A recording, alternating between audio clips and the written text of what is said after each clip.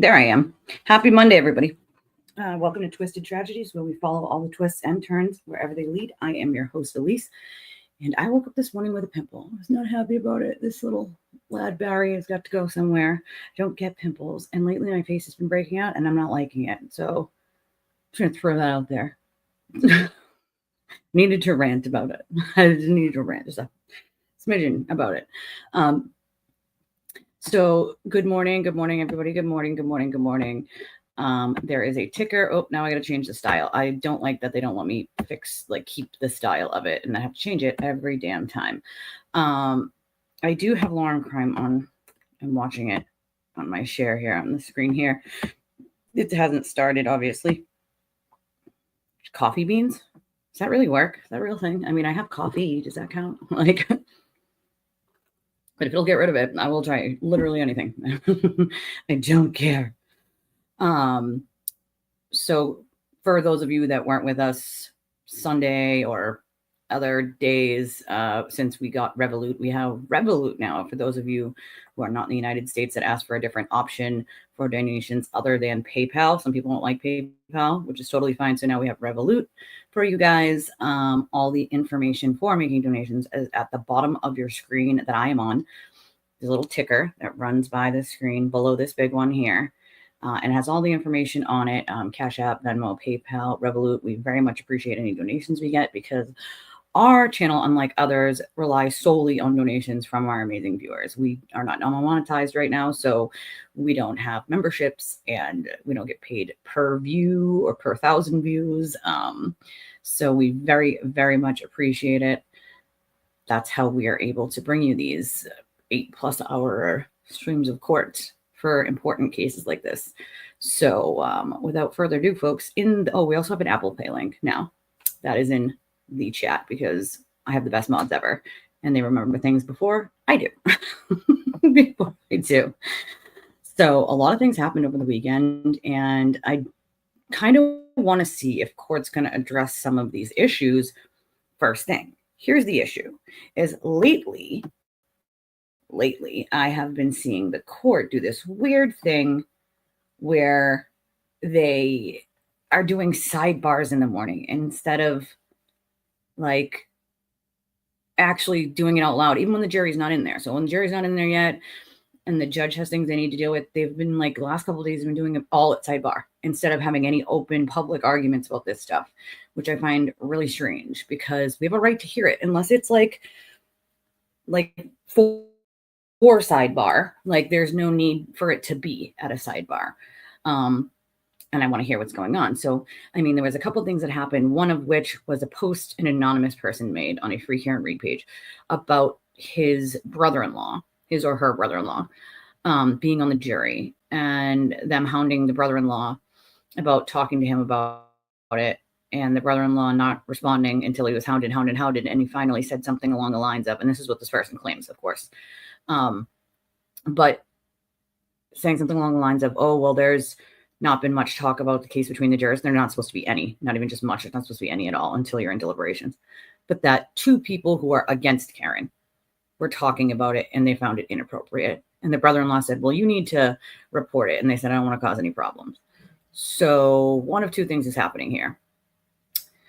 Either there is a free hear and read person on the jury and they're trying to have other people out, people who don't look like they're, buying the bullshit.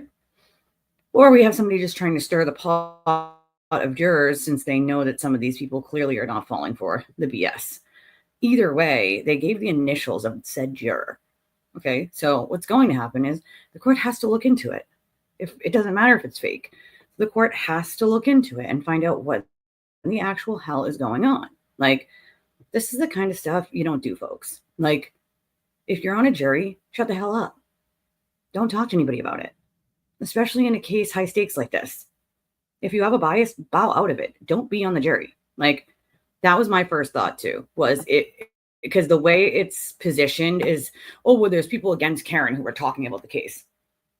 That screams, clearly the jury's not buying her bullshit, so we need to get rid of these people who aren't buying her bullshit. That's what it screams to me. And you never know until the very end if you're actually going to be a deliberating juror or not. There are extras there. So they don't even know which one of them are actually going to be deliberating and which ones are just going to be extras. So, you know, I agree with you, JMS. Where's the control of your courtroom? It was a huge mistake not to sequester the jury in the first trial, an even bigger one not to sequester them this time.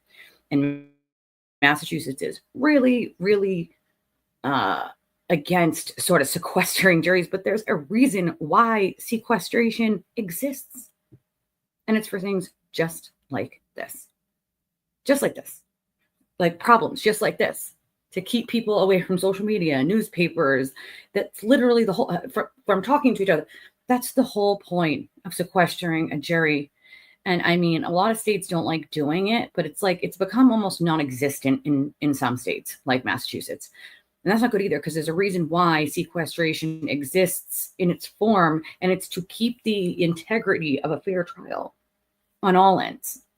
And if you have states that are refusing to use the tools that they have in their toolbox to have fair trials, then there's a reason the scales will be tipped one way or another. I think it's a mistake for Massachusetts to just not want to sequester, especially in a case like this. There are plenty of reasons you don't need to sequester a jury. In most cases, you don't. But the reason it exists is for cases just like this. There are a few that you might need to sequester a jury. Yes, you don't want to take away people's, liberties, right? And that's their biggest problem, is we don't want to take away people's liberties, their civil rights, blah, blah, blah, blah. But they can say that it's that they couldn't do jury duty if that was the case. Like, there's ways of they can be dismissed if it's going to be something that's going to affect them in a way. That's not good. So, I mean, it's just really not an excuse to not sequester a jury, especially in a case like this that has most to do with noise on the internet. I say, even in his case, the jury needs to be sequestered. Like, all the publicity, it's useless. Not just her, but like any judge that's refusing to use like sequestering juries in cases like this. Like, why are you a judge? Like, I understand not wanting to inconvenience the jury, but it's their job. And if something is like this, where it's everywhere and it's hard to miss, that's why sequestration exists. And I said in the first trial it was a huge mistake. I think as well, it's a huge mistake not to sequester these people. I did confirm there was about 10 people outside of D&E. They thought that they would take their Sunday yesterday to go and sit outside across the street, Chris Albert's pizza shop. For what reason? I don't know. Could beats the hell out of me. But then they made a video. They decided they were going to make a live stream out of it because, they're them. And they started off with, we're here to support Canton. We're here to, make a stand for the First Amendment. You can stand for the First Amendment without picketing a witness and trying to intimidate a witness in a murder trial. You can go First Amendment wherever you want outside of the witness's business. Like, what was wrong with you? Like, so I love those people who are also like, she doesn't know what she's talking about. She has no information. In real time, I found out they were out there in real time. So I'm pretty sure that means I do get information. Like, just saying, for all our hate watchers that are just like, oh yeah, I should know what she's talking about. Pretty sure my batting average is pretty good when it comes to predictions when it comes to this case, and also getting real-time information. So I'd appreciate it if the hate watchers would go hate watch somewhere else, because you're just like wasting your time watching here. We have a pretty solid community. I'm very proud of my community here. I'm proud of all of you. You guys do an amazing job of informing people and sort of like rooting out trolls when they come in. And I couldn't be prouder, So nobody's going to come to my community and try to mess with my people. That's not happening. I mean, yes, they are still watchers. I mean, they can watch all they want, but most of them are banned from ever talking anyway, just for trolling in general. So, I mean, if they want to keep watching, cool. I don't get paid like per view or anything, but if you want to watch, so the algorithm kicks it out, I guess go for it. Yeah, Koberger is getting those crazies as well. And I'm going to cover that case. So it's like, Not looking forward to that. But again, that's another case of like public interest. 4 young people lost their lives in a horrific way. And one of my daughters is college age. Granted, with her medical, she couldn't go and live away at a college, but it strikes a chord with parents, especially with kids of that age, that something horrific happened in that house. And I want to see what happened. There's been a lot of like hush hush in the Kohlberger case. Like they had, gag orders and all sorts of crap like that. And it's like they didn't put a gag order on for this trial, and it's only the attorneys. And I now see why Hank. At first, I was like, why is Hank only asking for the attorneys to be gagged, but not Karen? And it's because he had seen the unaired footage. I now see why. Because the attorneys can't say anything. Karen can just keep yapping until the cows come home, and she does not know how to shut up. Does not know. And she just shoots herself in the foot over and over, like her very special friend, the sewer turtle. Did somebody say he's in a Pope outfit? Is that real life? Is that real life? Like, is that really happening? Like, a Pope outfit? Couldn't make this crap up if we tried, y'all. Like, literally couldn't make it up if we tried. Also, we might see some movement on the docket today. I'm going to keep my eye on the docket of the sewer turtle and see if anything happens over there with some revocation of bail. But I think that if you go and you then decide when you leave the courthouse to dox someone, and then the next day go on a rage rampage about Jen McCabe, who you've been ordered not to harass indirectly or directly, and then you demand people start showing up for Karen because everybody has abandoned her. And then again, the next day, these people show up at D&E. Probably doesn't look so good to you, to a judge who just already had one instance of Lieutenant Tully getting a death threat after you went on a rampage. So I'm guessing when the judge said you were on thin ice, sir, it meant it, and you just didn't care. We'll see how thin that ice really is. We'll see. How's that? Oh, hold on. They're showing us the outside of the court. The volume is low on their end. It's up here. I think they sort of like watch everybody walk in. Yeah, I think her words will very much sink her. Guys talking about coworkers. Good morning, Amber. Yeah. Jackson was cooking, but that was like an event that they planned. They like sold tickets to a raffle to have like dinner with him and the other attorneys. It's just sick, the whole thing.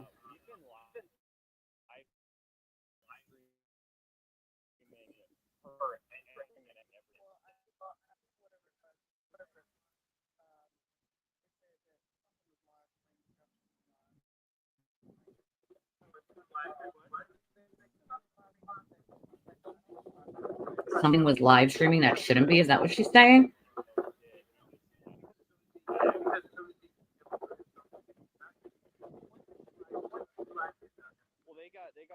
They got on my case for they went to a lunch show. Sorry. They don't even realize they're on a hot mic. Like, so that's the only time they can be allowed to introduce out of court statements of their client, really, is to play more of it to try to put it into court context. But if the judge doesn't think it gives context, then she's not going to allow them to play it. If she thinks whatever the prosecution played was the context, like, she's not going to allow them to play it. They're not going to be allowed to just insert clips wherever they want to like try to. I was shooting the court steps before they were going to the live show, just so they had something to translate.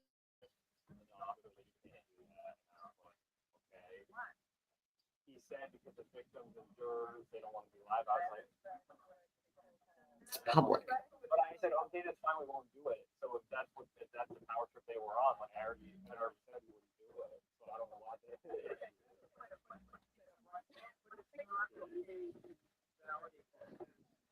I think what aggravates me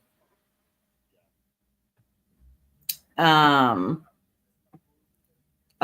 this. No, but there's a balance, right? Because it's like, yeah, I guess they do have the power to like not let it here. So it's like, is the court shot that important to where I'm willing to risk it and get out to get it? No. Is it stupid? Yeah. So I kind of agree a little bit with the cameraman here, which is they're outside in public on the steps. They have press passes. They are inside the buffer zone, but they're outside the court. I said, listen, I'm not going to do it for a long record, but we just do it. We're going to do it very briefly while they try to get to their lunch show. Because they're in public, so any one of us could be in public and watch the jury go in and out and sit in the courthouse and watch the jury come in and out. And so like I get not wanting them on camera for a global audience, but at the same time, the right to a public trial is a thing.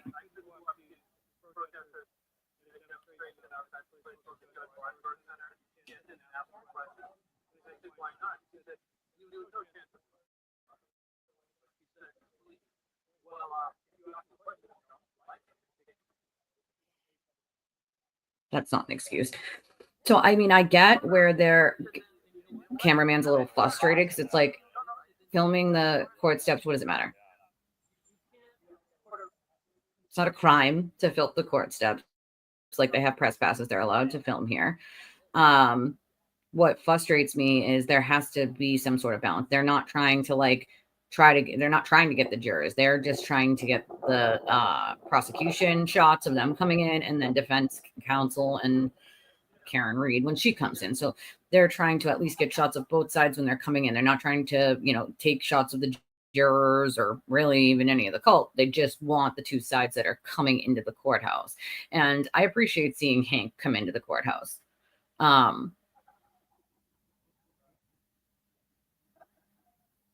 Yes, exactly. The only reason usually is for context. Yes. But I think that's why the jurors go in first. So I think that's why Lauren Crime said okay, they're already you know what I mean? I'm not trying to catch them on there. I don't, you know what I mean? But at the same time, again, public trial. I mean, any one of us could walk into that courthouse right now and sit there and watch the jury ourselves. Maybe we'd recognize one of them if we're from the area. I mean, that's kind of what comes with a public trial. But I mean, I get the frustration with the Lauren Crime camera guy. I'm not going to lie. I kind of get it. If the police are being a little overly, but again, they can kind of blame the cult for that because the police had to be overly aggressive about this because the last time they aren't following the rules. They're sneaking into the buffer zone. They're doing shit they're not supposed to be doing way too close to the court. It's just a whole lot of nonsense they tried to get away with last time. So this time they were probably basically instructed, you get a one chance and that's it.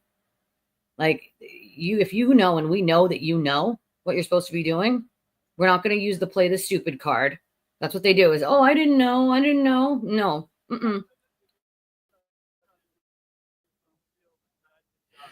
Well, it's not really allowed. They just jacked up their volume. Not really. Oh, yeah. So there's only been anywhere between 10 and who is this person walking through the buffer zone looking like they're probably a cultist. So there's been about between 10 and 25, which is why the social has meltdown about get out there, blah, blah, blah. Zero today. I might have found one. That person looks like they were coming towards this way and the cops told them, nope, you got to go that way. I can see over in the corner. So I'll use my little mouse here. Watch my mouse. You guys, can you see my mouse? No? Damn it. I don't think you guys can see the mouse. Where they just zoomed in. Okay, there's Alan Jackson. Is that Victoria George? I can't see. They're waiting to go in. That's weird. I'm not understanding what's happening here. This lady here. I don't know who she is. Maybe a law clerk. I don't know.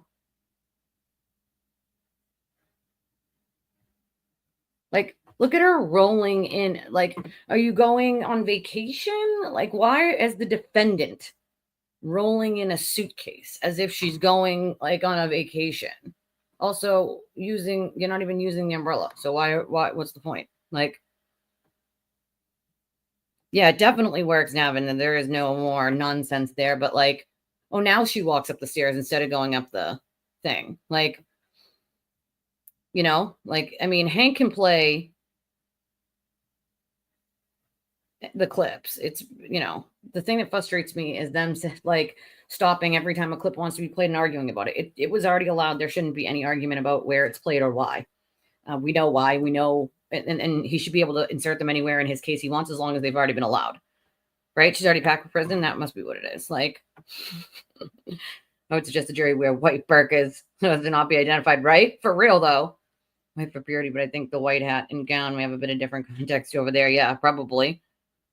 Right? They should be holding hands. Here comes the psycho. I feel like there should be a song to Here Comes the Psycho.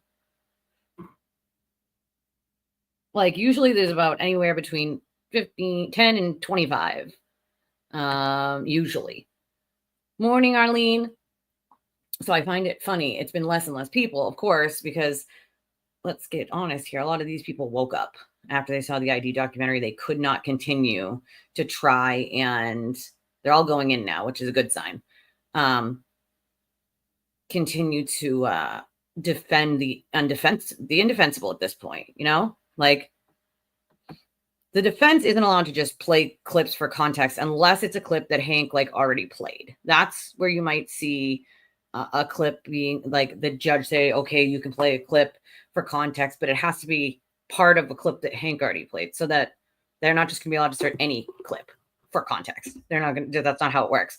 It has to be one that like Hank already played, so they could play like the entirety of it with the part that Hank already played. So you risk then playing the same part again. That's damaging to your client. I don't know why you would want to do that. Oh, yes. Oh, my God. Yes. We're probably loading. I totally forgot. Hold on. Let me see. If I send the invite this way.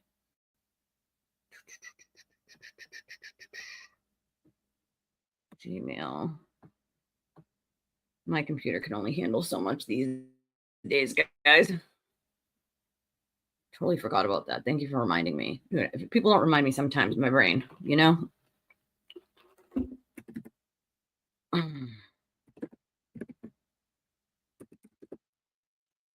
damn it. Trying to get, hold on. I got to type your email in this way. And I got to go to the email to do that.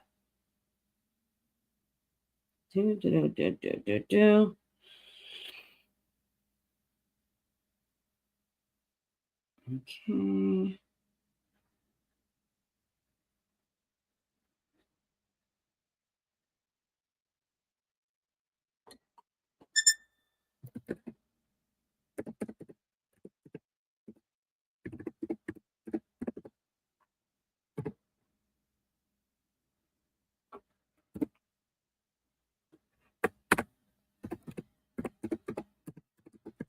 Make sure.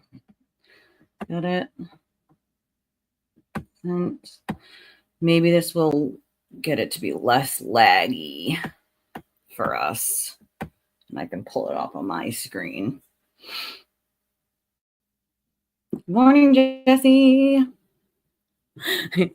Fanny the fan, y'all. Fanny the fan. Sorry, I got like, you know, the one thing about webcams is they come with cords attached to them. Messes up the camera angle and whatnot.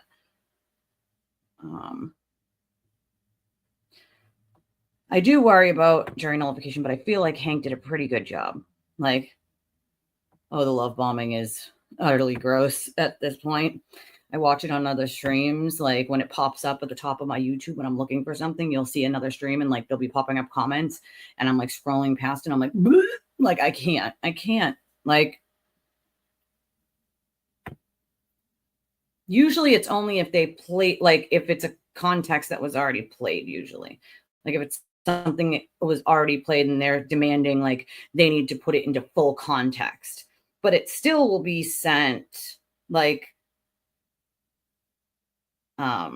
to that specific like thing. All right. Let's see if I can get this off my screen while you get it on.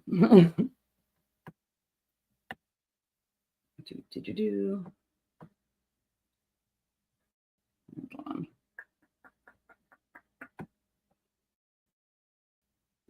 Crap.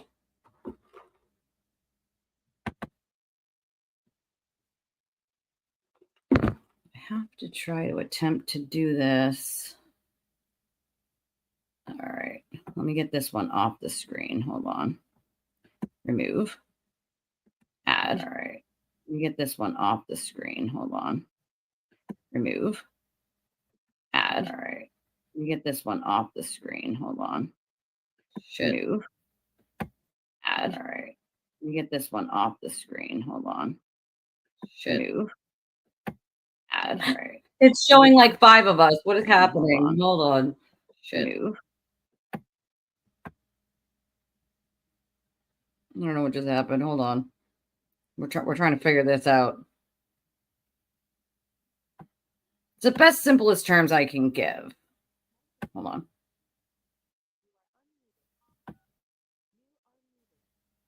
All right. We got a fan. That's what we need. Perfect. Now I can get this one off of my screen, I think. Shut down all this other stuff on my screen. Get this one.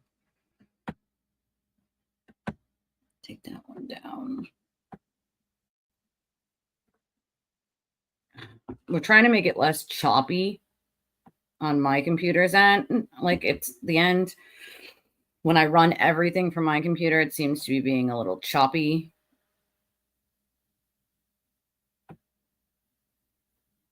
So we're trying to stop that from happening.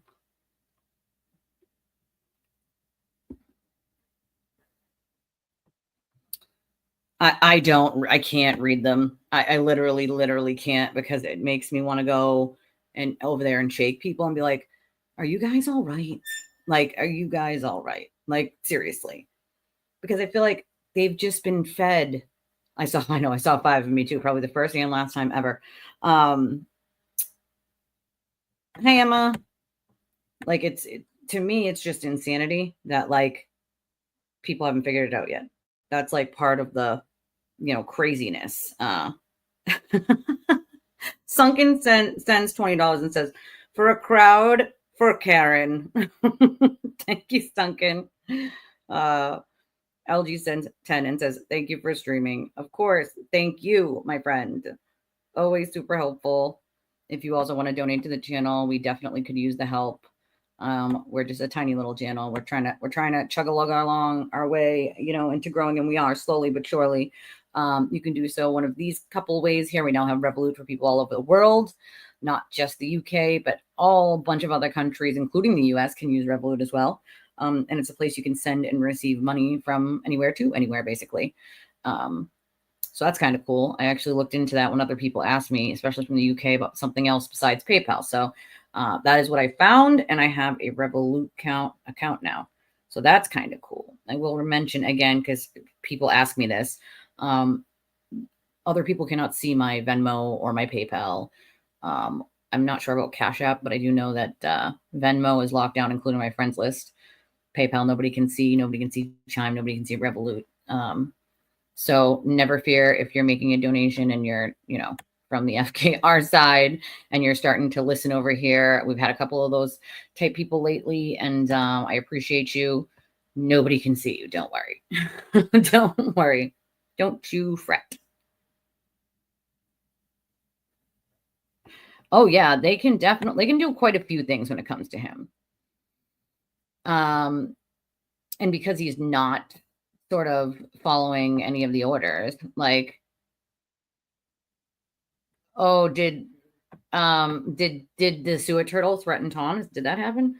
I know somebody said he said something about Tom, but I'm not sure like how that went down exactly. Like, does anybody like know? Because of course I don't watch him, so I really don't have any idea. I don't have any idea whatsoever.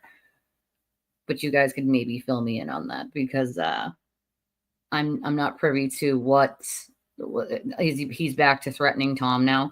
I'll tell you why, though. Like, even though I don't agree with any of the things that Tom does or says, for that matter, I'll tell you, he started his channel after mine.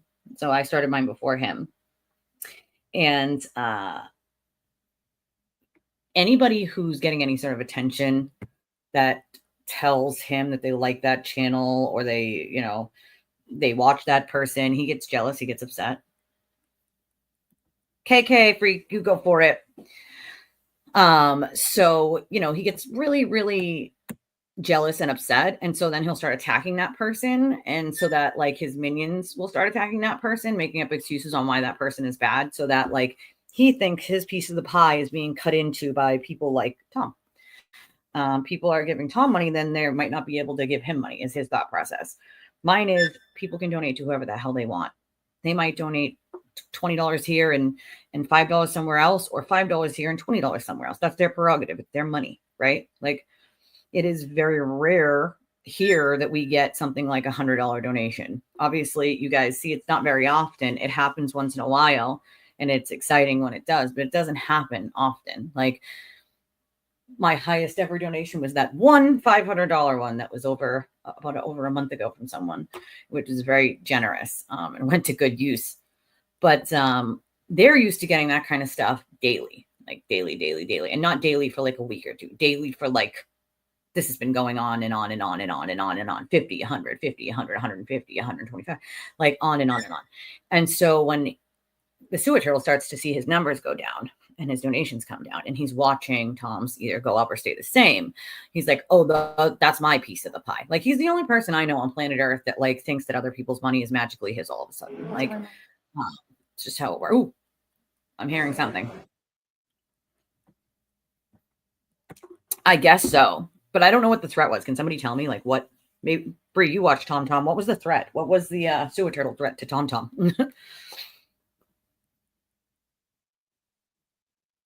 Oh, I know lots about lots. Unfortunately, I can't always share everything publicly, but there's lots of things rotten. That's for damn sure. Marinian Mama Bree. I agree that his bail should have been revoked a billion times over. Like literally.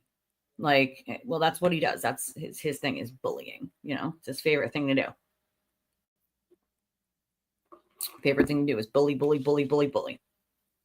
It's unfortunate, but something he likes to do, that's for sure. If he thinks that it'll get him more followers or more money, he'll do it.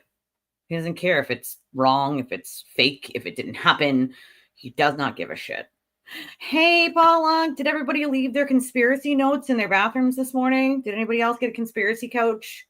I didn't get a conspiracy couch. I'm a little upset about it because I need a conspiracy couch. So if anybody knows where I can get a conspiracy couch, you know, let me know. Let me know where I can get a conspiracy couch. You know, conspiracy bathrooms where people are just leaving conspiracy pee-pee notes.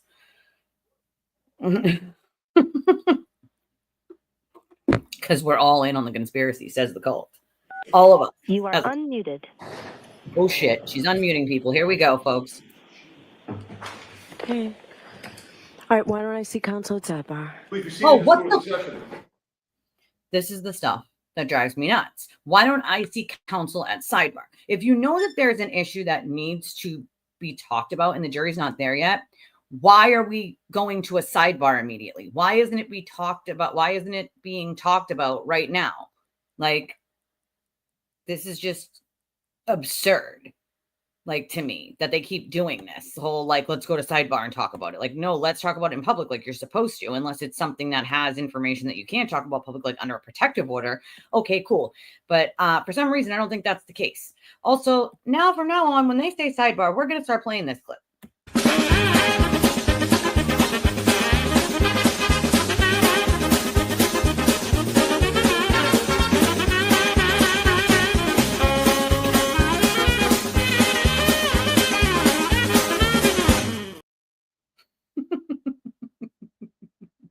That's our sidebar clip, y'all.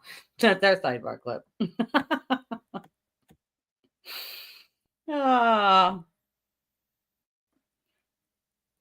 You already conspired this morning? Wow.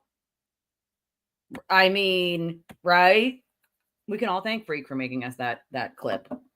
I thought about it and I'm like, if I put like 5 more sidebars in that for like a longer one's hilarious. Like, right? Why call it sidebar when you could be using Signal? Just like Graves said, like, why not? You know, Signal, just use Signal. These people love Signal, you know? Karen loves Signal. Alan Jackson loves Signal. You know, for real. Like, how many sidebars? Here's Peggy O'Keefe. Renee is sitting next to Peggy O'Keefe. To the right of Peggy O'Keefe is my former classmate and former soccer teammate, Renee. My conspiracies in the courthouse bathroom. Yeah, we have sidebar clips. I'm like, you know what I need to do is I need to add like another 15 seconds of like other days of sidebars onto that. It'd be hilarious. Like, I mean, that was just one day, guys. That was just one day of like ridiculous back and forth sidebars. Like, come on, man. Like, I know I conspired with a 7.5-year-old to get ready for school this morning. So mine involved a bribe of an extra juice box. Right? Jen never used Signal. Like, just saying. Like, be realistic here, people. Paul in the back there. And then the family friend, God, I can't remember her first name, but she's to the right of Paul. If you can, let's put like another like 15 seconds of other days, like where they're wearing different clothes, going to the sidebar and back. That would be hilarious because it shows how many like back and forth. It's so funny. Like, I'm aging myself a bit. That is the theme tune of an old comedy sketch actor called Benny Hill. The theme is called Yakety Sax. Don't talk back. Hilarious. My dog's me conspired this morning on breakfast, right? Yeah, just, you know, the whole conspiracy didn't use Signal. Just, you know, Arca, Alan Jackson, Karen Reed, you know, Sewer Turtle. Nothing super suspicious about that other than the only shady characters in this entire thing. Everyone's using Signal. Like, maybe I should start using Signal. Apparently, it's like the cool new thing to do. Like, what? I don't need to use Signal. Why? Because I have nothing to hide. I mean, it could be Cheetos and turtlenecks. Maybe she switches out facial expressions with Botox so that she can't make certain faces. Yeah, no Sewer Turtle in court. He didn't win the pool this week, and he's not on the backup list either. So wah wah wah. I don't know who's up. I put out an ask to find out who might possibly be on the list this week. Right? Deleting hundreds of messages. Yeah, we should all conspire, you know, like to get Signal. That's what we should do. Like, again, because it's like the awesome thing to do now. Like, I mean, she can't help her faces, but I seriously feel like she probably gets more Botox. Like,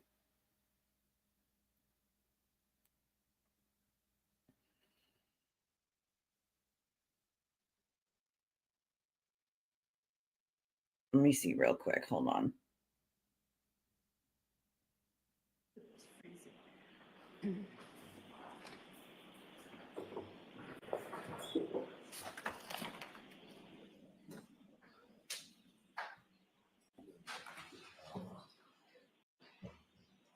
Yeah, I don't understand it. Like, like, why do they keep like, again, they're being a lot more careful because a juror, like half of a juror one time was shown on camera, but it's like, come on, dude. You know, like, again, public trial. I think though Lauren Crime's idea to do a Karen cam was probably the most brilliant. We want to see it. We want to see it.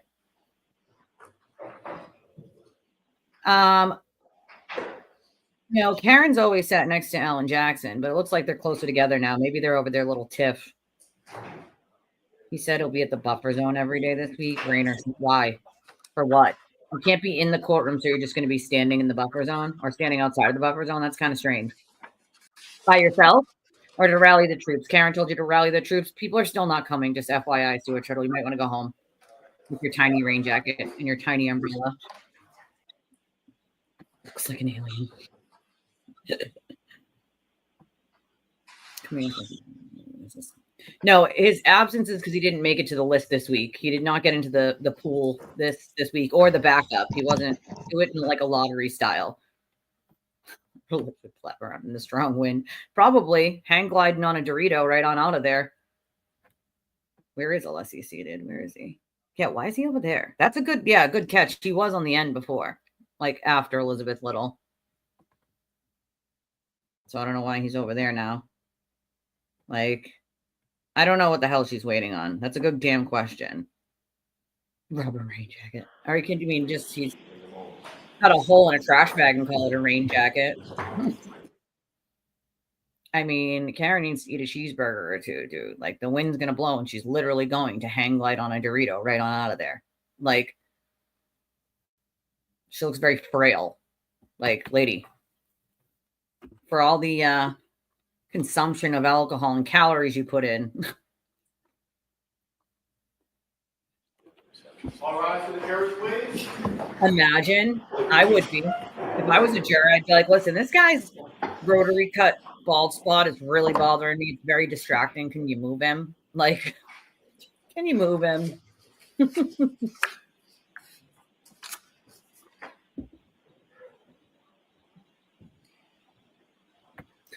Yeah, he's a sick human. What did he say about Tom, though? What was his big deal with Tom? What was the thing? They do. Yannetti looks just defeated. Like, what am I here for? Like, they're on his license and he's doing the least amount of like anything. Where I honestly think like they should replace Alessi with any crosses he's doing with Yannetti. Yannetti's more effective. Hear ye, hear ye, hear ye. All persons having anything to do before the Honorable Beverly Cannoni, the Justice of the Superior Court, holding in Dedham, within and for the County of Norfolk. Draw near, give your attendance, and you shall be heard. God save the Commonwealth of Massachusetts. Yeah. This court is in session. Please be seated. Yes, God save it.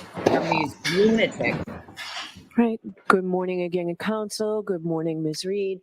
That lady's an idiot.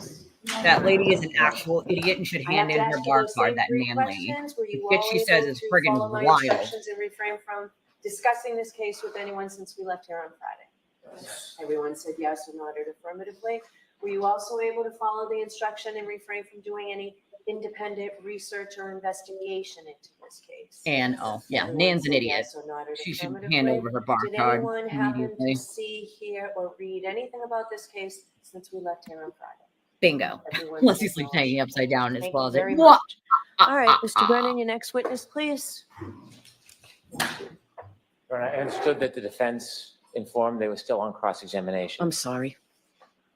I got nervous. Okay. I thought that we were done with that witness. No, I had said to cut me off so that we could end early, but no, I have more. Okay, I didn't know that. I'm glad Mr. Brennan knew that. All right, come back in, Ms. Knowles, please.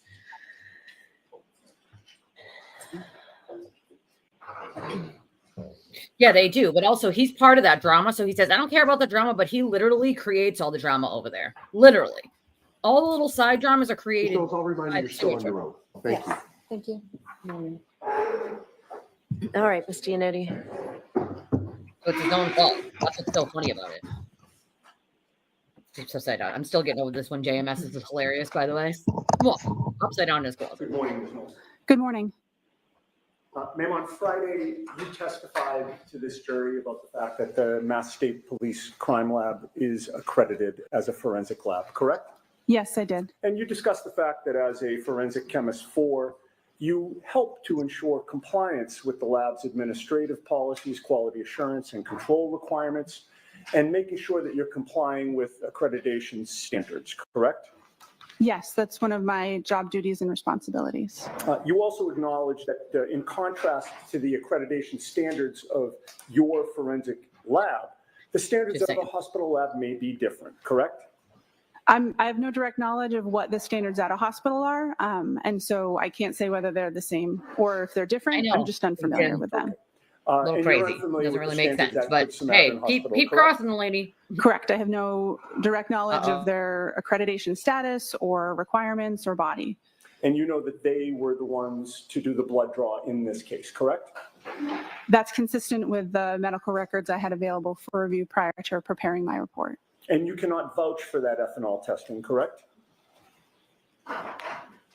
Correct. I have no direct knowledge of the accuracy or reliability. My calculations are solely based on the results of the Good Samaritan lab. I don't know what happened. For Sorry, instance, you guys. don't know how the arm was prepared when the blood was drawn? Correct. I was not present, and I have no knowledge of the policies and procedures of blood draw at Good Samaritan Hospital, You can't- or this case specifically. I'm sorry, I didn't mean to cut you off. We might see Excuse the me, video. You can't vouch I for don't the tubes and vials that Good Samaritan uses? Correct. I cannot. Are you aware that there was a recall on certain tubes and vials because there was a contamination determined by the manufacturer? Sustained. You can't vouch for how Good Samaritan stores, preserves, and assures the integrity of its equipment, correct? Correct. I have no direct knowledge of those topics. Now, excuse me, at your lab, you do both a screening test and a confirmatory test, correct? Yes, that's accurate. The confirmatory test is a second and separate test. You rerun the same sample again, correct? Depending on the type of samples that are submitted and the facts of the case, we will either use the same sample that screened positive or that sample as well as another to run duplicate analysis and compare them. It depends on the materials available and the nature of the case. Understood. So you do that to ensure that there's no error in the testing, correct? It's part of many of the steps involved to ensure accuracy and reliability of the results that are reported. And you realize that when you're doing this testing, because you're a forensic lab, you may ultimately be testifying in court, and you want to make sure you get it right, correct? Yes. And the confirmatory test acts as a fail-safe against false positives, for example. Correct. The screening and the confirmatory test are typically using different methodologies or different techniques to ensure that a false positive under one technique would not have similar issues with the confirmatory technique. Okay. In this case, your lab did not do any confirmatory testing, correct? My lab did not have samples submitted for this individual to perform testing on. You know of no confirmatory testing that was done by Good Samaritan, correct?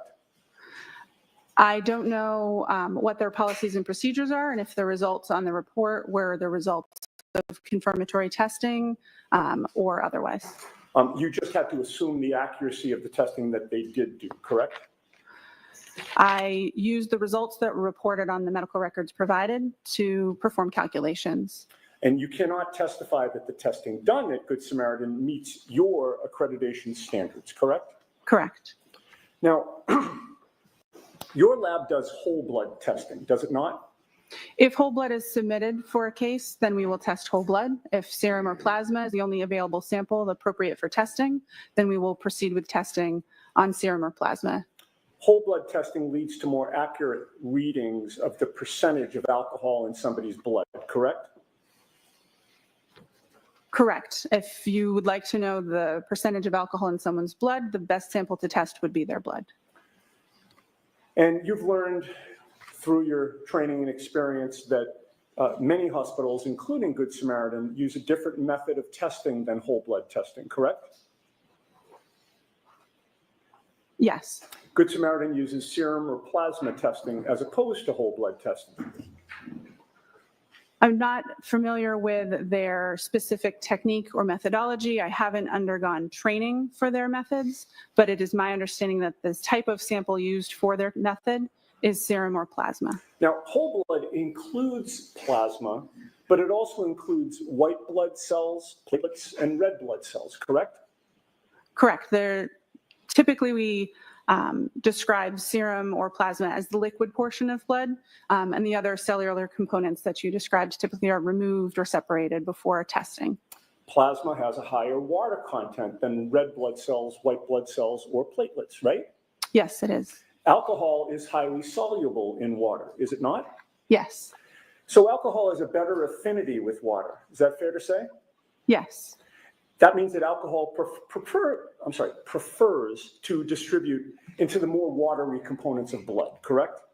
Yes, that's accurate. And that also means that alcohol is found in higher concentrations in serum and plasma testing than in whole blood testing, correct? That's correct. That difference in water content is the basis of the serum conversion that I described on Friday. Okay. So a lab like Good Samaritan's that in this case did serum or plasma testing, will therefore provide results of blood alcohol concentration that are higher than what the true blood alcohol concentrations are, correct? The serum alcohol or plasma alcohol concentrations that they report on their medical records would be higher than the corresponding blood alcohol concentration. That's correct. So to translate the Good Samaritan results into a more accurate reading of blood alcohol content, you need to convert the serum and plasma results to what those results would be in whole blood testing, correct? I'll allow it. Can you answer it as stated? Yes. The accuracy of the value isn't changed by the reading. It's a different value. It's a serum or plasma alcohol concentration versus an estimated blood alcohol concentration. So if it is helpful or relevant to know what the whole blood analysis would have been if the testing had been performed on whole blood, then that conversion, starting with the serum alcohol or plasma alcohol concentration, is helpful to do. But to calculate a precise conversion rate, you'd first need to know precisely the amount of water in somebody's blood, correct? The range of serum factors or serum conversion factors that are used in the preparation of my report and the calculations that I performed accounts for total body water variation from individual to individual. The reason I use between 13 and 19%, and not just one single value, is because I don't know the specific conversion factor that would be appropriate for an individual when I have medical records to review. I think that was a long way of saying yes to my question, right? My question was to calculate a precise conversion rate for somebody, you'd first need to precisely know the amount of water in that person's blood, correct? Sustained. Ask it differently, Mr. Unity. Is it scientifically possible to predict with accuracy a precise conversion rate for one individual person? Yes. Everybody has a different amount of water in his or her blood, correct? There is a normal variation between individuals. I'm sorry, I'm going to do my best to ask yes or no questions, and then if there's an explanation, Mr. Lally can stand up afterward and have you explain. Objection? We'll go more quickly. No comments. Just go ahead and ask a question. Sure. Objection. Everybody has a different amount of water in his or her blood, correct? Yes. And there are a number of factors that influence the amount of water in somebody's blood, correct? Yes. What is hematocrit? I don't know. Hematocrit is the percentage of red blood cells in whole blood cells. Do you know that? Sustained. Are you aware that individual hematocrit can vary and that it affects the water content in blood? Sustained. Would somebody's age be a factor in determining the amount of water in their blood? I don't know. Could somebody's gender affect the amount of water in their blood? Yes. Could when somebody had eaten and what somebody had eaten before the blood was drawn affect the amount of water in their blood? This is all he has. Like, he's sinking a ship here, if that's all he's got. It's possible, but I'm not aware of those factors being considered when performing total body water calculations. Would how frequently a person uses the restroom affect the amount of water in their blood? Tim's right. This is pointless. And she admitted to drinking already. As it would relate to their state of hydration, it's possible, but again, I'm not familiar with performing precise calculations on individuals. It's not a routine part of my job, and it's not in the scope of my expertise. Would some medications, potentially affect the amount of water in somebody's blood?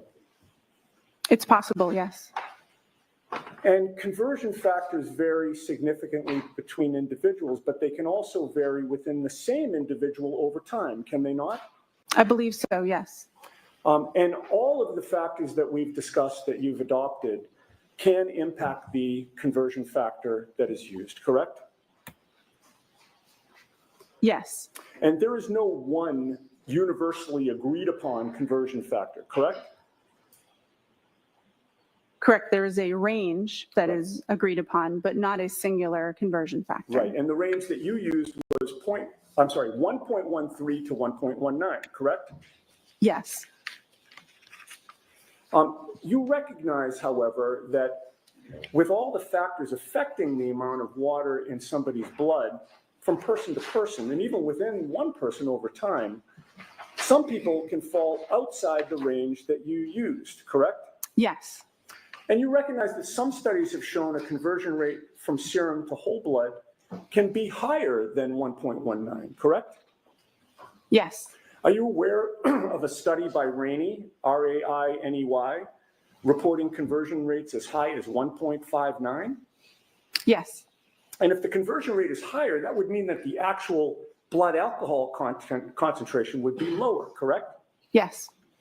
So if you're using a range of conversion Lisa, factors best comment. that does not capture what the conversion factor should be for the individual that you're testing, That's you can't not have gonna work confidence in the jury. result, correct? You don't know your Correct. job. The range that is utilized is looking at studies of large groups of people to try to capture as accurately as possible most individuals in the population, but it would not cover 100% of scenarios with all the factors that you've described. Okay, and you'd agree that your conversion of serum to whole blood here is imprecise, correct? The conversion was performed within the policies and procedures of the laboratory and the best practice recommendations for my field. But it is imprecise. No. Were you to say what's imprecise or what's not? Can No. you repeat the question? No. Let's move on. The conversion from serum Then to whole strike it. blood did not end the calculations that you needed to do in order to testify here today, correct? Correct. The conversion from serum to whole blood only translated what Ms. Reed's blood alcohol supposedly would have been, or was, I'm sorry, at the hospital at 9:08 a.m. on January 29th of 2022, correct? Yes. You were asked to try to find out what her blood alcohol level would have been 7 or 8 hours earlier, closer to midnight or sometime between midnight and 1 a.m., correct? The time utilized for my calculations was 12:45 a.m. So you started with the results that you obtained from Morning, your Anna. serum to whole blood conversion, right? Yes. Which was an imprecise calculation, Which was intending to cover the majority of population. but was it and imprecise? it followed the policies and procedures of my What laboratory. was the precise number then? Was there a precise number or was it imprecise? The range, I'm not talking about a range. I know that you'd like to say that. All Was there a precise number, ma'am? Comments. You can't tell her the what to results say. of my report was not a single number. It is a range of numbers. Let's move on, Ms. Giannetti. Yes. Yeah, Then, done. once you get that range, you have to do an extrapolation on top of that to figure out what the blood alcohol concentration would have been Bingo, at Joy. 12:45, 7 or 8 hours earlier, correct? Yes. But in order, excuse me, in order to do that extrapolation, you need to make assumptions about things that you do not know, correct? Yes. In terms of processing alcohol, there is an absorption phase, a plateau, and an elimination phase, correct? Yes, that's accurate and consistent with my understanding. And during the absorption phase, blood alcohol concentration can be rising, correct? Yes. And to determine whether somebody is in the absorption phase or the elimination phase, you need to know when their last drink was, correct?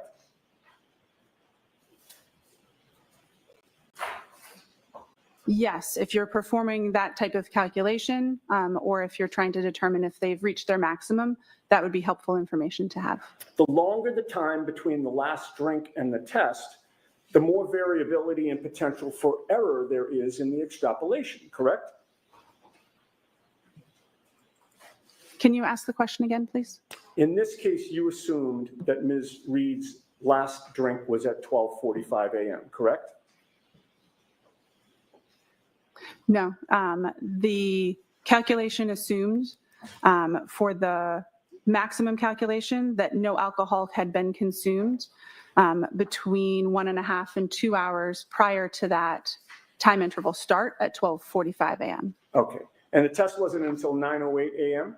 Yes, The range that you came up with was 0.14 to 0.28%, correct? yes, 0.14 to 0.28 grams percent. And that was a very wide range, was it not? It certainly is. 0.28 is double 0.14? Yep. And that range is so wide because there are a lot of unknowns about the way each person individually processes alcohol, correct? There's a lot of interpersonal differences. That's correct. There are a lot of different factors that would impact somebody's blood alcohol content, correct? Yes, What somebody had to eat can impact their blood alcohol concentration, correct? the contents of their stomach or what they had eaten recently does not impact the rates of elimination that I use for my calculation, but it can factor into the absorption part of the curve and can impact that maximum amount that's reached. Okay. Their body weight can impact their blood alcohol concentration, correct? Correct. Again, it would not necessarily, or it could be included in the rate of elimination range that I use for my calculations. The person's body weight has more to do with, again, the absorption, the maximum concentration, the first parts of the curve, and not the elimination portion that we're discussing when we're doing retrograde extrapolation. And the first word of your answer was correct, right? Yes, A person's metabolic rate can impact their blood alcohol concentration because different people metabolize alcohol at different rates, correct? yes. In addition, regarding the timing of the last drink, you were not with Ms. Reed on the late evening of January 28th or the early morning of January 29th of 2022, correct? Correct, I was not. You have no personal knowledge of when Ms. Reed had her last drink, correct? Correct. Were you informed that Ms. Reed was upset after 12:45 a.m. when you were doing these calculations? I don't believe so.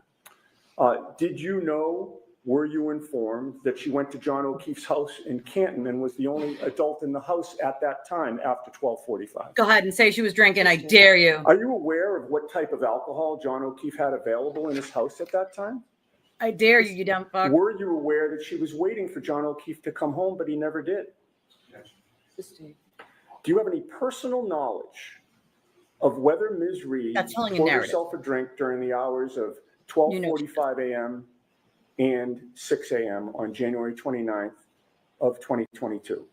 No, I do not. And do you know whether she had more than one drink during those hours? Oh, please. No, I do not. Assume that Ms. Reed did have something alcoholic No, to drink don't assume. after 12:45 a.m. Can't ask her to Would that assume. affect your assumptions about whether she was in the absorption or the elimination phase? Yes, it would. And if she did have something to drink after 12:45 a.m., what would that do to your calculations? The foundation of my calculations would be incorrect. I would need to perform different calculations or factor in the information as it would become available and issue a different report. Okay. So if your assumption of when she had her last drink was incorrect, you would not have confidence that your conclusions about which you testified Friday and today are accurate, correct? Correct. There is some parts of the calculation that are intended to accommodate for unknown drinking history, but with over 8 hour time span between. Confidence that your conclusions about which you testified Let her Friday answer and it. today are accurate, Objection. correct? Correct. There is some parts of the calculation that are intended to accommodate for unknown drinking history, but with over 8 hour time span between the time of interest and the time that the blood sample was collected, that adjustment in the calculation intending to avoid overshooting the blood alcohol concentration may or may not be enough to address that. Exactly. And if new, more accurate information was available, then I would need to incorporate that.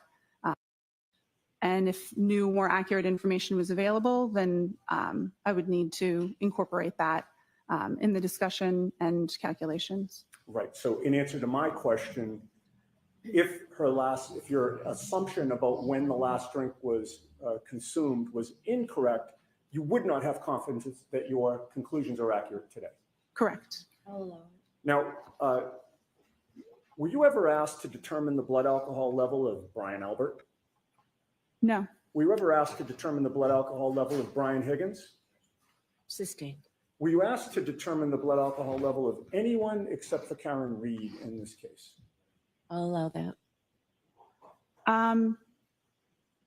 To the best of my knowledge, my only involvement with this case in my unit was the request to perform these calculations on this individual. Thank you.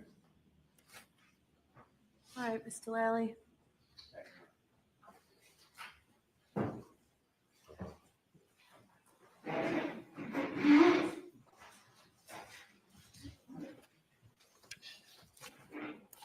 Morning, Ms. Knowles. Good morning. Lally. Now, again, how many serum conversions have you performed? Did we lose audio? Audio gone. It's happening. Why do we not have audio? Oh, there it is.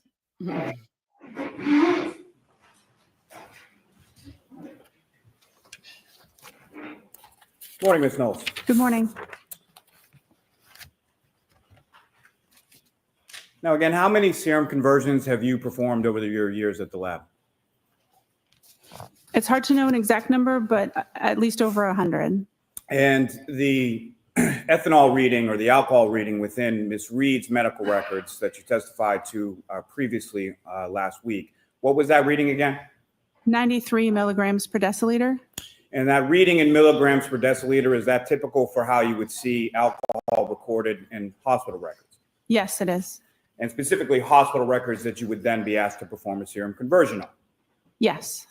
Now, with respect to your calculations in this case, did you perform these calculations consistent with how you have done in each and every prior instance within your work at the lab? Yes. Now, this is the second trial. Lally's crossing this witness. I first started doing these, but the same type of math was performed, and I'd used the approved conversion factors that are published in our protocols with each one that I did. Now, what is the difference between whole blood and serum?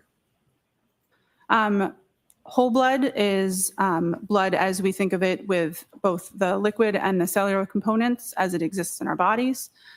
Serum is the liquid portion of blood after those cellular components have been removed. And how does the difference between them impact your testing or your calculations? Because of the different water content in whole blood versus serum, that means that if we would like to compare a serum alcohol concentration and a whole blood alcohol concentration, that we have to apply a conversion factor to be able to compare those two. The serum alcohol concentration is always higher than the whole blood alcohol concentration. And that difference, is that accounted for within the calculations or the conversion factors that you utilize? Yes. And how so? The conversion factors, by dividing by 1.13 and 1.19, can adjust for the difference between the water content and therefore the serum and whole blood ratio that's observed in studies. And that change in conversion factors, does that benefit the defendant in this case? Objection. I'll allow it. Or ask it differently, Mr. Lally. Sure. The change in conversion factors recently implemented in your lab and your protocols, who does that benefit? The question of benefit depends on the context. Speaking to the math, dividing by a larger number means the resulting number would be smaller. So the whole blood alcohol concentration numbers would be smaller when using the current between 13 and 19% factors, as opposed to the previously used between 12 and 18% factors. Now, these conversion factors, where again do they come from? The conversion factors come from published studies involving individuals that consumed alcohol, had samples collected from them, and their whole blood and their serum alcohol concentrations were compared. Those conversion factors are present in the protocols in use in the laboratory where I work, and they're also consistent with best practice recommendations or consensus body documents in the field that I work. Now, you were asked on cross-examination about a number of different factors. Are those factors incorporated within the conversion factors in the published scientific literature supporting those conversion factors? By basing it on studies with like a large number of people, that's the intention, is to capture the interpersonal differences and different factors within that range that's used. Now, if you know, how much in the elimination phase, as far as bladders are concerned, how much loss of alcohol is concerned in the elimination phase with reference to bladder loss?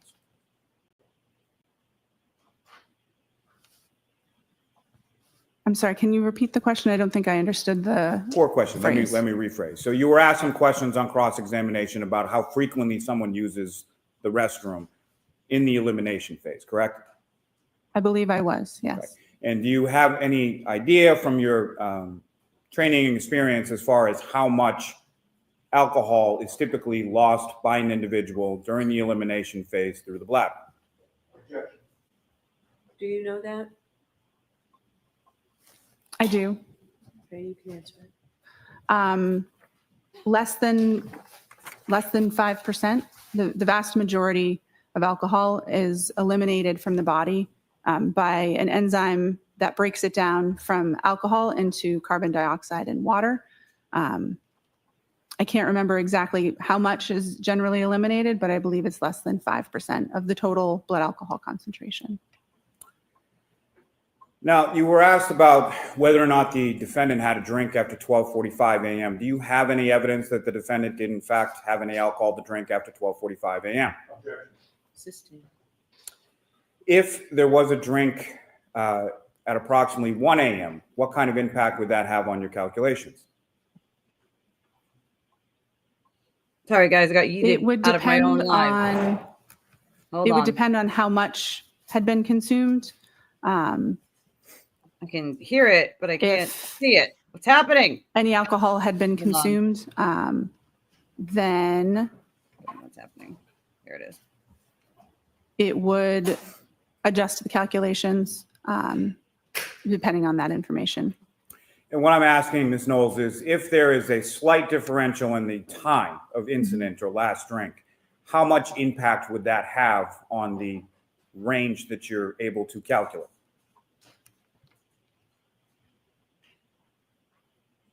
I'm not sure. Got yeeted out of my own Now, live. Sorry, guys. You testified as far as the range being on the retrograde analysis being between a 0.14 and a 0.28, correct? Yes, I did. Are you aware of what the legal limit is in Massachusetts? I'm going to sustain that, actually. Why is there such a varying range? Because there's such variation between individuals with their rates of elimination, the calculation used both a sort of extreme low and extreme high rate of elimination. Because we don't know the individual's rate of elimination, that range is intentionally wide to ensure that the actual blood alcohol concentration lies somewhere between it. It's intending to account for a lot of the factors that we've been discussing. It's intentionally a wide range because there are so many unknown factors, and it was so much time that had elapsed between the time of interest and the time of collection. And based on your calculations, as far as the 93 milligrams per deciliter, what does that convert to as far as the blood alcohol concentration for the defendant at 9:08 a.m. on January 29th? 93 milligrams per deciliter in serum alcohol concentration would convert to between 0.078 and 0.082 grams percent. And from your calculations in your retrograde analysis, what was the range that you were able to calculate for the defendant's blood alcohol concentration at 12:45 a.m. on January 29th? Between 0.14 and 0.28 grams percent. And 0.14, 0.28, and every number in between is higher than 0.08. Is that correct? Yes, it is. Nothing further. No further questions. All right, Ms. Knowles, you are all set. Thank you very much. All right, Commonwealth's next witness, please, or Commonwealth calls Ryan Nagel.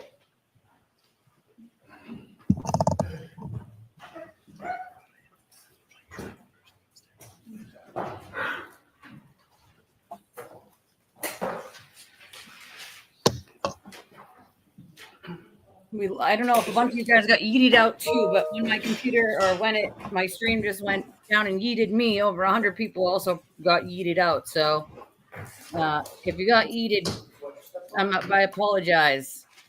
If you guys want to do me a favor, and while we're waiting for Ryan Nagel to be sworn in, hit the like button, the subscribe button, donate to the channel if you can. It's very helpful. We need your help. We only run on donations. Yes.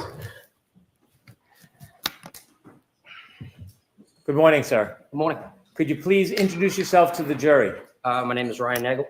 How old are you? I'm 32 years old. What area of the city or the state do you live in? I live in Canton, Massachusetts. How long have you lived in Canton for? 32 years, my whole life. You still live in Canton? Yes, I do. Do you work in the area? I work in the city.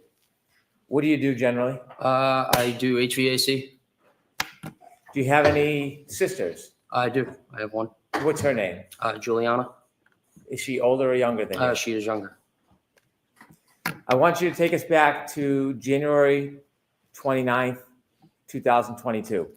That evening on the 28th, leading into the 29th, do you remember where you were? Yes, I do. Where were you? I was in a vehicle. Okay. Before you were in the vehicle, were you out earlier that night on the 28th? Yes, sir. I was at CF Which McCarthy's. lady? What's CF McCarthy's? It is a local restaurant / pub in the Who- center of Canton. Who were you at CF McCarthy's with? My sister at the time, and then my friend Ricky and my ex-girlfriend Heather. What were you doing at CF McCarthy's? Just enjoying a night, having a few drinks. When you said have a few drinks, did you have a few drinks? I did, yes. Do you remember how many drinks you had? Not off the top of my head.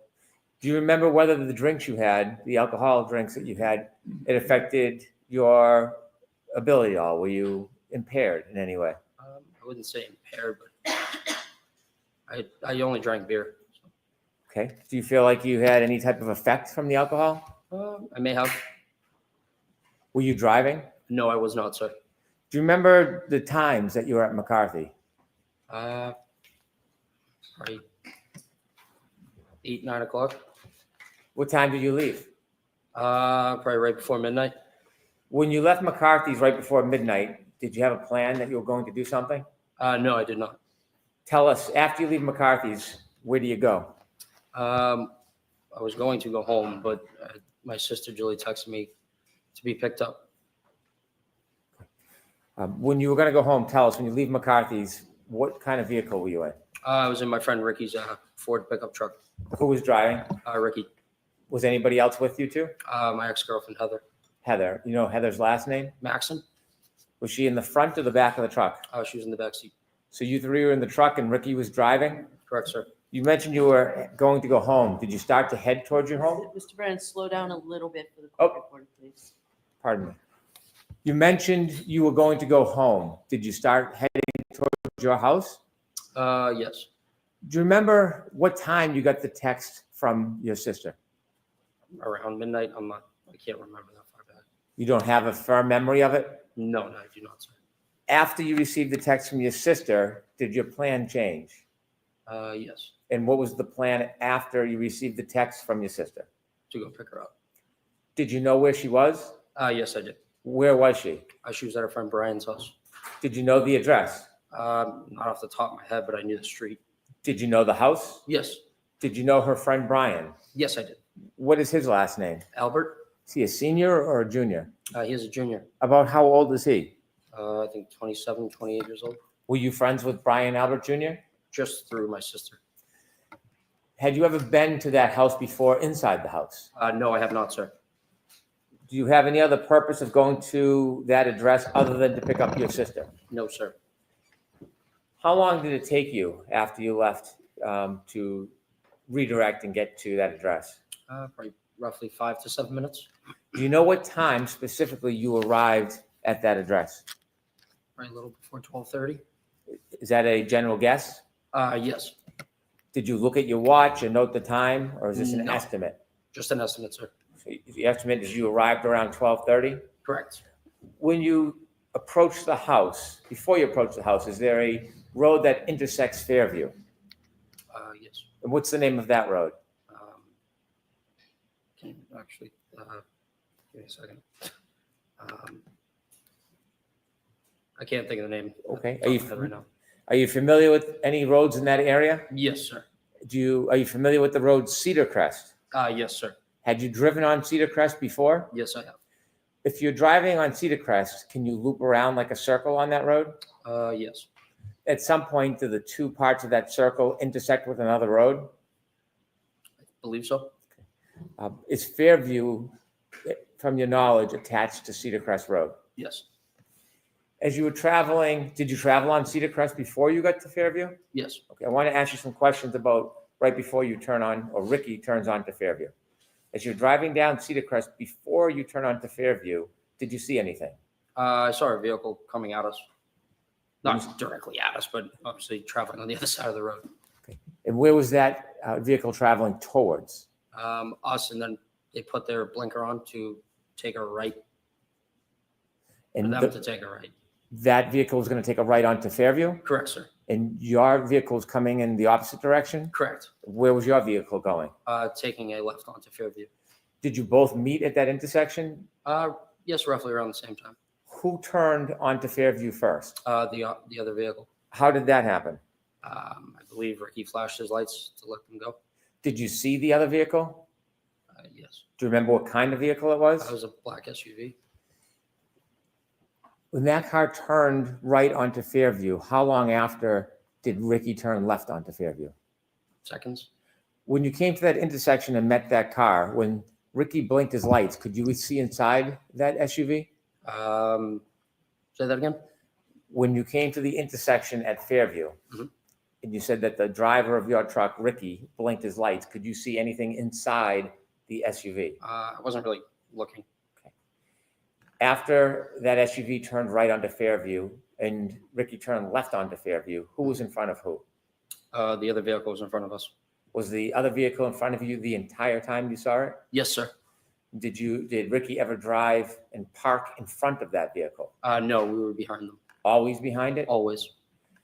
When Ricky pulled up to Fairview, where did he stop? Right in front of the driveway of the Albert's house. You were in the front passenger side of the truck? Correct, sir. If you looked directly outside that window, what would you have seen? The driveway and the house.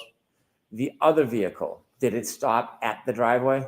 No, it was probably like a car length in front of us. So it was in front of you? Correct, sir. Did you ever see that car stop at the driveway? At the driveway, I don't recall.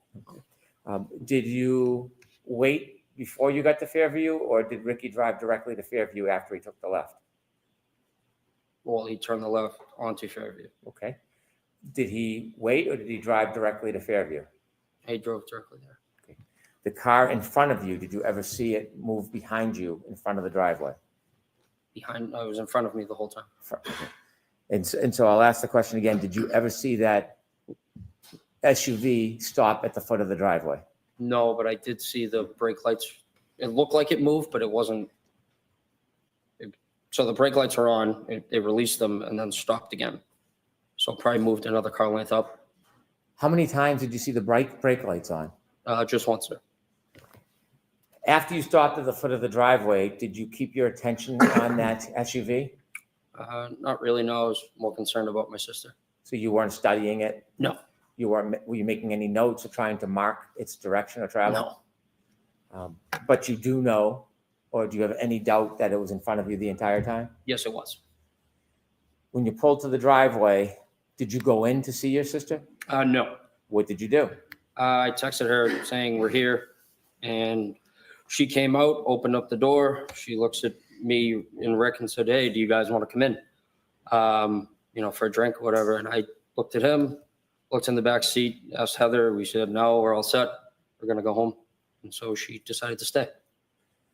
So the idea was to give her a ride home. You did not give her a ride home? Correct, we did not. Let me ask you some questions. Before your sister came out of the house, do you remember how long you waited for her? Roughly 2 minutes. In its entirety, how long was that truck parked at the foot of the driveway in front of Fairview? Probably closer to 5 minutes, sir. Is that an estimate? Yes, I'm just guessing from what I can remember. Did you mark the time in any way? Look at your watch in any way? No, sir. That's your general memory? You're just roughly trying to remember. When you looked up at the house, did you see there were more than one door? Yes, there were two doors. Yes. Do you remember what door your sister came out of? She came out of the side door, which is to the left of the garage. Did you watch her? Yes. Where did she walk? From where to where? She walked out of that door down the driveway towards us. When she reached you, how did you have a conversation with her if you were in the truck? I opened the door, my passenger door. As you were speaking with her, were you watching anything else, or was your attention directed to your sister? Nope, just on my sister. At some point after your sister turned to go inside, did you wait for her, or did you leave right away? Or did Ricky leave right away? We waited for her to get back into the house. At any point before your sister went back in the house, did you see any lights, like dome lighting, come on inside that SUV? Yes, I did, sir. Before or after your sister went in the house? Roughly like as she was getting in the door. Before you ended your conversation with her, did you see the dome light go on in that SUV? Say that again, sorry. Before your sister left the driveway, Mhm. did you see any dome light on in the SUV? No, I wasn't looking. Your sister began to walk back to the house. What was your direction? What was your attention focused on? Mainly on her. We were pulling away from the driveway and kind of just glancing back over at Julie to make sure she got in. When your sister went back up the driveway to go in the house, when was the next point you had any chance to see the SUV? When we were passing it. When you were passing the SUV, where was it located in relation to the house, flagpole? Directly in front of the house. Was it anywhere near the flagpole as you drove by? Probably like a car length from that. A car length from the flagpole? Yes, give or take. Is that the middle, right, or left side of the house? That would be towards the left side of the house.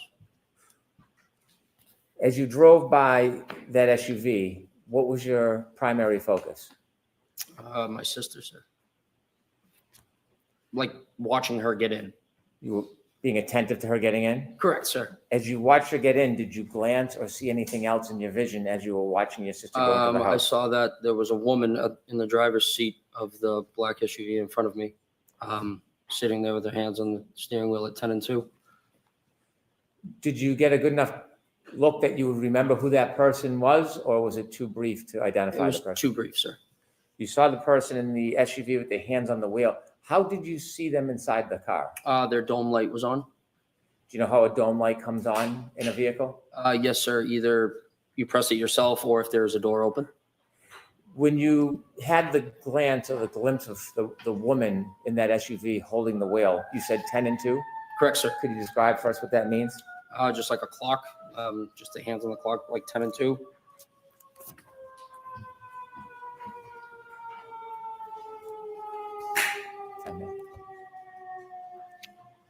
I was just waiting for the siren, Your Honor. If I could show Exhibit 3 to Mr. Nagel.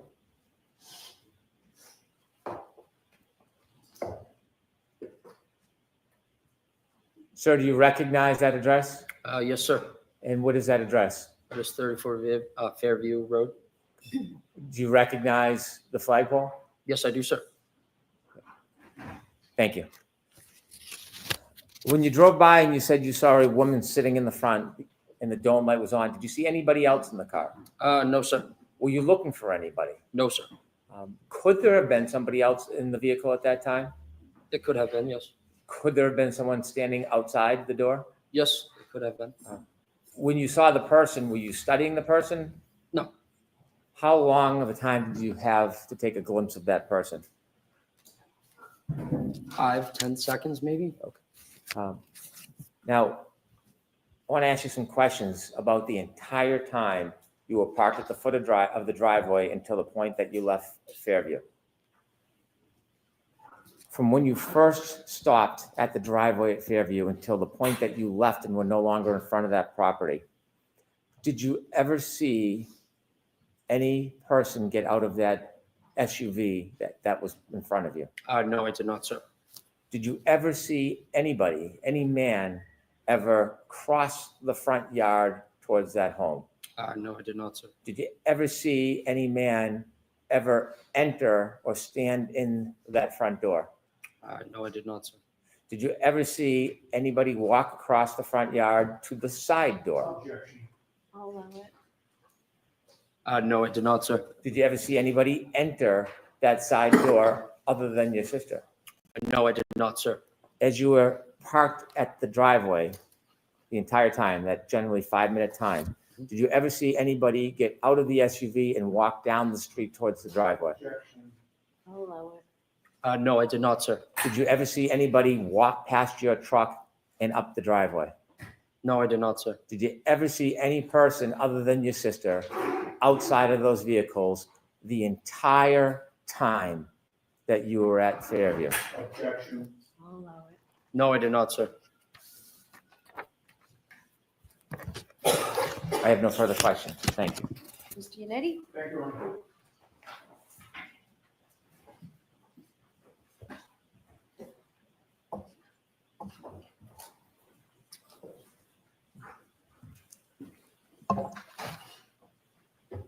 Good morning, sir. Good morning.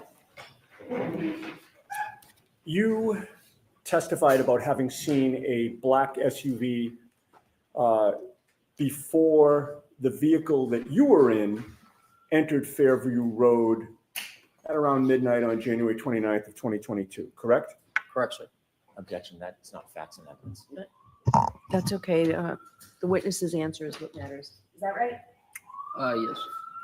You first saw that black SUV when it was coming toward your vehicle when you were on Cedar Crest, correct? I'm sorry. Let me repeat that because of the siren. You first saw that black SUV when it was coming toward the vehicle that you were in on Cedar Crest, correct? Correct, sir. Your friend Ricky D'Antonio was driving at that time? D'Antano, sorry. D'Antano? Yes. He was driving at the Hold on. time? Correct, sir. Mr. Yannetti, thank you. Yes.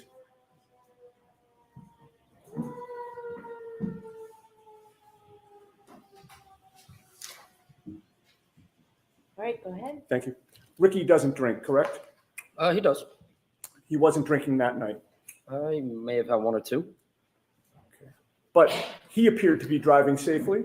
Yes, sir. And you also had a chance to observe the black SUV at that time as it was facing you, correct? Yes.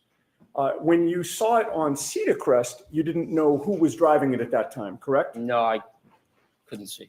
But your observations of the black SUV at that time were that whoever was driving it, that person appeared to be driving safely as well, correct? Yeah, I would assume so, yes.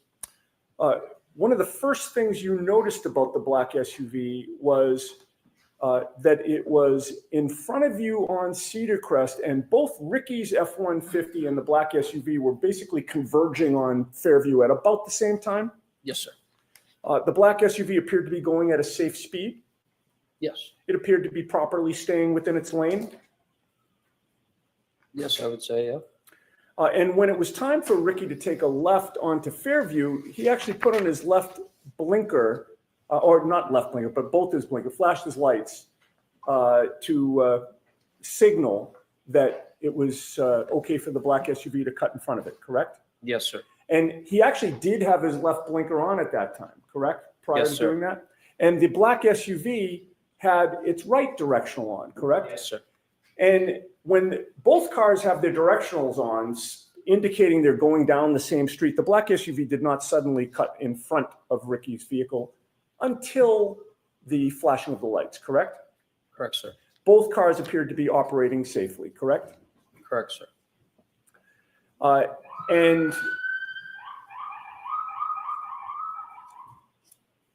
once the lights were flashed, there was nothing about the operation of that black SUV that told you that the driver appeared to be confused about what the flashing meant, correct? Correct, sir. The black SUV didn't hesitate at that time. It just proceeded on to Fairview in front of you, correct? Correct, sir. And it did so in a safe manner. Correct, sir.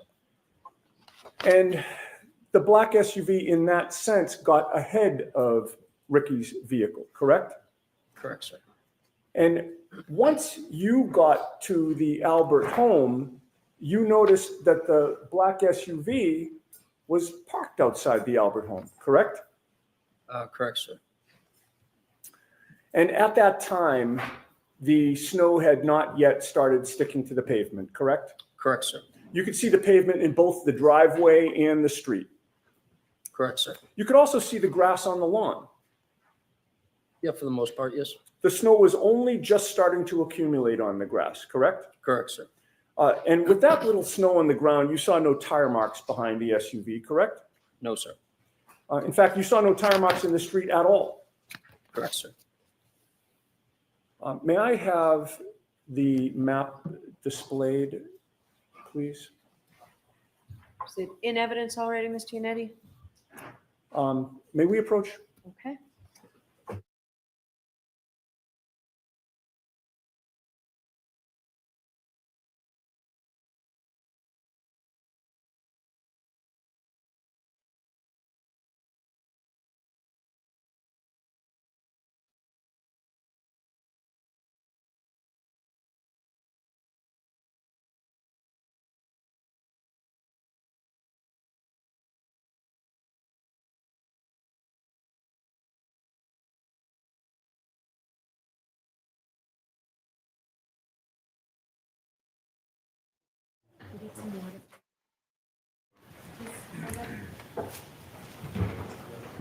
Is that okay?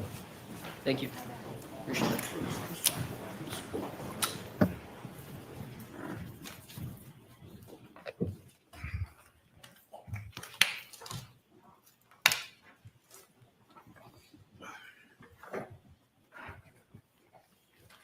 Okay. Can you Mr. enlarge that, please? Yeah, actually, yeah, you know what? If we could enlarge it, so you don't have to show Chapman, just show Cedar Crest and Fairview and maybe pull it in a little bit to the right now, the other way. See if that works. Okay, that's much better. I don't know how your eyes are, sir, but are you able to read the street names on? To be honest, no, I can't see that far. Okay, if I suggested to you that the top street horizontal going down from right to left was Cedar Crest, and that the street where the red arrow is Fairview Road, would that orient you? Yes, sir. And would it be fair to say that before you actually were coming down Cedar Crest Road as you look at this map from right to left, correct? Correct, sir. And in that sense, you were traveling west on Cedar Crest, correct? Yes. You turned south onto Fairview, correct? Correct, sir. And you were still facing south when you parked in front of 34 Fairview, correct? Correct, sir. And that means that when you're sitting in that vehicle on Fairview Road, if you were going to walk to the house or look to the house, you would be walking or looking in a westerly direction, correct?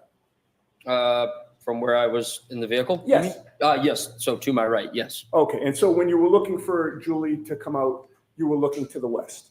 Correct, sir. Your Honor, I would offer that into evidence. We're going to have a hard copy printed out for the jury after this examination. Okay, so we need something for the court reporter. Sure. All right, we will take care of that. Thank you. Right. And you can put the lights back on and you can take that down.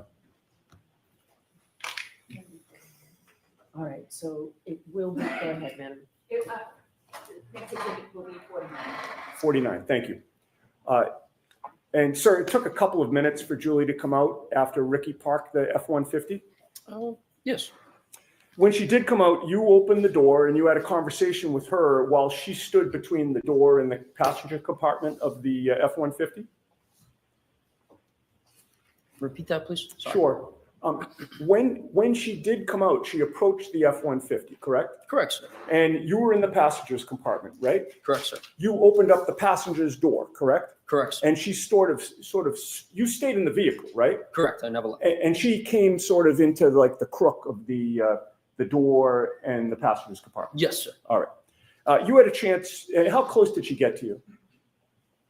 I could have popped on her nose if I wanted to. Okay. And you had a chance to observe her and size her up, correct? Correct, sir. You spoke to her for maybe about 5 minutes was your best estimate? I wouldn't say 5. I'd probably say 2 or 3. Okay. But in any case, you did have a chance to observe her, correct? Yes, sir. And it was clear to you that your sister Julie seemed like she had had a few drinks, correct?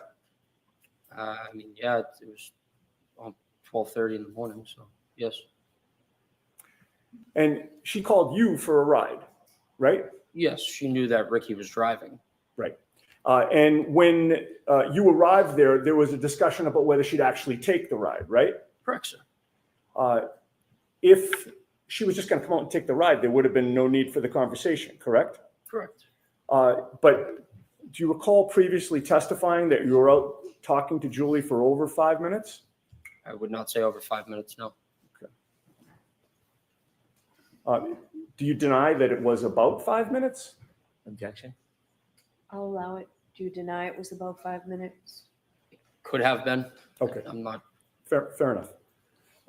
And you talked with her about whether she wanted to go in the truck and leave with you, correct? Correct, sir. You also talked about whether instead you, Heather, and Ricky would go into the house to join the gathering there. Correct, sir. There was a back and forth that you really thought was unnecessary, correct? I wouldn't say it'd be unnecessary. It's just a common question if you want to come in and have a drink. You have testified in the past that Julie can be kind of a pain in the ass, correct? I mean, all siblings can be, yeah. In any case, Julie decides to go back inside and you decide to leave, correct? Correct, sir. Ricky did not speed up the street at that time. No. He just gradually pulled out. Correct, sir. His direction of travel took him right past the black SUV that was now in front of you, correct? Correct, sir. He passed the black SUV on the left, correct? Correct, sir. And you were in the front passenger seat at that time still, correct? Correct, sir. So you were closest to the black SUV of the people that were in your vehicle as you passed it, correct? Correct, sir, yes. And you were closest to the driver's side of the black SUV, correct? Correct, sir. You noticed that the interior dome light was on, correct? That is correct, sir. That lit up the whole front compartment of the SUV, did it not?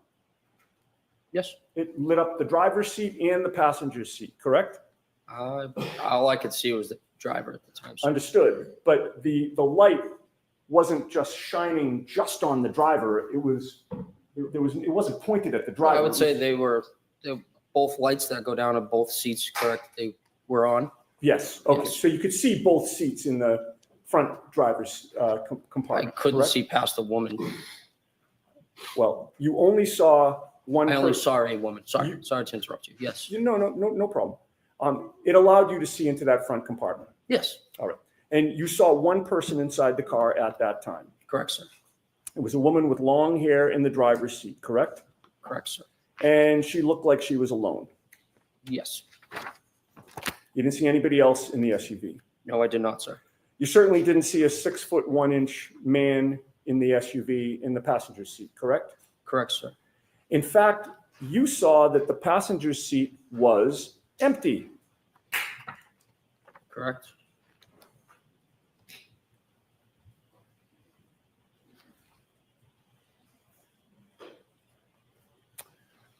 The woman in the passenger seat was staring straight ahead, correct? Not in the passenger seat. She I'm was sorry, in the driver's seat. thank you for catching that. The woman in the driver's seat was staring straight ahead. That is correct, sir. You didn't see her lips moving as if she were talking, correct? I wasn't looking for that. But Just you happened to didn't- see a woman figure with her hands like this. Okay. Facing straight. Correct, sir. You had no music on in Ricky's truck at that time, correct? No, sir. Ricky had turned the music down when Julie came out so that you could actually speak to her, correct? That is correct, sir. And when you got close to that SUV while you were passing it, you didn't hear any arguing there, correct? Correct. You didn't hear any yelling, correct? No, I did not. You didn't hear any screaming? No, I did not. You heard no noises within that SUV at all? No, I did not, sir. I have no further questions. Thank you. All right, Mr. Brennan?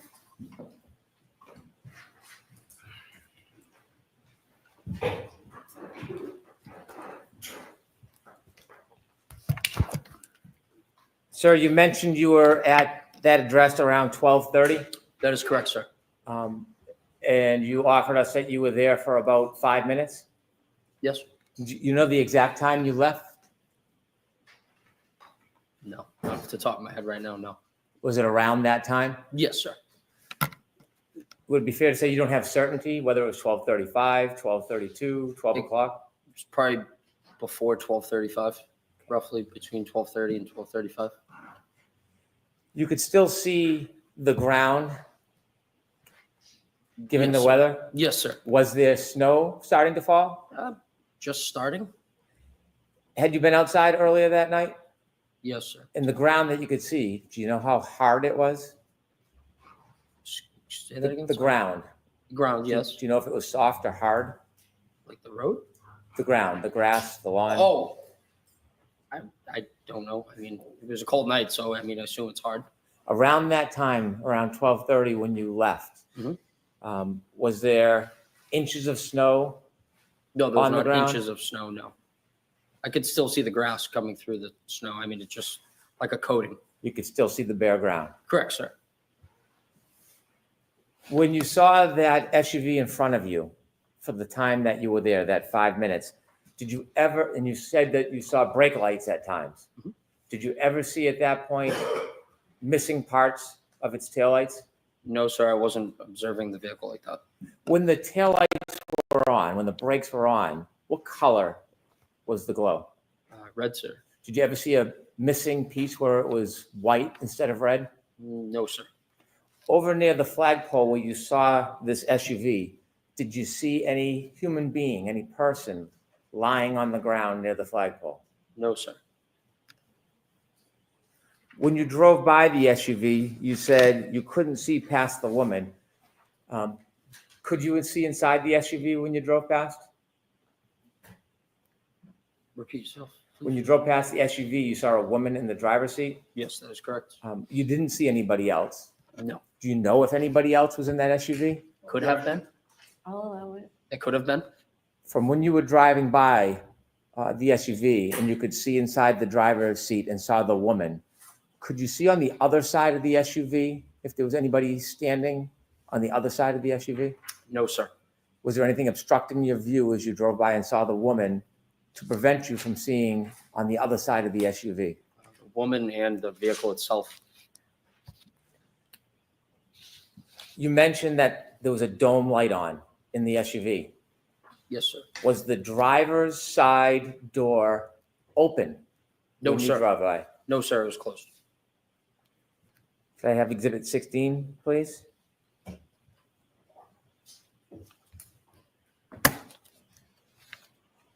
Did you ever see this man at any point No, sir. I've Walking? never seen. Oh, sorry. walking across the yard, going to a door, or entering the house the entire time you were there? Objection. Sustained. No, sir, I've never seen That that. means you don't. Oh, I'm sorry. Sorry about that. That's okay. Sorry. Could you That's take that down, please? And after you left, you never went back that night, did you? No, sir. Thank you. Just briefly, on On those issues, sir, you just testified on cross-examination before Mr. Brennan stood up again that you saw that the passenger's seat was empty. Do you remember that? Yes. All right. You're not changing that testimony? No, sir? I'm not changing that, no. Thank you. Thank you. All right, you are all set, Mr. Nagel. Thank you very much.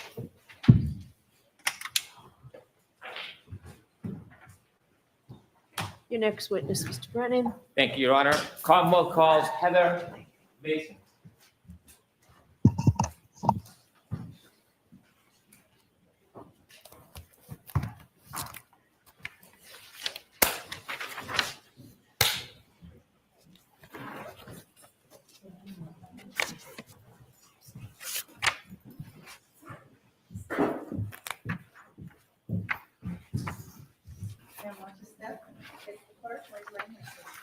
You solemnly swear the evidence given in court during the case now hearing the truth, the whole truth, and nothing but the truth, so help me God.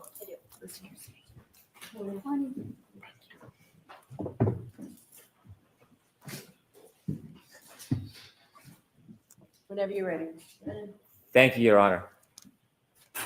Good morning, ma'am. Good morning. Could you please introduce yourself to the jury?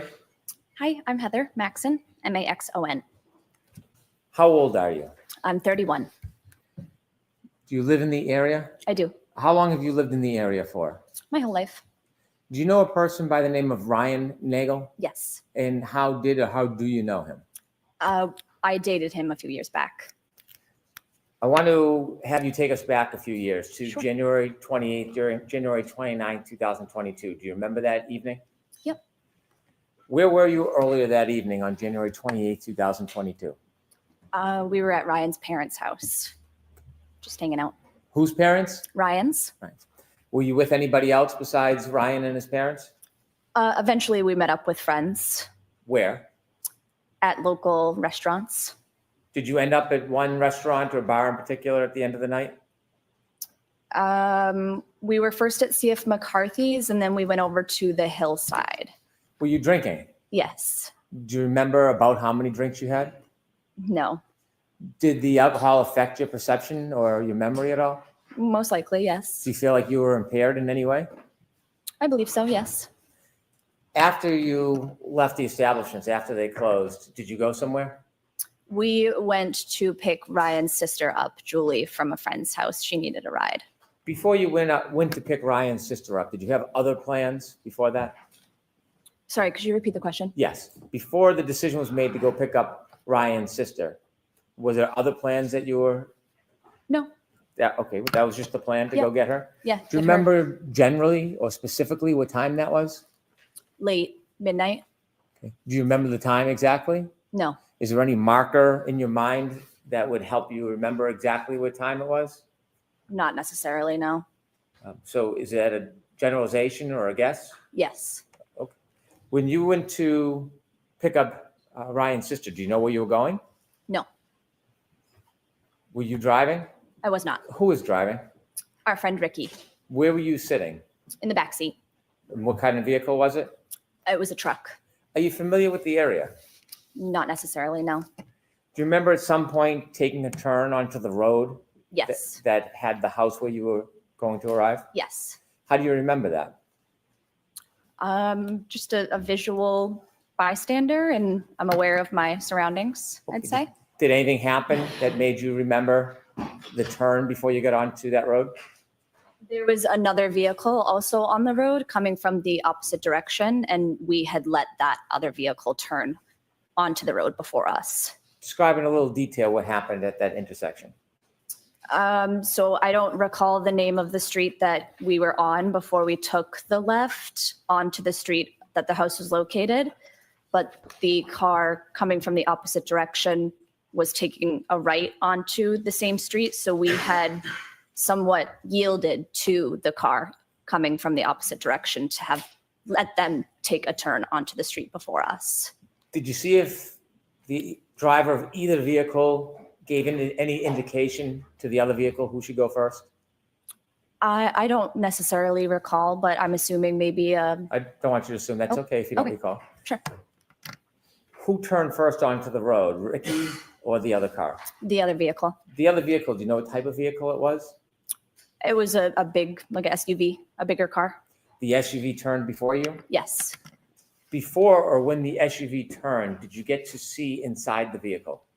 I did see inside the vehicle, yes. Could you describe for the jury what you remember seeing? I saw a male and a female inside the car. Where was the female? Female was driving and the male was in the passenger seat. Was the male in the front passenger seat? Yes. Were you able to recognize either the female driving or the male in the front passenger seat? Recognize? Yes. I'm not sure if I understand the question. Did you know who they were? No. Strangers? Yeah. When they turned and then Ricky turned after them, how far ahead of Ricky were they? Maybe 100 feet. Could you see them the entire time? No. When you drove to Fairview, how long did it take after the turn? A couple minutes. It took a couple minutes to get from Cedar Crest to Fairview? Oh, That's maybe. okay. Yeah, I'm not sure. Okay. When you arrived at Fairview, where did Ricky stop? Outside the house on the street. Do you remember where on the street in relation to the driveway? No. The other vehicle, the SUV, was it in front of you or behind you when you stopped? It was in front of us. When it was in front of you, did you notice anything about the vehicle? No. Did you notice anything about its lights? No. Did you see whether the interior light, the dome light, was on or off? I did as we were leaving. Before you left? No. Did you ever see that dome light come on? No. Did you notice anything about the brake lights? No. Did you notice anything about the vehicle's tail lights, whether they were intact or broken? Nope. When you arrived at that address, do you know the street address? I do not. Okay. When you arrived at that address, what happened next? I believe Ryan had reached out to Julie saying, we're here, time to go. And so she had come outside and we had a short conversation and she decided that she was actually going to stay at the house. She had invited us in, but I had said that I didn't want to go inside. I just wanted to go back to the house. From the time you first arrived at that address and until the time you left, did you ever see anybody get out of the SUV that was in front of the truck? I did not. Did you ever see anybody travel across the front yard to the doorway from that SUV? Nope. Did anybody ever walk by on the street, walk by the truck in front of you or behind your truck and walk on the driveway? No. Well, besides Julie, sorry. So Julie is the only person that you saw in the driveway that night? Yes. And then you left? Yes. When you left, did you drive by the SUV? We did. When you drove by, what were you looking at? My surroundings. Okay. What did you see? I saw the female that I saw beforehand, also still in the car. Where did you see her? In the driver's side. Okay. Was there, at that point, any lights on inside the car? There was, yes. Which The dome lights. Was the driver's side door open? Not to my knowledge. Did you see anybody else inside the SUV? I did not. Was there anybody else inside the SUV? You didn't see anybody inside the car? Besides the driver, no. Okay, next question. Do you know whether there was anybody else inside the SUV at that time other than the driver? No. Did you look in and study the interior of the SUV? No. How long did you look inside the SUV for when you passed? It was just passing, so I don't know, a couple seconds. Did you see if there was anybody or a man standing outside the door of the SUV? I did not. Outside the door? No. Did you see anybody lying on the front lawn? No. Thank you. I have no further questions.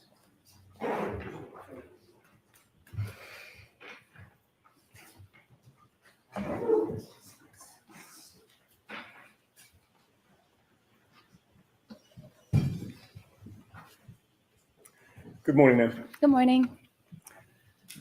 Before Ricky turned onto Fairview Road, you saw the SUV in front of Ricky's truck, facing it, taking a right-hand turn in front of you, correct? Correct. And at that point, you had an unobstructed good look at the driver and the front passenger, correct? Correct. And you could see that there was a female driving and a male in the front passenger seat at that time. At that time, yes.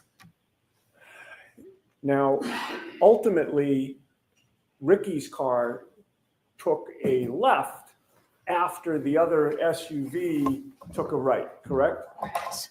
And eventually, when you reached the house where Julie was, you saw that that SUV was in front of that house, parked now further down ahead of you, correct? Correct. And it took Julie a couple of minutes to come out of the house? I'd say so, yeah. Do you recall whether there was any conversation at that time between you, Ricky, and Ryan? Possibly. I don't recall or remember what, but most likely, yes. And you don't remember whether you were participating in a conversation or what was discussed? Not necessarily, no. You had your cell phone with you that night? I did. Like many of us, is your cell phone something that you tend to check when you're bored or there's a break in a conversation or you're not actively engaged in a discussion? For sure. And while you were waiting for Julie to come out of the house, do you recall whether you were checking out any web page or Instagram or text message or app on your cell phone? I don't recall. Can you testify with certainty that you were not checking your cell phone during that period of time? Not with certainty, no. And so you can't say for sure how long, if you did check your cell phone, you would have been looking at it while waiting for Julie, correct? Correct. And no one's asked you for your phone so that they can analyze what you were doing during that period of time outside 34 Fairview, correct? Correct.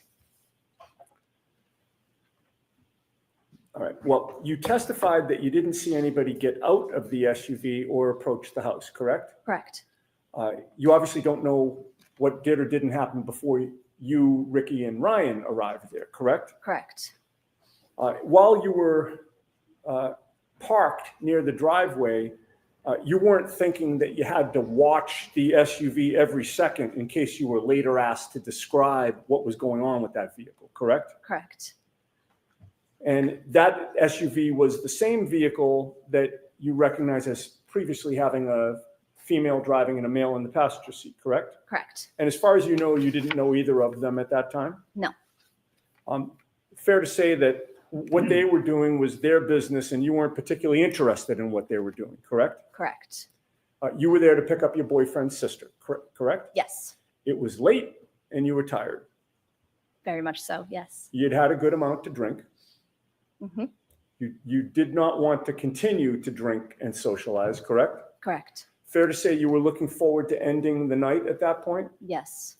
And so you were more focused on hopefully getting Julie in the car so you could leave than anything that was going on in the SUV, right? Yeah, exactly.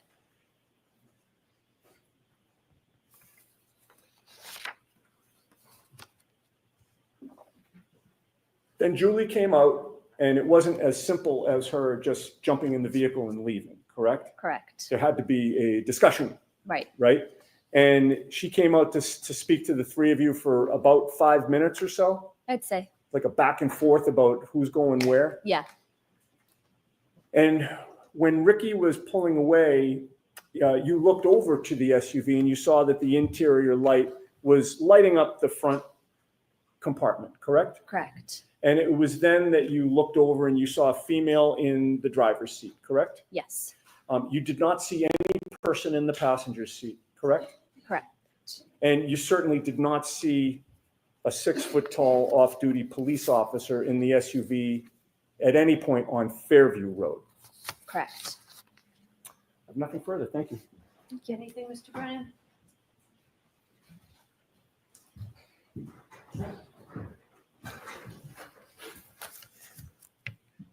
When Ricky was speaking to Julie and you were in the back cabin of the truck, what direction were you facing? I don't recall. Were you paying attention to the conversation with Julie? I was probably in and out of the conversation, yes. Were you facing the direction of the house in the SUV or were you facing the opposite direction? I don't think I was facing the opposite. When you were in the cabin of the car and Ricky was having the conversation with Julie, did you ever see anybody other than Julie come in or out of the house? No. I'll allow it. No further questions. Thank you. No, stop saying okay. No, what do you need to approach for? Why is everything a freaking, every time they do this shit, I'm playing it.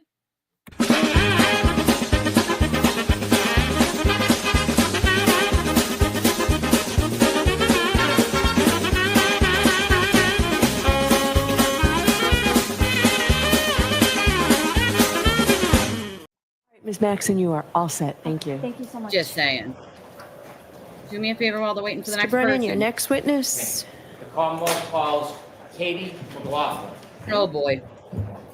Do me a favor while they're calling Katie McLaughlin. Hit the like button, the subscribe button. If you can donate to the channel, it would be very helpful. We only survive on donations from our viewers like you. We don't have other options like some other channels do. We would greatly appreciate it. Share the video with people who don't know we exist. We have lots of people just finding us.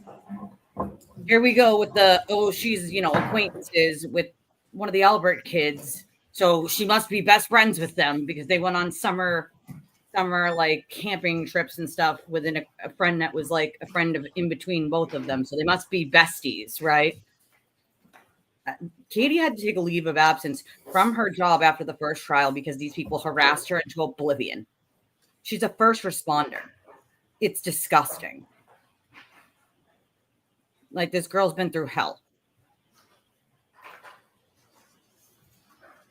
She doesn't deserve, I'm going to guess, Alan Jackson. Like, Yannetti and Jackson aren't doing themselves favors by, like, attacking everyone. Nothing super interesting, Whitney. This next witness, it's going to be a little hard to watch when it comes to the defense because they want to rip apart someone for being an acquaintance. Why don't we take our morning recess, James? Oh, my God. Take 20 minutes. All rise, please. Jurors, close your notebooks and follow me. All right, you know what I think of that? This is what I think of that.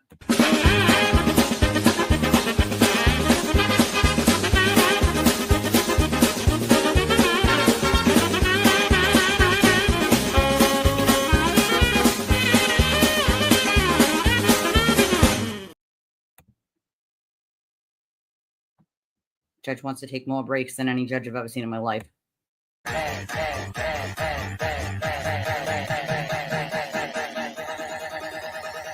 think we got a super chat.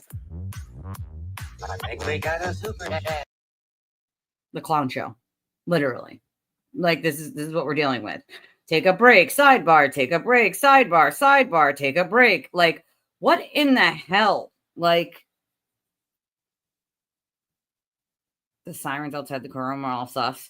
Oh yeah, definitely sus considering the police station is like a quarter of the mile down the street, not even, with where they're all coming from. It's definitely so sus.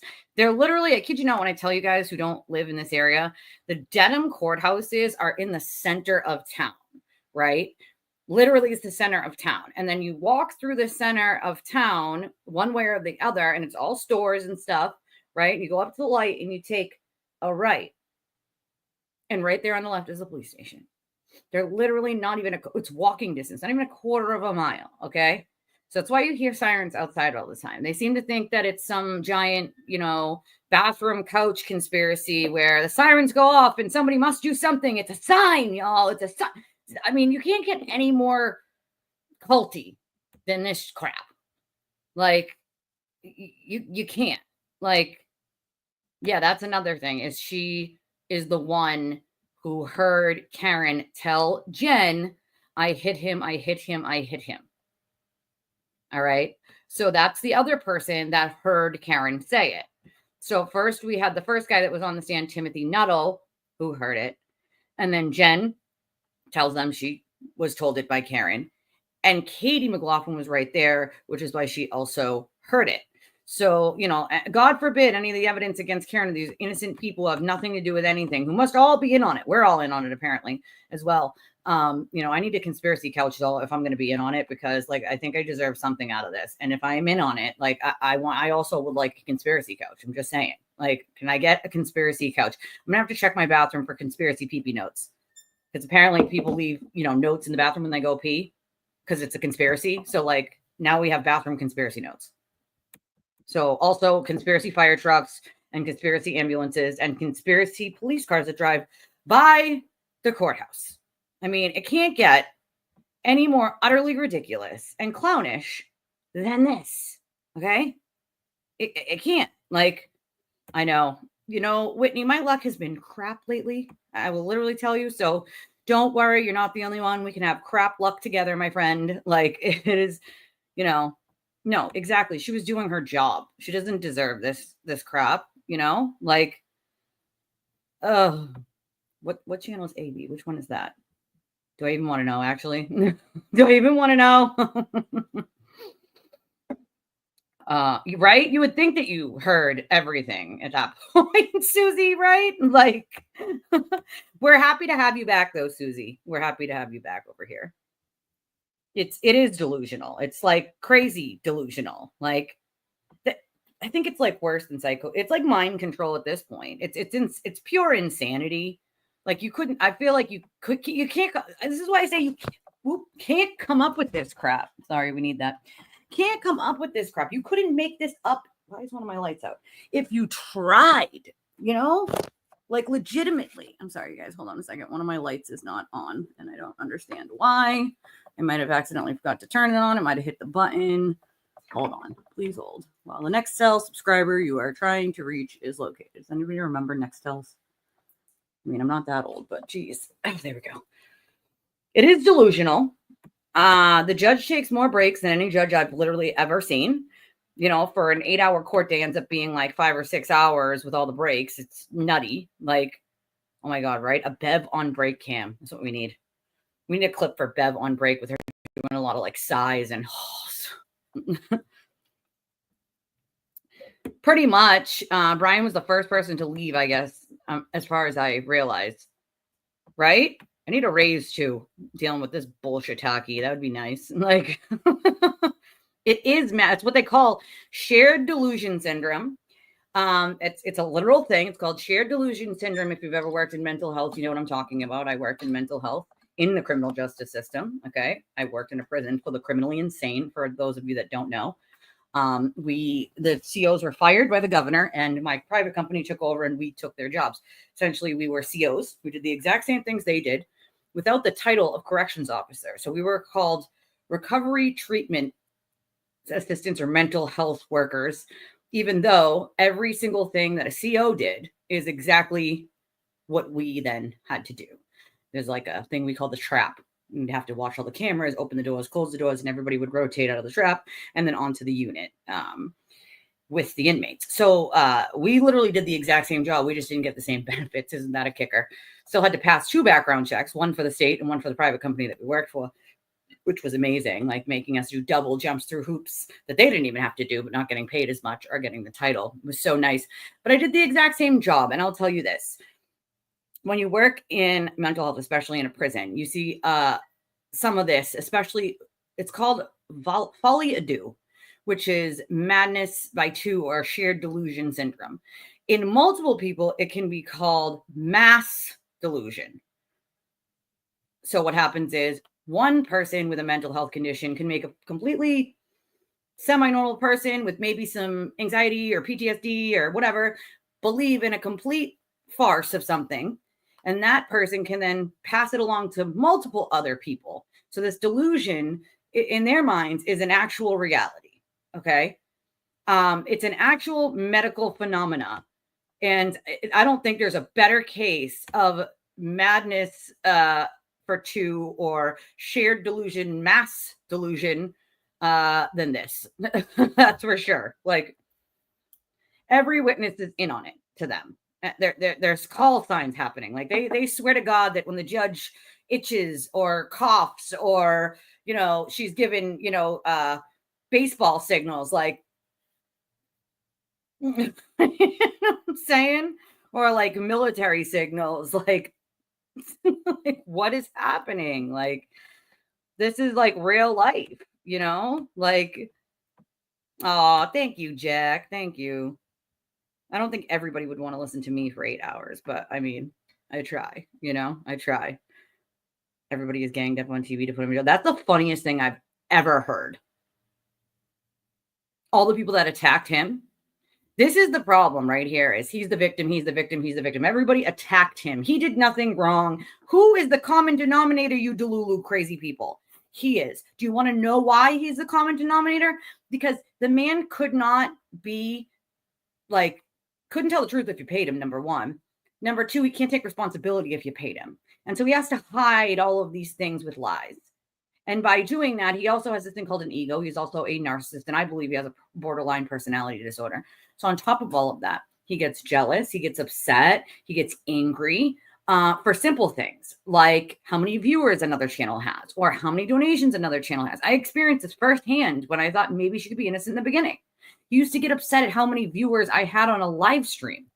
He got pissed one day at how many. There's like 1,500 or something. He was pissed off, talked about it for weeks on how pissed off he was that there was 1,500 people watching on my stream. So angry, so mad. Like, what? He was mad at how many donations were coming into my channel. That was a problem because it was taking money out of his pocket at that point. He thought that if they're donating to me, then it's less money for him. And he complained about that.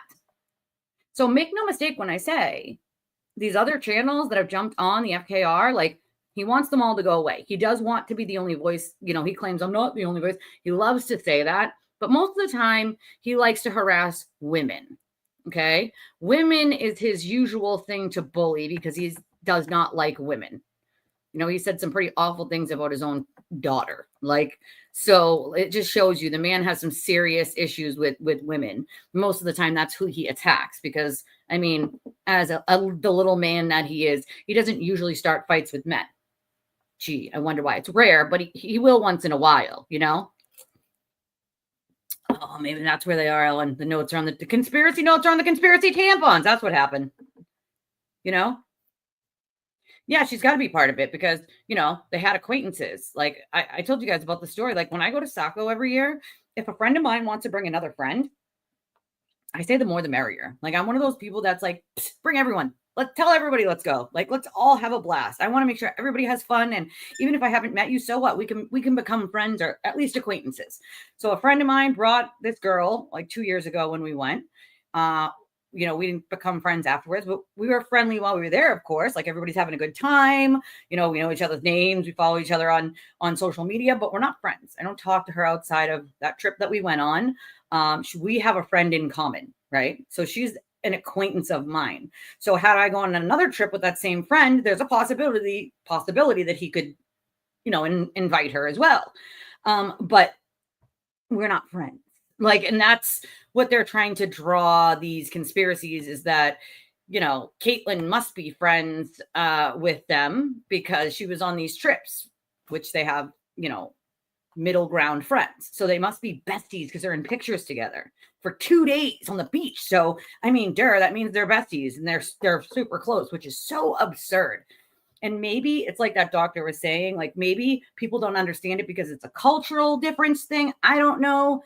You know, like I said, Massachusetts is very different from the rest of the country. We're a different world here. Like the culture is very different. Like the way we say things, what we mean by the certain things that we say, the sort of slang terms that we use, like the way, like we like snow is normal for us. Like we're not going to stop going to a bar or a friend's house or an event because it's snowing. I'm a pro at driving in the snow. Like, I don't care if it's blizzarding out. Like, if I had a car and I need to go somewhere, I'm going. Like, I'm not like afraid to drive in the snow. I was taught how to drive in the snow. I've been doing it my entire life. Where someone like Florida, there's like 2 inches on the ground. That stops everything. Like, that doesn't happen here. So it's very different, you know? Like, to reply. We're glad to have you back, Susie. It is. It's vodka so tampons. Oh my God, you guys are killing me. It is beyond crazy. Like we do have very good people in the chat. I am very appreciative of our chat. It's going to be a long one for sure. You know, it's just sad that we have, like, she has to deal with it. You know, like these people will go as far as they will go with this conspiracy. Like that's what they want. Like, yeah, they all believe they have some rare, illness. Like everyone has it, and the next person that coughs has to have it. It's absurd. Like, oh no, you know that they shouldn't have to prove PTSD. It is job related, and you know, even when we worked at the prison, you know, they warn you, like there are things that if this is not for the faint of heart job, and I will tell you the turnover rate there was ridiculous. Like people would come in and then be like, this place is called a hospital. I didn't realize it was a prison. And I'm like, you did no research into the place you were going to be working. You didn't realize it says DOC on the outside and there's barbed wire fences, and you didn't realize you'd be working with inmates. Like that's what? Like, I understand it's called a state hospital. I understand it, but you didn't Google it and realize that it's for prisoners. Like, I'm confused. Like, you just signed up for a job without looking into the place. And so people would go right back out. Like, oh, I'm not working in a jail. Like, okay, cool. Don't. For me, I enjoyed it because I knew I was making a difference, and I helped a lot of people while I worked there. Like, I liked working at the prison. Like, after I had my daughter, I went back for a little bit, but they wanted me to keep working overnights, and I could not do that with my daughter. Somebody had to be home, obviously, to watch her. And so I didn't have 40 grand in childcare a year either. They didn't pay me enough to pay, 3/4 of my yearly take home, 60 whatever thousand to them, over 40 grand in childcare. Yeah, all the good guys, evil geniuses, Yeah, it's mass delusion. It's literally what it is. It's unfortunate, but it's very real. Like, yeah, Foxtrot, uniform, Charlie, Kilo. You know what I'm saying? Like, hold over there. You guys over there. Like, it is mass delusion. Madness of crowds. It's just nutty. It's absolutely nutty. Like, it does. I've heard that a lot too. It's a lot of people, when they hear where it was that I worked who are from here, they're like, oh, God bless you. That's like the first thing they say is like, God bless you. How did you work there? And I'm just like, I don't see it the way everybody else did. I enjoyed it, but also I don't know. Like, I was an addict at one point in my life. You know what I'm saying? It's been almost 20 years since I got sober. So I guess for me, it wasn't scary, or, you know what I'm saying? Like, if you give them respect, they'll give it back. And as long as you treat them like humans, that's what you will get back. If you're just a hard ass, just being a jerk all the time, like, that's what you're going to get back. It's on you, Like,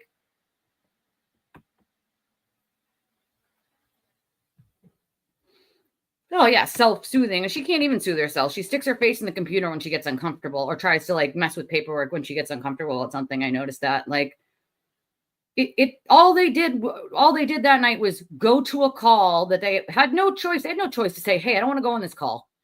Whether it's, the homeowner, or, someone connected to the homeowner, or like it was snowing and it was their safety. They don't have the choice. They don't have that choice at all to say, no, I'm not going to do that. Like, they were just going and doing their job. Like, it's to avoid Dina. Is that real life? I can't. I literally can't. You know what, though? All the drama over there is created by them. You know what I'm saying? Most of it is created by the sewer turtle himself. Like, oh my God, the pom-poms, dude. That was such a bad look. I just don't understand how you couldn't get that was how do you not understand that that's just a terrible look for the whole thing? Like, you want people to take it seriously as some sort of movement for Karen Reed, and you're out there with pom-poms. Like, come on, man. Like, they do need help. That's a fact. But I do believe that once you take the cult leader and put it behind Jill, like, some people may wake up and realize, I've heard a lot of people say that when they stopped watching that shit and they sort of jumped out of that box, it was almost like cold water hit their face, and they realized, like, holy crap, I was literally being mind controlled. Like, I was seriously in a cult mindset. And they could admit that afterwards, but they don't see it when they're in it. I mean, that's kind of how cults work anyway. Like, oh my God, you're wearing big girl panties today? I'm so proud of you. But I cannot, you know me, I can't be responsible for things that fly out of my mouth. I can't always take the high route. I try to a lot, but I can't always. Sometimes my patience. Oh no, we do that all the time. Heels in a blizzard? Oh no, we're pros in that. I can run with like 7-inch heels on. Like, run. Like, across a parking lot. No problem. Everyone knows your name. Cheers. Yeah, she did have therapy, but I mean, unfortunately, trauma therapy goes for life. I can tell you, I have it every week. It's a lifelong thing, I don't know about best man, but I'm the best woman. Like, you have no idea, JMS, the amount of horror, the amount of pain, the amount of harassment, the amount of just deplorable human behavior that's been attached to Karen and the sewer turtle, and the amount of people who have had to suffer because of it is insurmountable. None of that can ever be undone to what's been done to people, including myself and many, many others here who are in this chat. Like, and some who are watching and not in the chat, who are just watching in the bushes. Like, I'm sorry, it's not my fault, PJC. Usually there is some action. It's not my fault. The judge took her break that's supposed to be over in 2 minutes, but we know that it won't be. Like, that, well, they are bullies. It's that, you know, they are. They just are, unfortunately. Like, yep. You have to sign paperwork basically saying, like, you won't sue if something bad happens to you, including death. Yeah, there's like, a whole waiver to sign when you work there. Well, also, see, the thing is that you could sign the waiver all you want. Like, they make you sign it to get the job. But if it's due to their negligence and they're not standing up to their own, like, safety protocols, and they didn't stand up to their end of the bargain of the contract, they can be held liable, you know? I know, right? Somebody let him escape from the straitjacket too. I bet it was his minions who like to lie for him. I bet that's what happened there. Like, I do think that she will have lots of jail time to think about it. Yeah, Katie. My email? Okay, give me 1 second. I will check said email. It's just sad. She had to move, you know? You know? Oh, I've seen lots of those happen in the prison. You know, we had one staff member that was taken hostage into the common area room when I worked there. We obviously resolved it peacefully, but it was definitely something to see. Yeah, well, I didn't work in the most violent unit. That was our max unit. I worked in our intake unit, which actually housed most of the people who were like, you know, hadn't taken meds in a very long time. Like, let's put it that way. Some of the more delusional patients / inmates. Jack sends $11.31 and says, super chat. Thank you, Jack. I appreciate you, my friend. I love that he sends the odd numbers. That always makes me laugh. Let me see. We have PayPal. Aww. House of Biva sends $20. Thanks for streaming, love. Thank you, Anna. I appreciate you, my friend. If you want to donate to the channel, you can do so these ways. We depend on our donations from our viewers because we don't have, memberships and all that. We're still waiting on YouTube for that, and they are notoriously slow. So we very much do appreciate any help we can get. You know, like, subscribe, and share the videos. Also a huge help sharing it in Facebook groups that want to know about that we exist and don't know we exist. Those things are all very, very helpful to the channel.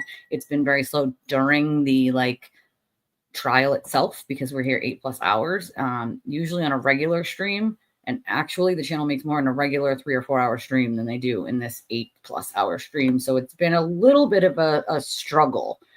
But we're doing the best we can. Trying to get down all the comments here, guys, because you guys know how I am with trying to make sure I get through them all.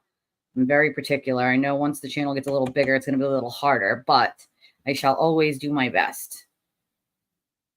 Oh, yeah. I mean, I've been getting mine for years and years and years. I do CBT, which is cognitive behavioral therapy. It's a form of trauma therapy. I don't know. I'm not really sure the races. I forgot to ask. I can ask. Let me ask. I'll ask and find out. I don't know if they're all white, if there's African American. I have no idea. I will ask, but I have heard that it's a mix of ages from, semi-young to much older. So I don't I know that they're not all super young. I know that they're not all super old. And I know that it's 50% men and 50% women. Also, we don't know out of those 18, which 12 are going to be picked to actually do the jury, like going into the jury room and actually deliberating. Some of them are going to be alternates, you know, like, I mean, to be fair, I don't have a ton of confidence in certain police stations. I'll tell you that much because I've dealt with some corruption in some of them. But I do also know that in those same stations where I don't have a ton of confidence in leadership there and some of the officers, I also know that there are some officers that work there that are spectacular people because I grew up in that area. So you got to take the good with the bad, unfortunately. If I see a first responder or a police officer out, even if I'm broke, I usually buy the coffee for them when I'm out because it's my way of saying like, hey, you're doing a dangerous job. I might not have done as a dangerous job working in the prison, but it was pretty dangerous nonetheless. And it's my appreciation to say thank you. And do I know whether that officer is good or bad? No. Are there bad officers? Absolutely. There are also bad lawyers, bad doctors, bad pretty much everything. But there's also good pretty much everything. I think the status quo needs to change a little. Maybe if we go back to when our officers actually got out of their cruisers and spoke to the public and, you know, maybe we could get to some resemblance of normal, but they don't even get out of their cruisers anymore. And that's probably part of the problem, you know, like they're not having that community connection anymore like they did forever ago. Although in ways that also didn't help the corruption either. But I mean, there's a fair balance that needs to happen, you know? Sean, funny story, Whitney, is most people don't know that I'm actually friends with Sean. I was friends with Sean since the beginning of this trial. And when we don't agree on the case, I can tell you as a person, Sean's a good guy. You know, he tried his best to bite his tongue when it came to the sewer turtle. But you can only bite your tongue so long on that side when you watch him do such ignorant, awful things and lie and lie and lie and lie. And God forbid anybody else call the sewer turtle out. He attacks. And that's exactly what he had done to Sean, which was re-attack Sean. And it's funny because he attacked Sean for Sean saying that Trooper Proctor had been fired, except Sean was right the entire time. It just wasn't public information. And so the sewer turtle was like, I'm not getting that information. So it isn't true. He was 100% wrong. It was true. And Sean knew it. I don't know where he got the information, but clearly he got the information just like I did. And so the sewer turtle thought it would be smart to just go after Sean and say he's a liar and he doesn't know what he's talking about because he didn't have that information. So how dare Sean say that because it couldn't possibly be true because he didn't have it. Obviously, he is not the keeper of all information, and lots of people stopped telling him things because he just rats out his sources. So why would anybody want to work with the guy? Why would you want to give him information when he gives up his sources? Doesn't, you know what I mean? Yeah, where's, I mean, hello, Your Honor, like, where are you? As we know, her 20 minutes always turns into a half hour, 40 minutes. Like, come on, man. I agree. Oh, she doesn't give a damn about any of them. Thank you. I appreciate it. Started, so I appreciate you, my friend. I really do. Yeah, we have Chime, we have PayPal, Cash App, Venmo, and Revolut. Those are the only ones we have. What is back in session? You may be seated. For people who are around the world. Do you have your next witness? I do. I'm also going to call Sarah Levenson. Oh, okay. Thank you. DBT is a hard one. I don't. Anytime I ask someone, I no offense, Grant, but that's not the person that I ask. I have my own sources of information. Everybody does, you know, have their own sources of information.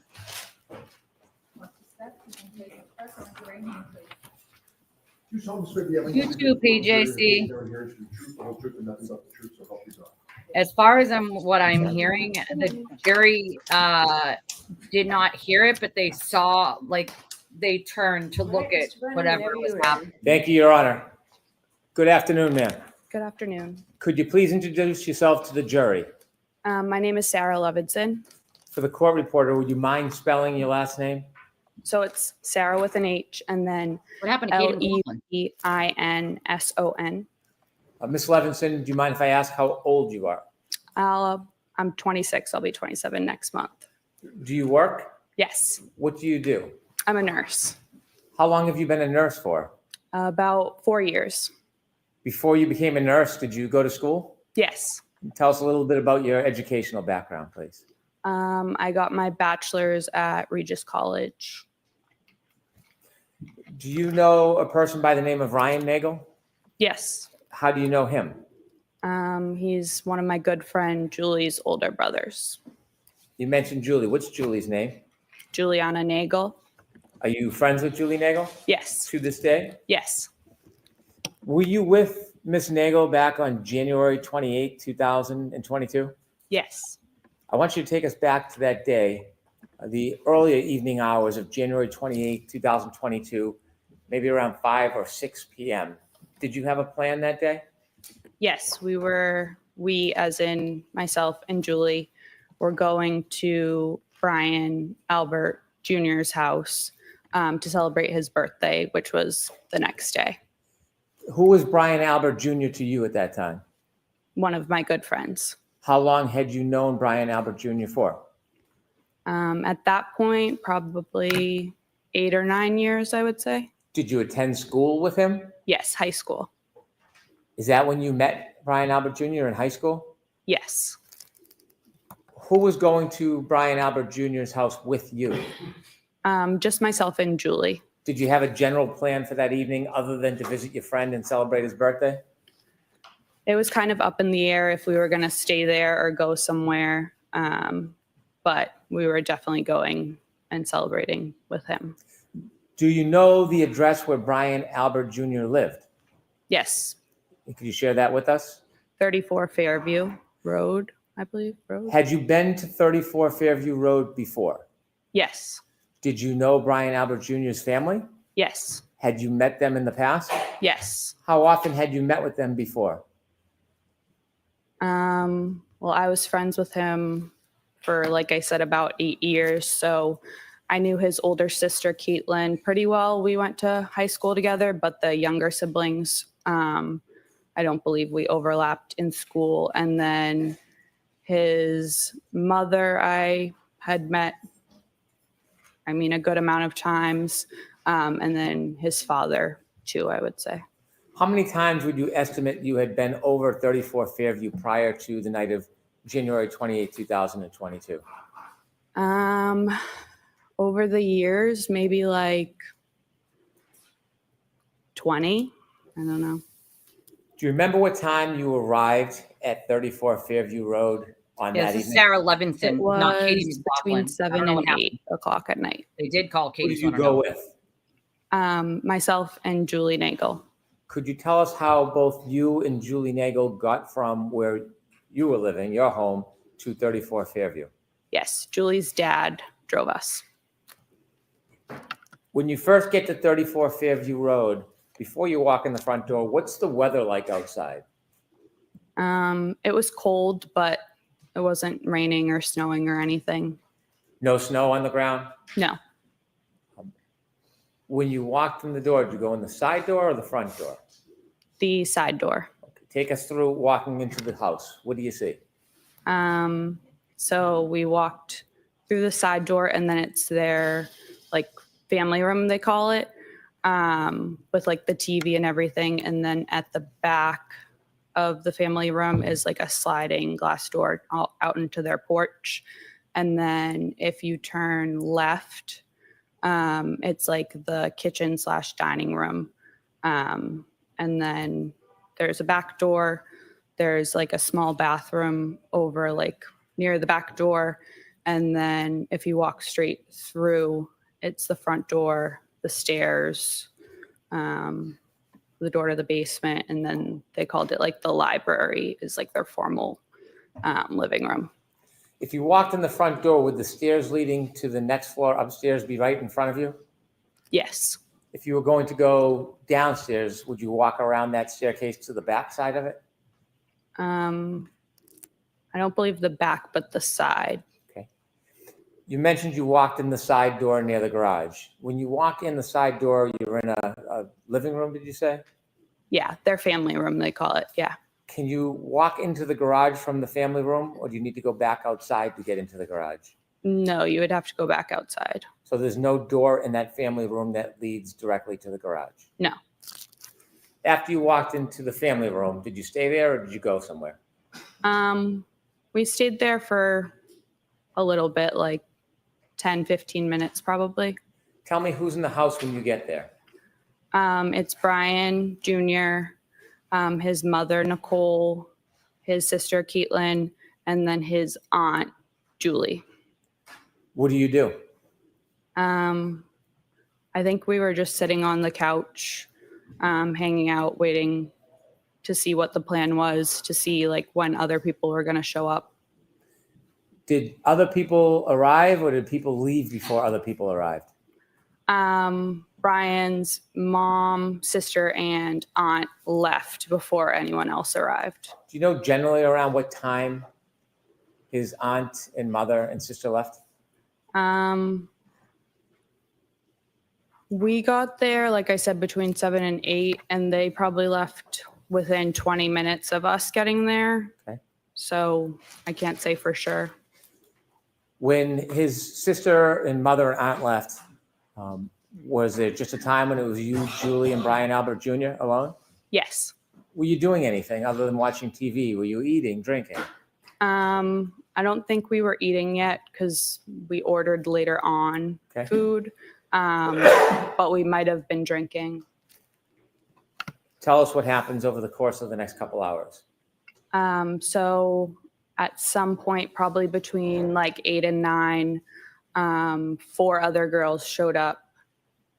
So Courtney Alba came by herself, and then Catherine Duty, Emily Fabiano, and Mary Kent all came together. Are those friends of Brian Jr.'s? Yes. Did you know who all of them were? Yes. Were you friendly with them? Some of them, yes. We were all friendly, but not friends. That makes sense. So what's the atmosphere like when the visitors come? Celebratory, light, joyful. It was fine. Were people drinking alcohol? Yes. Okay. And at some point, did you order food? Yes. And did anybody else come at that point? Any other friends or family? No. Did one of Brian Jr.'s cousins come at some point? Yes. Is that later? Yes. So over the course of the next couple hours, eating and drinking, anything significant happen? No. Any arguments, any tension, any problems? No. Was it a positive night? Yes. At some point, did anybody else come to the house? Later on, yes. Okay, about what time? Around midnight. So before midnight, it's a group of young people having a party? Yes. Any trouble? No. Did the friends of Brian Albert Jr., the 4 women, did they leave before midnight? Yes. What time did they leave?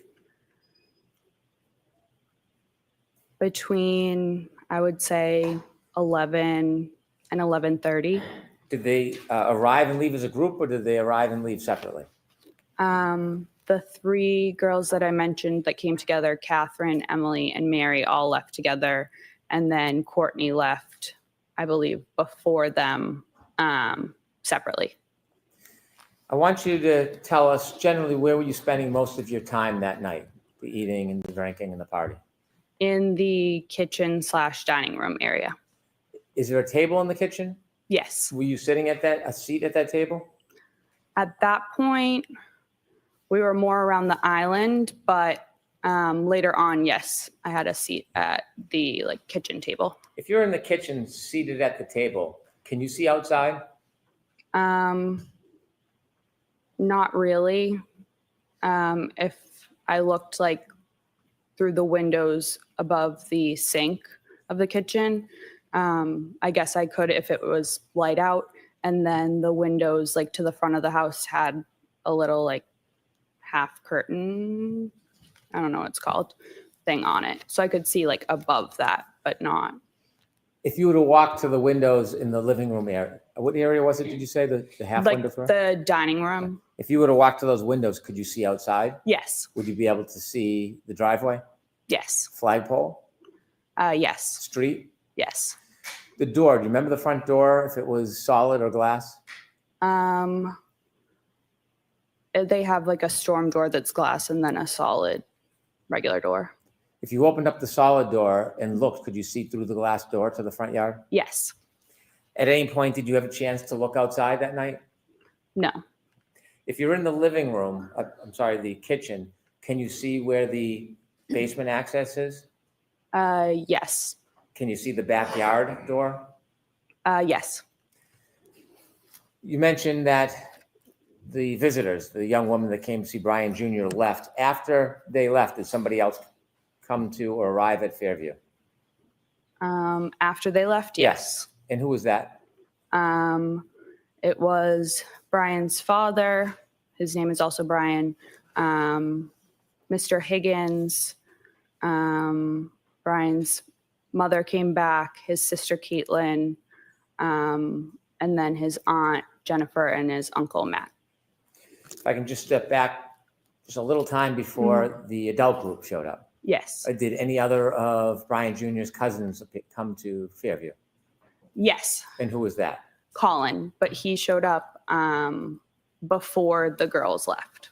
He showed up before the group of young women left? Yes. How long did you see him stay for? Probably half an hour, 45 minutes. Did you get a chance to speak to him? Yes. Did the mood change at all in the house? No. When the adults came to the house, do you know about what time that was? Around midnight.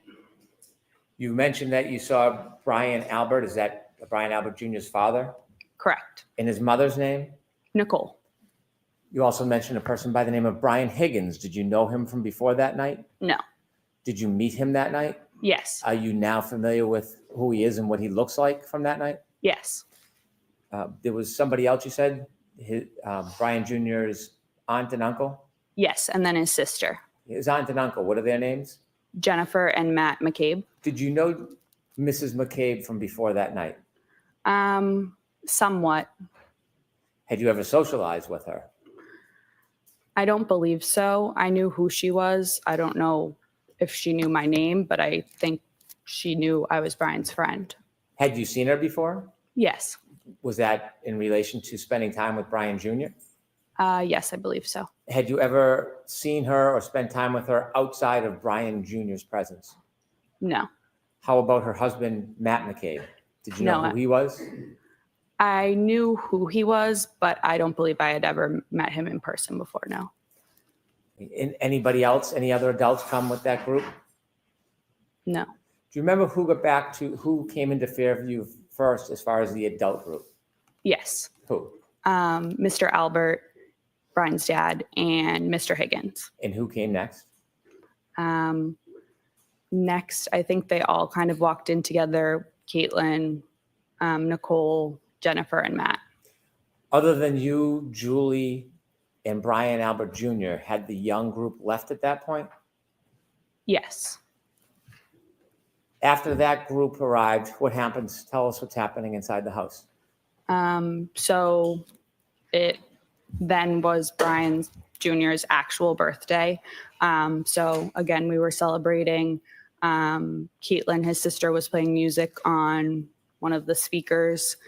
And we were all pretty much sitting or standing around the kitchen table, talking, socializing. Do you remember what was being played for music? Like 70s, 80s type of music. I don't want to overstate it, but. Were you drinking? I don't believe I was anymore at that point, no. Did you feel impaired at all? No. As the night grew on, was there any problems in the house? No. Any argument? No. Any fighting? No. Anything exciting or controversy in any way? No.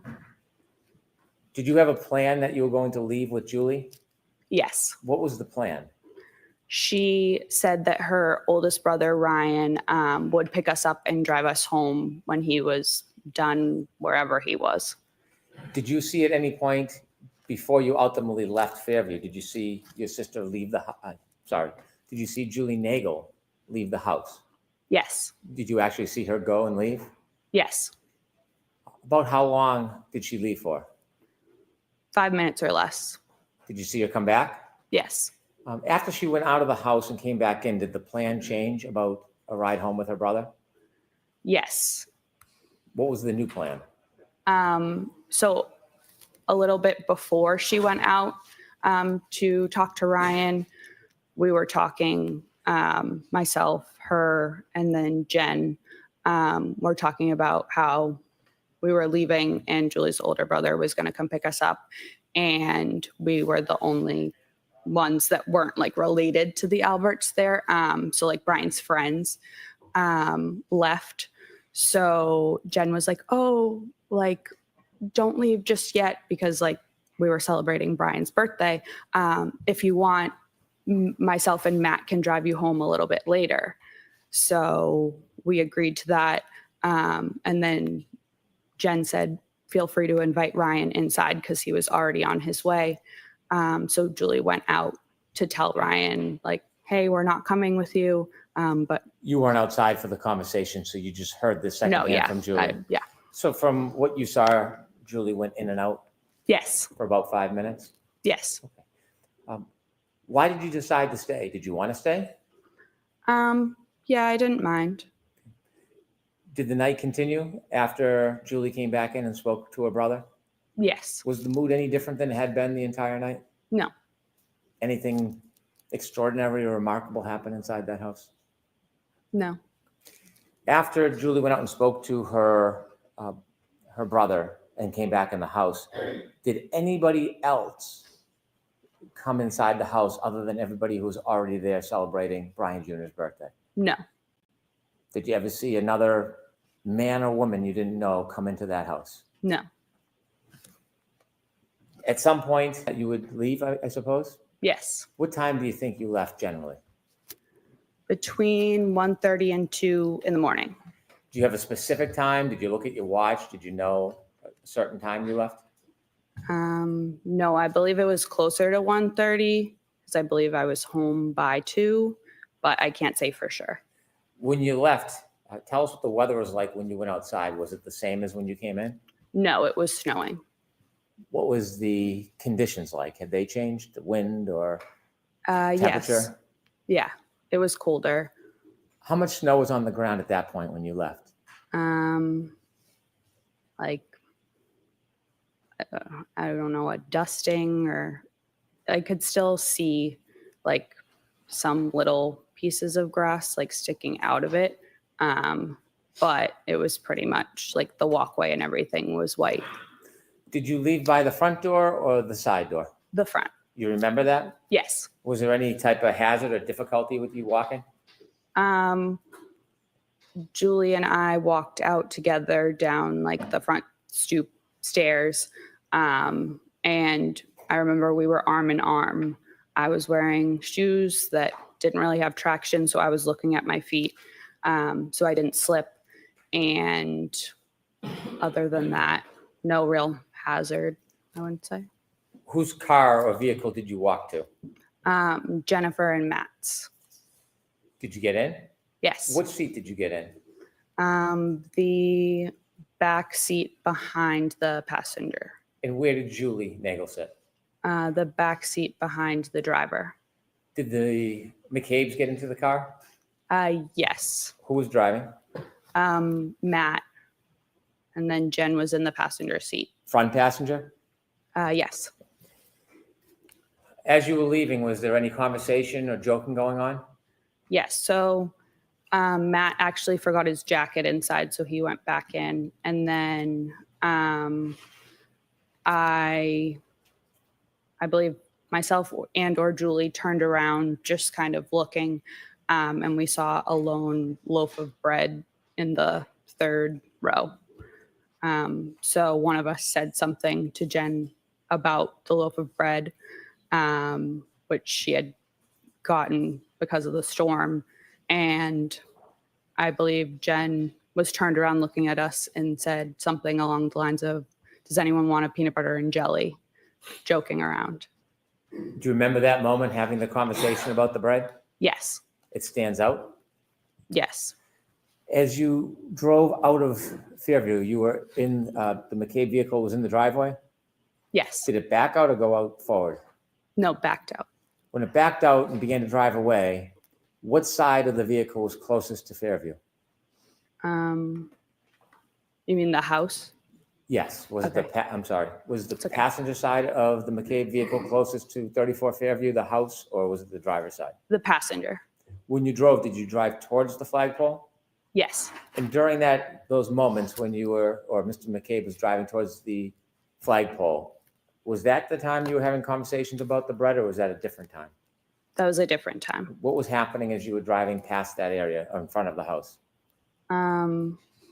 I believe maybe I was on my phone, and then Julie said something. Did you ever look out the window near the front yard, near the flagpole area? Not like at the front yard, but a little ways up the street. Yes. Next to 34 Fairview up the street is 32 Fairview? I believe so, yes. When you looked out the window, the first time you looked out the window, what were you facing in relation to 32, 34 Fairview? What could you see? There's like a little bit of woods in between the two houses. So it was the trees. Did you notice anything that stood out? No. Ultimately, did you get home that night? Yes. Thank you. I have no further questions. Mm-hmm.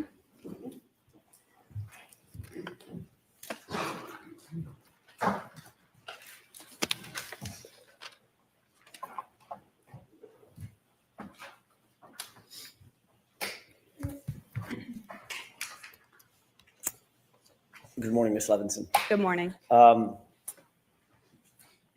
You've been longtime friends, as you've described, with Brian Albert There we Jr. go. Going all the way Conspiracy. back to high school. Yes. And that high school friendship has percolated into a friendship Right. into adulthood. Yes. His quote is conspiracy. You obviously know much of the entire immediate family, Brian Albert Sr., his wife, Nicole Albert, correct? Yes. You know his uncle, Chris Albert. Yes. You're familiar with his wife, Julie Albert. Yes. Obviously, Brian Albert and his cousins, by the way, which cousins are they? Last names? Do I know? Right. There's the Alberts, and then there's the Galvins, the Reardons, and the McCabe's. Okay. You indicated that you've been to the Albert home probably at 34 Fairview. That's the home I'm talking about. Yes.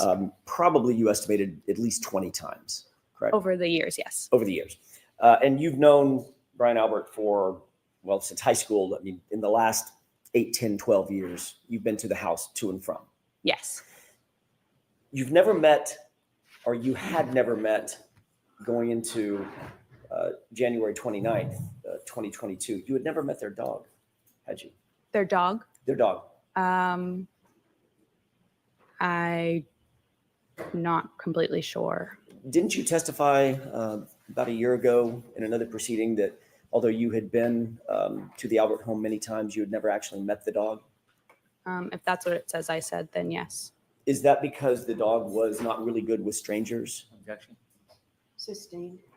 Do you know why you hadn't met Chloe? By the way, did you know the dog's name was Chloe? Yes. Okay.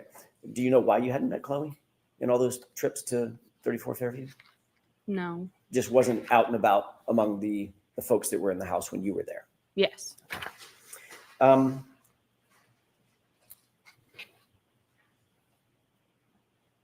When you left 34 Fairview, I want to follow up very briefly on a couple of things that you said just before Mr. Brennan sat down under questioning by him. When you left 34 Fairview to join Jen McCabe at her invitation to take you home, you left through the front door, correct? Yes. As opposed to the side door. It's a little confusing. The front door has the brick stoop and the stairs, correct? Yes. Okay.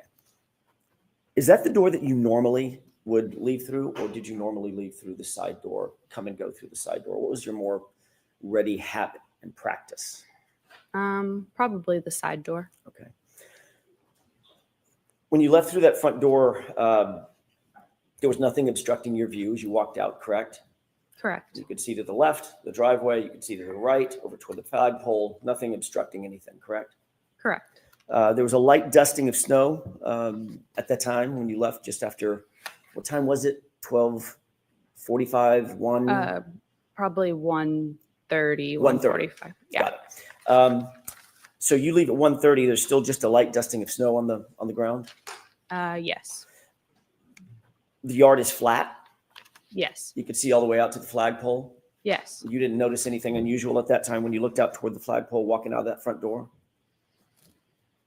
I didn't notice anything. I wasn't looking out at the flagpole, but yes. You were looking in that direction. When you walk out at the door, obviously you're standing, walking out of the door. Some people are looking at their front yard, phone. correct? You're looking down. Correct. But as I stated, I was looking down at my shoes in front of me. Okay. Obviously, then you have to, at some point, you have to look up to see where you're going. You have to turn left to go to the driveway. Is that right? Yes. Okay. Then you walk over and walk parallel to the yard again to walk over to the car. Correct? Yes. And as soon as you walked out of the stoop, you had to figure out where the stairs were, so make sure you don't fall down. She knows she's been there a million times, You're right? still looking up. Like, Come on. Correct? At some point. Most likely. My question is, you didn't see anything unusual in the yard, did you? No.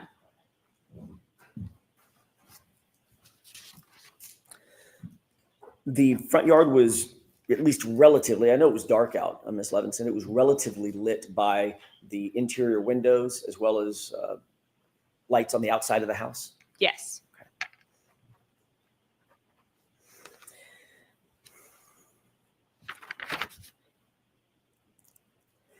You indicated that you did, in fact, get the ride home with Jen McCabe and Matt McCabe. Who brought up giving you a ride home? Was it Jen? Yes. Okay. And she also mentioned it, did she mention it in your presence to Julie as well? About the ride home? About the ride home? Yes, in my presence. Okay. You said that Matt McCabe was driving, but before he got in the car, he realized he had forgotten his jacket and went back in, correct? Yes, I don't know if he had gotten in the car and then got out, or he just opened the door, but yes. He was at the car at least. Yes. So he had exited, by definition, he had to have exited, pardon me, the house through the front door as you did to go out to the car the first time? Yes. And then he got to the car, then realized he forgot his jacket, walked back toward the front door, went back in the main door? Correct, yes. And you saw that? Yes. Then once he retrieved or fetched his jacket, he then walked back out that same front door down the stoop, looking out over the lawn and then over to the car, correct? I didn't see him walk back out, but I mean, probably. I don't want to say yes for sure because I wasn't watching him at that point. Understood. No reason to believe that he would have used a different door. Correct, yeah. Okay.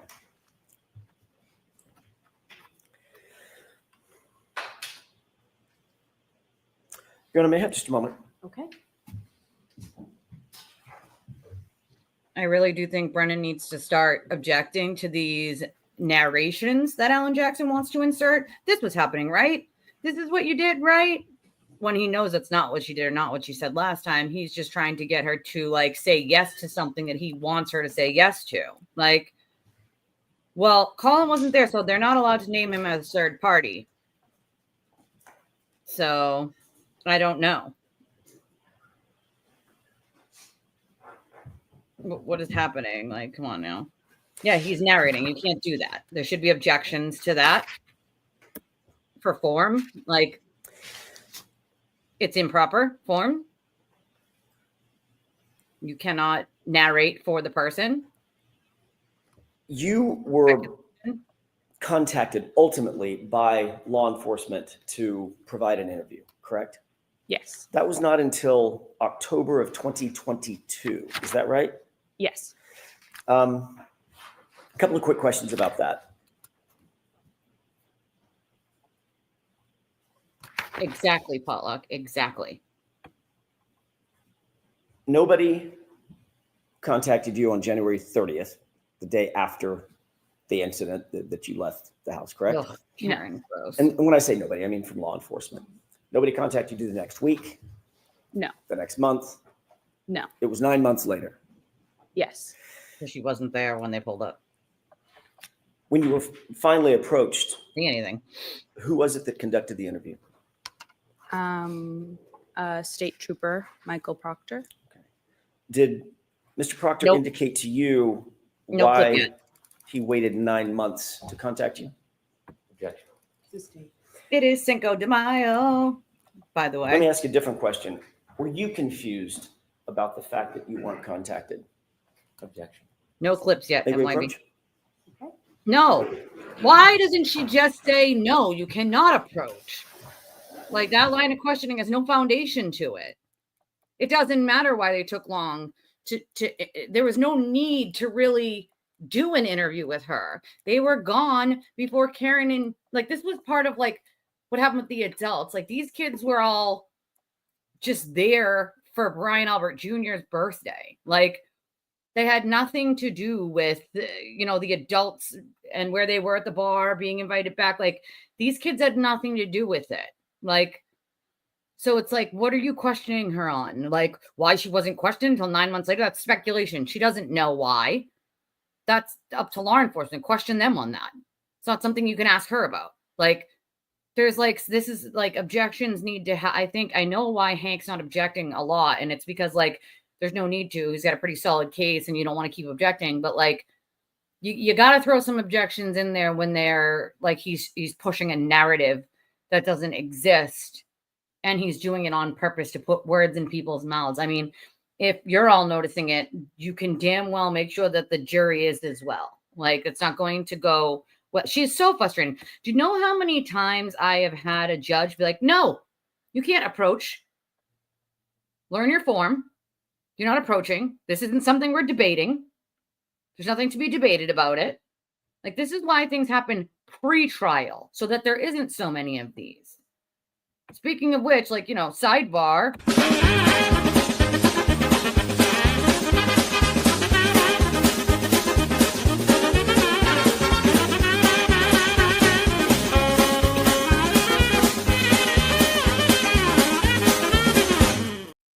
This is the music I hear in my head every freaking time. Can we approach? Sidebar. Can we approach? Sidebar. Like, no. Like, absolutely no. She should say no. I've never, not one time, heard her say, no, we're not having a sidebar. Like, she's too afraid to say anything in front of the jury. Everything has to be talked about sidebar. Even when the jury's not in the room anymore, or not in the room in the beginning of the day, she's arguing things at sidebar that should be argued right out in public. I don't understand it. Like, I'm getting every sidebar conversation after this case is over. Just FYI, we're going to do an entire show on all the sidebars that they had. So we're clear here. I'm going to FOIA all of that information on a Freedom of Information Act and ask a records request for all the sidebar conversations that they had during this trial because there's far too many. And I want them in context as to what ridiculous nonsense they were arguing during this trial. So buckle up. Even after this trial is over, we're doing an entire show on all the sidebar conversations that happened in this trial. Like, it's just, she's not in charge of anything, not even her own courtroom. Like, come on. She told him once. And then he was like, well, Your Honor, we need to approach. And she just gave in. By the way, this is my new lip color. I like it. I like it. I don't usually wear lipstick or lip stain, but I'm digging it. They didn't play any clips yet, MYB. No clips yet. I mean, I'm playing it every time I do a sidebar. Just saying. Yeah, like, yes. Thank you. When you were finally interviewed,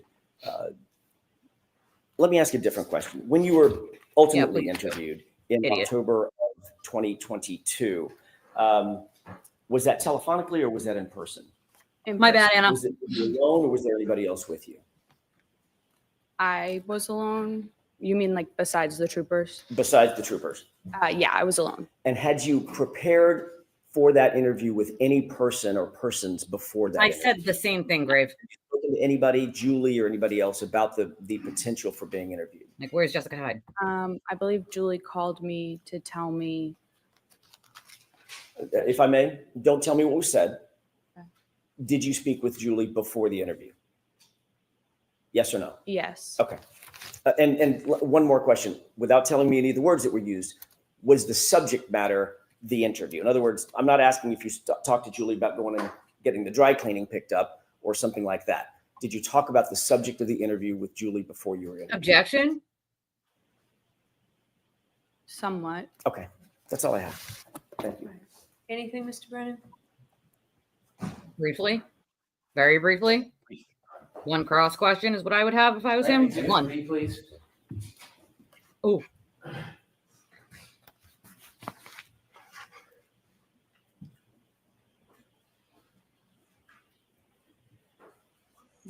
Do you see Bingo, the windows Cynthia. on that house? Bingo, Cynthia. Yes. Do you recognize that house as 34 Fairview? Yes. You were asked whether there was light coming out of the house illuminating. Do you remember that? When I was asked that? Yes. Yes. Was the lights inside the house, from your memory, illuminating the ground near the flagpole and that fire hydrant? No. When you came out of the house and went to the car, were you looking at or studying the flagpole area or the bushes or the fire hydrant in that area? No. Do you have any reason to be looking over there and studying anything? No. Thank you. They're only sealed till the trial's over. MYB, once the trial is over, you can get the sidebar conversations in a transcript. Ms. Levenson, you are all set. Thank you. So I'm going to get them after the Next trial witness, is over please, in a Mr. Brennan. Thank you, Your Honor. court Call transcript. we'll call Katie McLaughlin. There we go.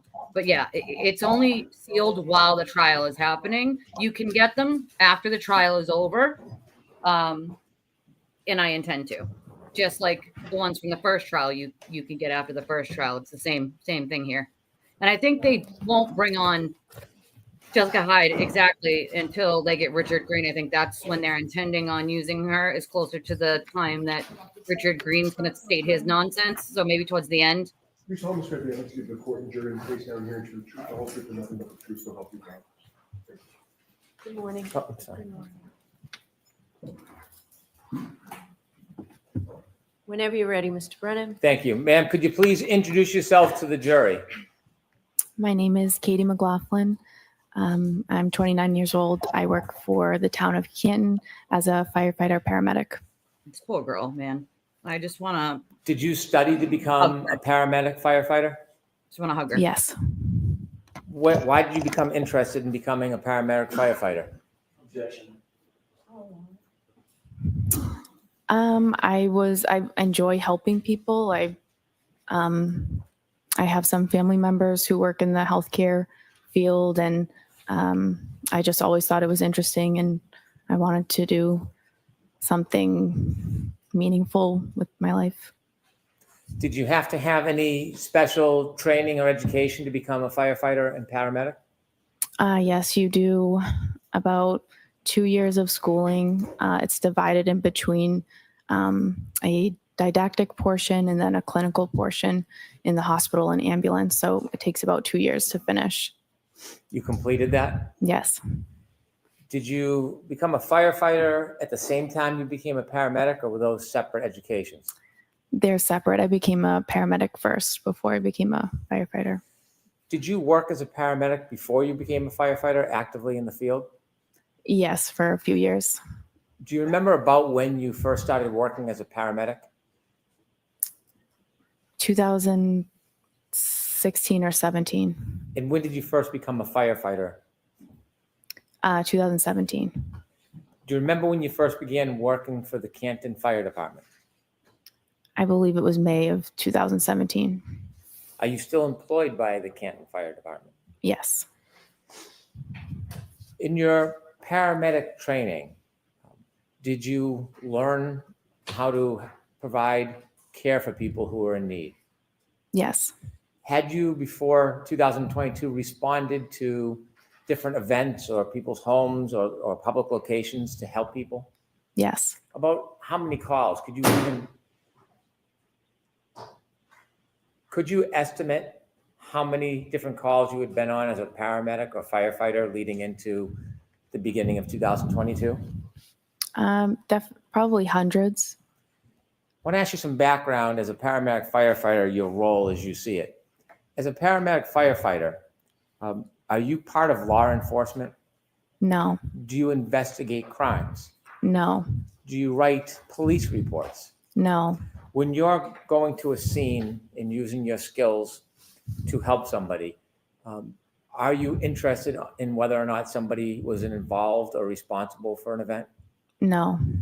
What is your focus when you go to a scene to help somebody? What's your priority? To help the patient, to save someone's life. Do you have a chance, or do you try to assess the patient, speak to them if they can speak to you? If we can, yep. Is there times when the person can't speak? Yes. If a person can't speak to you, is there a role that you take to try to get information to help assist the person? Yes, you would go to a bystander and you try to gather as much information as you can to help the patient. More information for us helps the patient in their treatment, and it helps the hospital when we bring them there. Is that responsibility or role separate and apart from police work? Yes. As a paramedic firefighter, are you involved in police work at all? No. Sometimes when you go to a scene and you try to help somebody, you write a report. If you're in a particular role, you would write the report. So when you go and arrive at a scene, is it fair to say you don't always write a report? Correct. And the purpose of the report, is that to try to help law enforcement? No. What's the purpose of when someone would write a report as a firefighter paramedic? Depending on the call, there would be a report written by the officer on the call.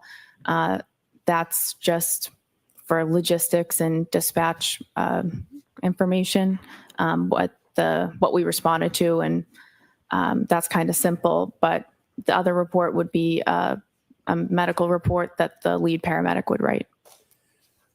Were you working on January 29th, 2022? Yes. Was that an assigned shift for you? Yes. Did you volunteer or ask to work specially that night, or was that already assigned? Ask it differently. Was that assignment already set before that night? Yes. When you get a shift assigned to you, is it night by night, week by week, month by month? It's just we rotate through it. You're on a group and you rotate through a schedule. It's set that you work 124, you have 1 day off, you work another 24, you have 5 off, and then the rotation begins again. So it's just a set schedule essentially, but it rotates through the weeks. Was January 29, 2022 part of your set schedule? Yes. When you have a set schedule, are you assigned a specific role in the department that might change from shift to shift? Yes. What was your specific role on January 29, 2022? For that shift, I was on the engine. I was the back step. So there's an engine driver, there's an engine lieutenant, and then there's one person in the back who's just a firefighter status. And we call that the back step. As the back step that night, did you have any specific or general responsibilities if there was a call? Generally, if it's a fire-related call, you deal with that. If it's a medical call, you're there to assist the paramedics that are on the ambulance, and you take directive from them, whatever they ask you to do or need you to do. You're just there to assist them so that they can best focus on the patient. When you arrive at the scene and you're on the back step, are you basically at the directive of the leader of the group? Yes. That morning, around a little after 6 in the morning on January 29, 2022, do you remember a call or a tone coming in? Yes. Do you remember what it was for? It was for a man down in the snow, or a man unresponsive in the snow. Do you remember leaving the fire department that night? I do. Tell us as you're leaving what's happening. So I'm in the engine, the command car with the captain who runs the shift. Started to 34 Fairview Road first, The ambulance was in front of us, and then we were behind the ambulance. Did you know the address you were going to was 34 Fairview Road? Yes. And when you left the police station, the fire station, when you got on the back of the truck, did you know at that time who lived at 34 Fairview Road? No. Tell us a little bit about the conditions outside as you rode to 34 Fairview Road. It was raining. I'm sorry, not raining. It was snowing pretty heavily. There was definitely snow on the ground at that point. It was windy. It was very cold. Was there a storm? Yes. How long do you think it took to get from the fire station to Fairview Road? Probably within 5 or 6 minutes. When you first started pulling up towards Fairview Road, did you see anything? Police cruisers and a civilian vehicle. And then we pulled up all kind of in front of that. How many police cruisers did you see as you pulled up to Fairview Road? I remember seeing one. There was an ambulance in front of you? Yes. Did the police cruiser have their lights on? Yes. Not just their headlights, did they have the lights that are often referred to as blue lights or overhead lights? Yes. Did you hear any sirens? No. How about the ambulance? Did the ambulance have emergency lights? Yes. Did you hear any sirens? No. The fire truck, does the fire truck have emergency lights? Yes. Do you remember if those were activated? Yep. Does the fire engine have a siren? Yes. Was the siren activated? No. Why not? We only use the sirens to kind of clear cars out of the road. So there's no need to use a siren when there's no cars on the road. So we're not just doing it in the middle of the morning to wake everybody up. It's just unnecessary. When you first arrived at Fairview Road and you saw the emergency vehicles, boom, did you see any people? Yes. While you were still in the fire truck or after you got out of the fire truck? Probably after I got out. After you got out of the fire truck, where do you go? So I knew that they were working on a patient. So I knew they're going to need the stretcher. So myself and firefighter Walsh went right to the ambulance and retrieved the stretcher and brought it as close to the patient as we could. At some point, did you see the patient? Yes. Was it a he or she? It was a man. Where was he when you first saw him? He was lying supine on the side of the road. Supine's on your back. Off the curb, like into a lawn. How close to him were you when you first saw him? Well, I only made it to the curb where I brought the stretcher. He was maybe from here to that table, maybe. When you stood on the curb and you saw that man lying, was his feet closest to you, his head, or his side? His head would be closer to me. Did you lift the man from the ground? No. Did some of your colleagues? Yes. After you brought the stretcher or the bed to the side of the road, did you remain there on the side of the road? They lifted him on the backboard. They put him on the stretcher, and then they pretty much immediately started moving to bring him in the back of the ambulance. Around the area where you first saw this man lying supine on the ground, was there anything other than ground? Were there any objects in that I'm area? sorry? Was there any objects near him? I remember seeing a fire hydrant. And that's all I can really remember. When you mentioned that he was lying about as close to that table as you, would 8 to 10 feet be a fair estimate? I don't know that I could say. Okay. At some point, did you receive further directions from anybody on the team asking you to do something?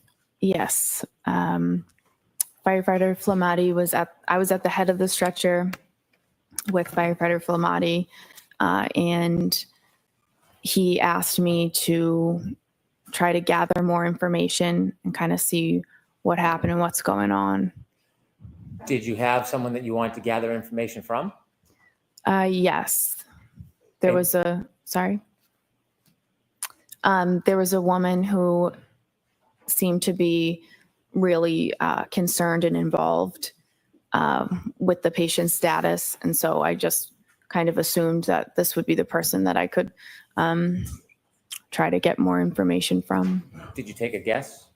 Yeah, The person that you try to get more information from, do you see that person in the courtroom today? I do. Could you point that person out and describe an article of clothing Black they suit. wear? Black suit. And do you see where that person's sitting in between? I do. Her attorneys. Did you approach that person? I did. Now, you mentioned you're not a police officer or a criminal investigator. What type of information are you hoping to get generally in these circumstances?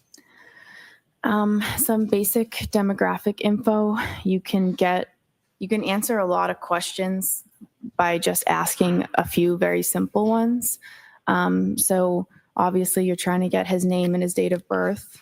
And then he asks questions if the patient has a medical history, if the patient takes daily medications, if the patient has any allergies. And that's all things that can help to sort of maybe explain why this person is in the position that he's in. For example, if someone says, reported that he had a heart condition or a seizure disorder or he was a diabetic, that would help us sort of, that's relevant information for us for his treatment and to pass on to the hospital. Did you have a chance to speak with the person that you had pointed out? I did. When you spoke to that person, did you get a chance to ask any of those questions you would typically ask? I did. When you spoke to the person, what did they tell you? She gave me his name, his date of birth. She denied him having any medical history or daily medications or allergies. I was kind of moving around. She was moving around the scene. So I was kind of moving around, trying to gather the information with her. Did she say anything to you in addition to the typical background information that you would try to obtain from somebody? Yes. What did she say? Well, I asked another question. Once we had come to a stop, I asked if there had been any significant trauma that happened that preceded this. And she answered with a series of statements that she repeated. I hit him. I hit him. There was a woman next to us who told her to calm down, stop talking, calm down, you're hysterical. So she repeated, I hit him. And a police officer asked her, said, you what? And she repeated it again, I hit him. And the officer then signaled for his sergeant to come down to the scene or down to where he was. When she first told you that she had hit him, you said there was another woman next to her. Did you know who that woman was? Not at the time. Do you now know who that woman was? I do. And who was that? Miss Jen McCabe. Did you know Miss McCabe at that time? No. Do you know her personally now? No. Are you friendly or friends with her in any way? No. You mentioned that when the defendant said, I hit him. Miss McCabe was trying to intervene? Yes, it appeared that way. What did it appear she was trying to do? Trying to get her to calm down, to stop talking. It appeared that she was... Sustained. Disregard that comment. Did Miss McCabe interject verbally? Yes. After Miss McCabe interjected and the defendant made those statements about hitting him, did you persist in getting more information, asking to clarify what she meant by I hit him? No, I did not. Why not? A few reasons. I felt at that point given the situation and how disturbing, and it was a very emotional situation, the woman was very upset. I didn't feel comfortable pushing and asking for more. I just didn't think that it was the right time for that. And it was also really not my place at that point. And I feel like that was something that the police that's more their role. Asking follow-up questions about what she meant by I hit him, would that have helped your diagnosis and treatment of the man in any way? It could have. But you made the decision to stop asking her questions? I did. Did you ask her any more questions after she said I hit him? I decided not to.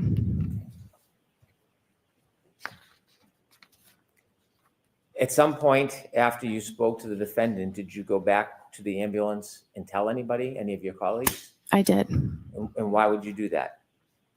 That's the whole point of me trying to get more information, is that I get the information and I bring it back to the people who are treating the patient. So. Did you go back to the ambulance and repeat that information to your colleagues? I did. Did you have any other further role at the scene as far as helping the man or doing anything else? No, other than I drove the ambulance to the hospital. With the gentleman in the ambulance? Yes. Did you learn who that person was? Yes. Did you know at the time who it was? No. When you got to 34 Fairview, did you recognize the home when you got there? No. Did you later learn who lived at that home? Yes. Did you know somebody who had lived at that home? Yes. Did you know that person lived there prior to that night? I learned that she lived there. Okay. And that person that you knew lived there, what is their name? Caitlin Albert.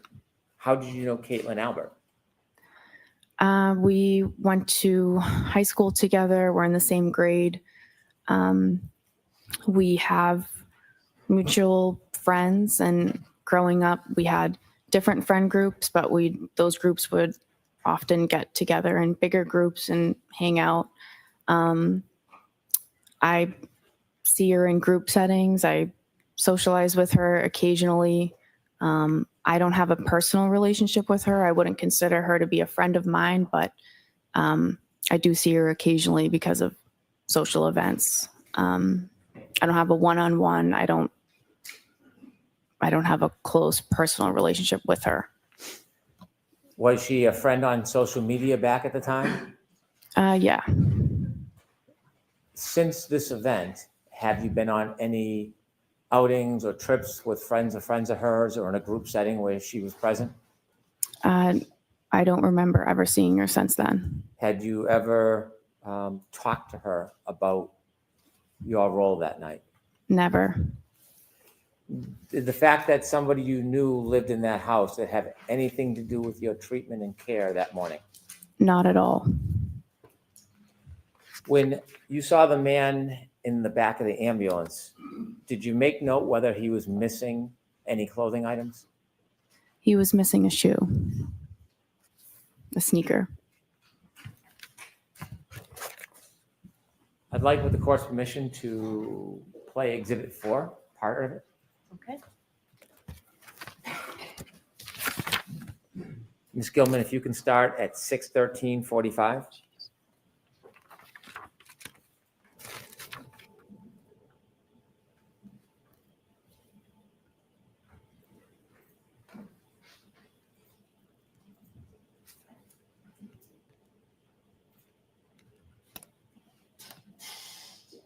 Stop, please.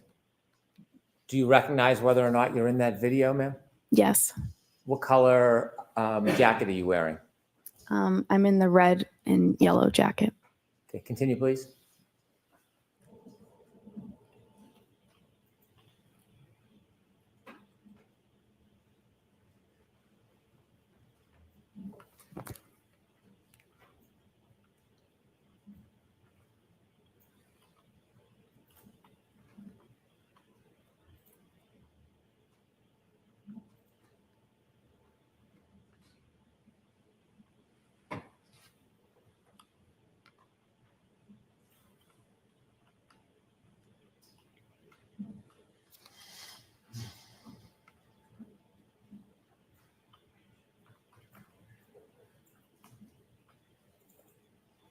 Stop, please. There are 2 yellow jackets, one on the left, one in the middle of the screen. Do you know which one is you? I'm now in the middle of the screen. Continue, please. Being vague on purpose because last time the defense tried to say she's a liar because she didn't use the exact words she used last time. I would be the same way this time as well, using more vague words, because otherwise they try to call you a liar and she got harassed into oblivion and had to take a leave of absence from her job. So I believe she's being vague on purpose because the defense tries to spin every different adjective. Do you know who that is on the left of the screen at the flagpole? Every time you testify or give your statement. That's why. Which one? To the left. If you could play a few more seconds, Ms. Gilman. It's 2 officers and a civilian woman. Okay. How about on the left? Do you know who that is? Oh, no. That time is 6:15:12. If you could continue, please.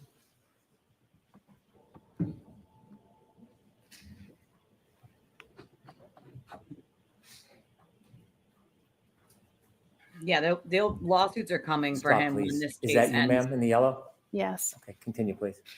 Normally you wait until something that has to do with it criminal trial wise is over. So they're waiting for this case, lots of people, to be over before those civil suits, ooh, my ear's ringing, come down. Sorry, guys. I have tinnitus and certain sounds, I don't know whatever that tones just get to me. Make me cringe.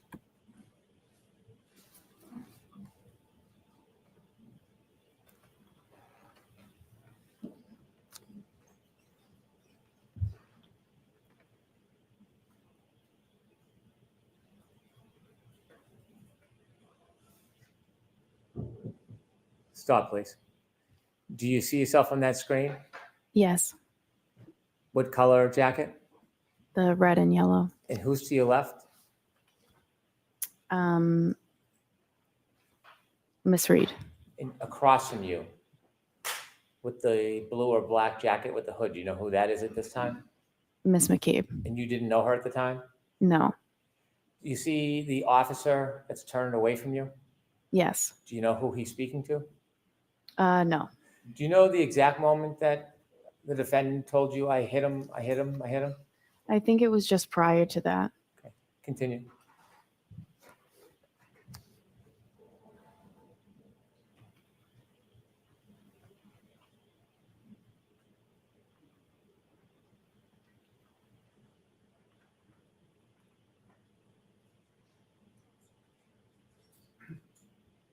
Stop, please. Okay, thank you. I have no further questions. Okay, Mr. Jackson? I'd like to know what more Doolin wanted. Number one. Number two, the Commonwealth should file a supplemental and give them his rant he went on about Jen, and then the rant that he gave the directive of people to get down there, and then how they showed up at uni. That's your more right there, Judge Doolin. Also, he was told that when he left the courthouse, Good morning, he Ms. McLaughlin. Good morning. send them all. You indicated that one of the things that is paramount to the life-saving effort or the medical assistance that you and your colleagues provide is to determine what the cause is of the injury, correct? To determine, just to gather as much information as we can about his history and like recent events that could have precipitated how we found the patient. What you said on direct examination was, quote, what happened and what's going on, end quote, correct? Yes. So for instance, the what happened, you want to find out and differentiate what happened. Is it a gunshot? Sure. When you're asking what happened or trying to determine what happened, for instance, one of the things you're trying to do is differentiate between a gunshot and a knife wound, correct? Yes. Or poison or ingestion of a poisonous substance or a heart attack. Yeah, in this particular, I'm this not asking scenario, about it's. this instance. Next question. Thank you. I'm asking about in general. When We'll you're let taking her on finish. information, trying to download information at a scene. You're trying to determine, as you said, quote, what happened, correct? Yeah. That's important to determine, correct? Yeah. You want to get the person's age. You want to They get the have to be person's careful date they're of birth. speaking You want because to the get way the person's defense allergies, tries for to instance. make But them. you also, paramount among those, you want to find out what happened. Why are we here? Correct? Yes. Did a person fall out of a tree? Or Right. stumble down a stair step? Correct? Right.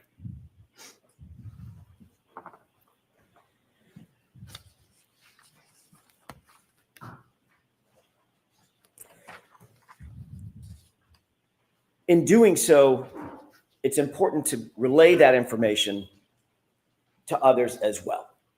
You would agree with that, correct? Yes. That's the whole point, Ms. McLaughlin. You want to gather the information and then let others know exactly what happened, and document that as best you possibly can so that the life-saving efforts or the medical assistance can continue for the patient, correct?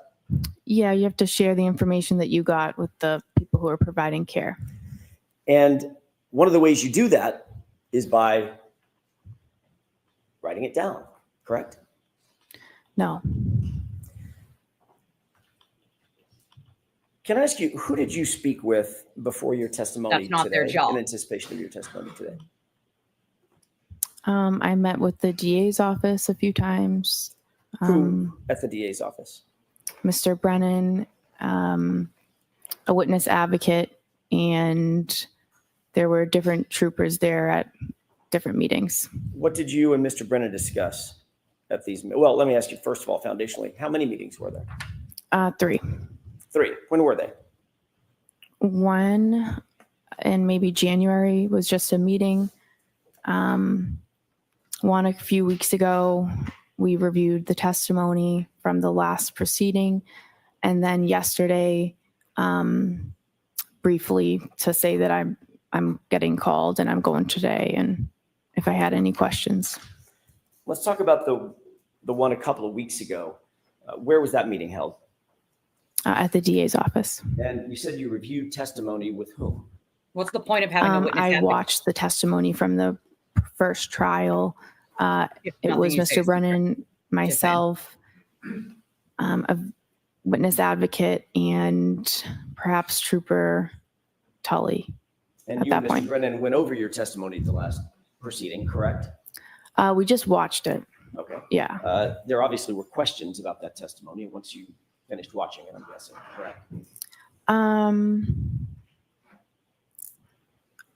I guess so. Discussed certain aspects of the testimony, is that right? Yeah. Mr. Brennan told you that, for instance, he was going to bring out on direct examination, his examination, your relationship with Caitlin Albert, correct? He said, I will ask you about the relationship. And that was in anticipation of me asking about that relationship, correct? Sustained.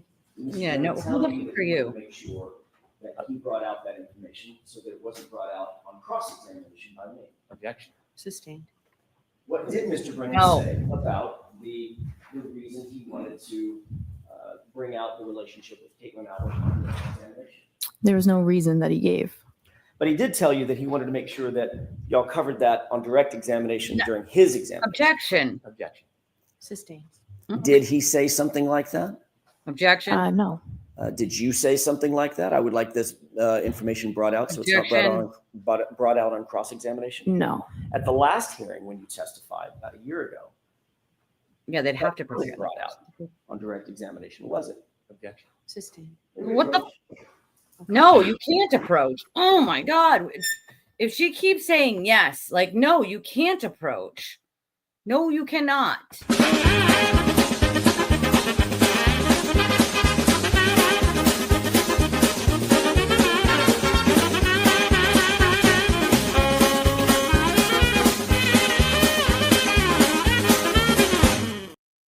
It's so frustrating. Every time she says yes, yes, yes. No, no, you cannot approach Mr. Jackson. This line of questioning is not going to happen. Not only is there no foundation for it, there's no reason. It's customary. It happens in every case. You do trial prep. I needed it too, Jesse. I literally needed to like smile for a second or laugh because starting to aggravate me. Jackson with his ridiculous questions that have nothing to do with anything. Trial witnesses get prepped for both sides. Like they go, we might ask about this. We might ask about this. Just tell the truth. We might ask about this. That's what most of the time the DA's office is and does, which is we might ask about this.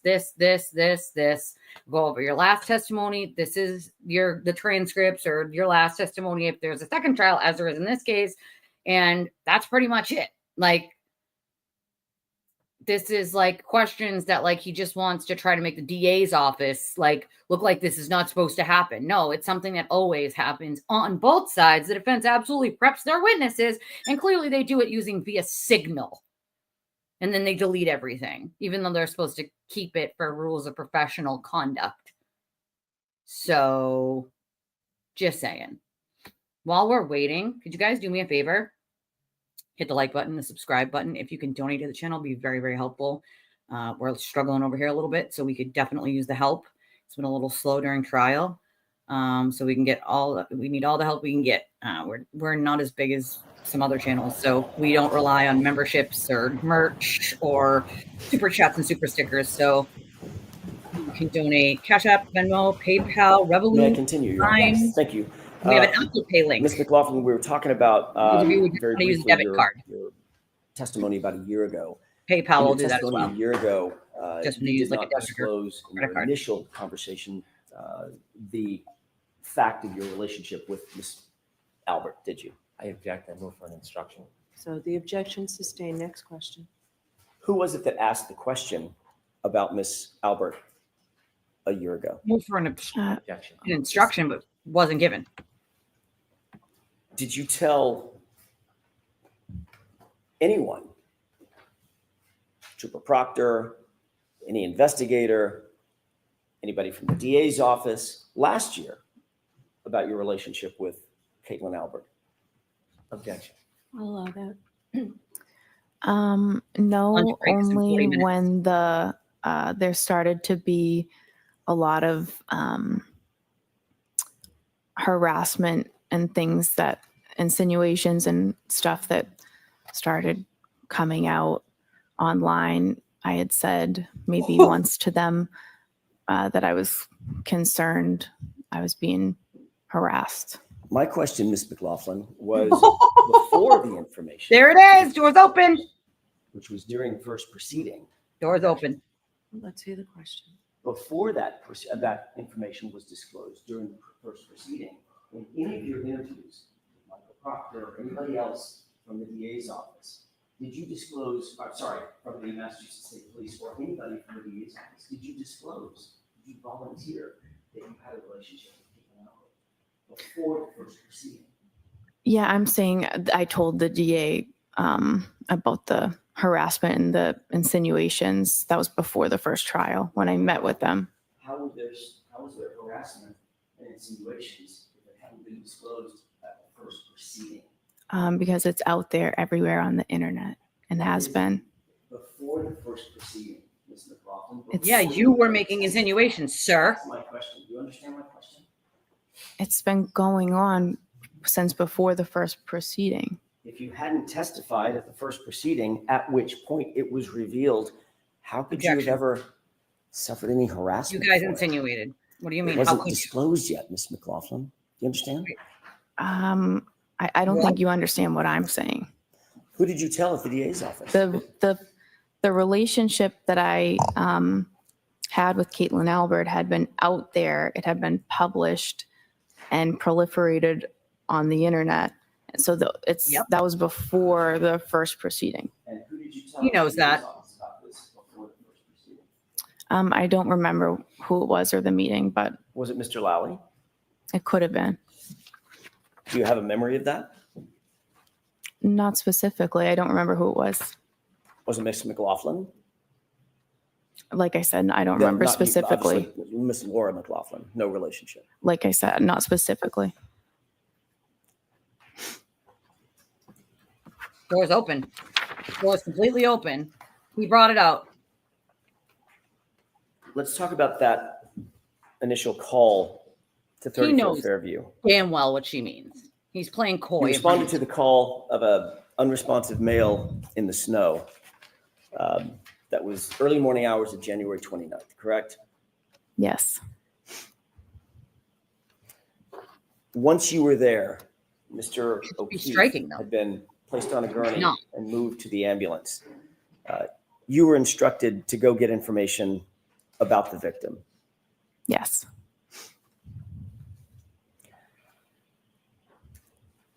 You've described in a video the basic scene where you claim that this statement was made by my client, correct? Yes. That was a situation in which you're standing there, Ms. Reed is standing there, Ms. McCabe is standing across from you, and there's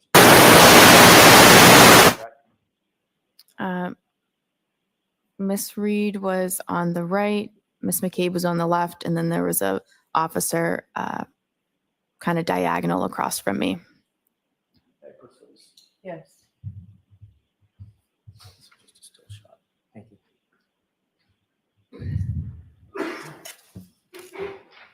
Ms. McLaughlin, can you tell me if you recognize the still shot depicted in that photograph? I recognize me in it, yes. And when is that approximately, is that approximate what you're describing? Is that time in which you're standing there, I'm guessing in the yellow jacket, Ms. Reed's to your right, Ms. McCabe's to your left, and there's an officer standing directly across from you? Yes. Is this the time that you indicate that that statement was made? Around this time. I'd like to have that marked as next in order, Your Honor. Commission. Any objections, Mr. Brennan? None, thank you. May I retrieve? Yeah. 50?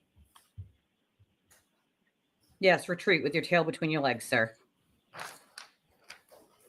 She was fucking useless at this point. No offense to the judge, but like, really, lady, you really need to start learning how to Do you remember better the be name a of the officer judge. that was standing directly across from you when you indicate that this statement was made? I didn't know, but I am aware now. But, and by the way, that officer's name is what? Officer Sarif.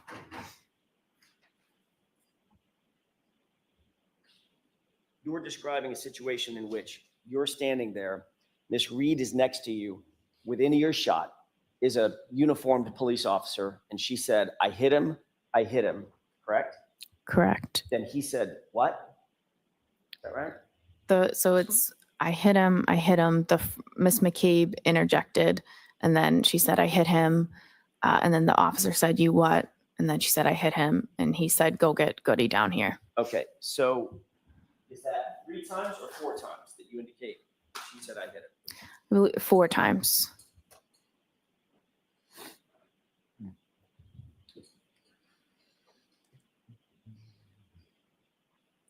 Here he goes, harping on how many times. You indicate that doesn't matter. At the time that He's a dumbass. these statements, she was hysterical and somewhat out of control. Is that right? She was upset. I would say hysterical. Yeah. Did you describe her last year as obviously upset, overly frantic, and almost hysterical? Yeah, I believe it. I remember that. Okay. If we could play exhibit 4. Okay. Starting at 9, court commission, starting at 9:15. That would immediately stop Hank if he acted the way Jackson does. I promise you that. And this is the part that gets me. You want to talk about bias? Hank did this. He'd immediately be stopped by the judge. She is pretty fucking useless. I'm not going to lie. Did you see the 2 people enter from screen right? Exactly, Yes. Jack. Who is that? That would be myself and Miss Reed. Okay, this is the first point Hilarious. at which you and Miss Reed begin to converge with the other 2 individuals, Miss McCabe and the officer, correct? I had started trying to gather the information prior to this, and then she was moving around, so I had kind of was following her, asking the questions, and then we eventually came, here to this point and came to a stop. So my answer, your answer is yes. This is the point at which you converged with Miss McCabe and the Yes, officer. yes. Okay, thank you. Let's go ahead and play it. Yeah, no conspiracy exists. It's just something they want to keep perpetuating. Yes, the third witness.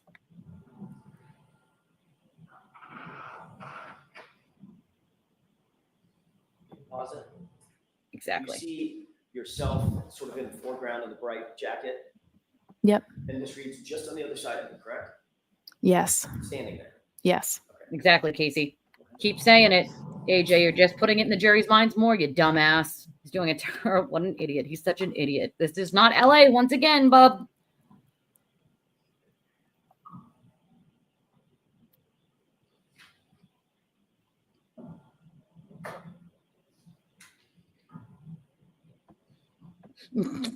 Right.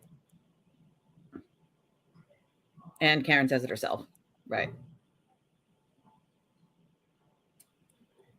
So stupid. He's so dumb. Like, why would you even go down that road, to be honest? It's like lawyering 101. When you've overkilled the point, don't keep trying to harp on it.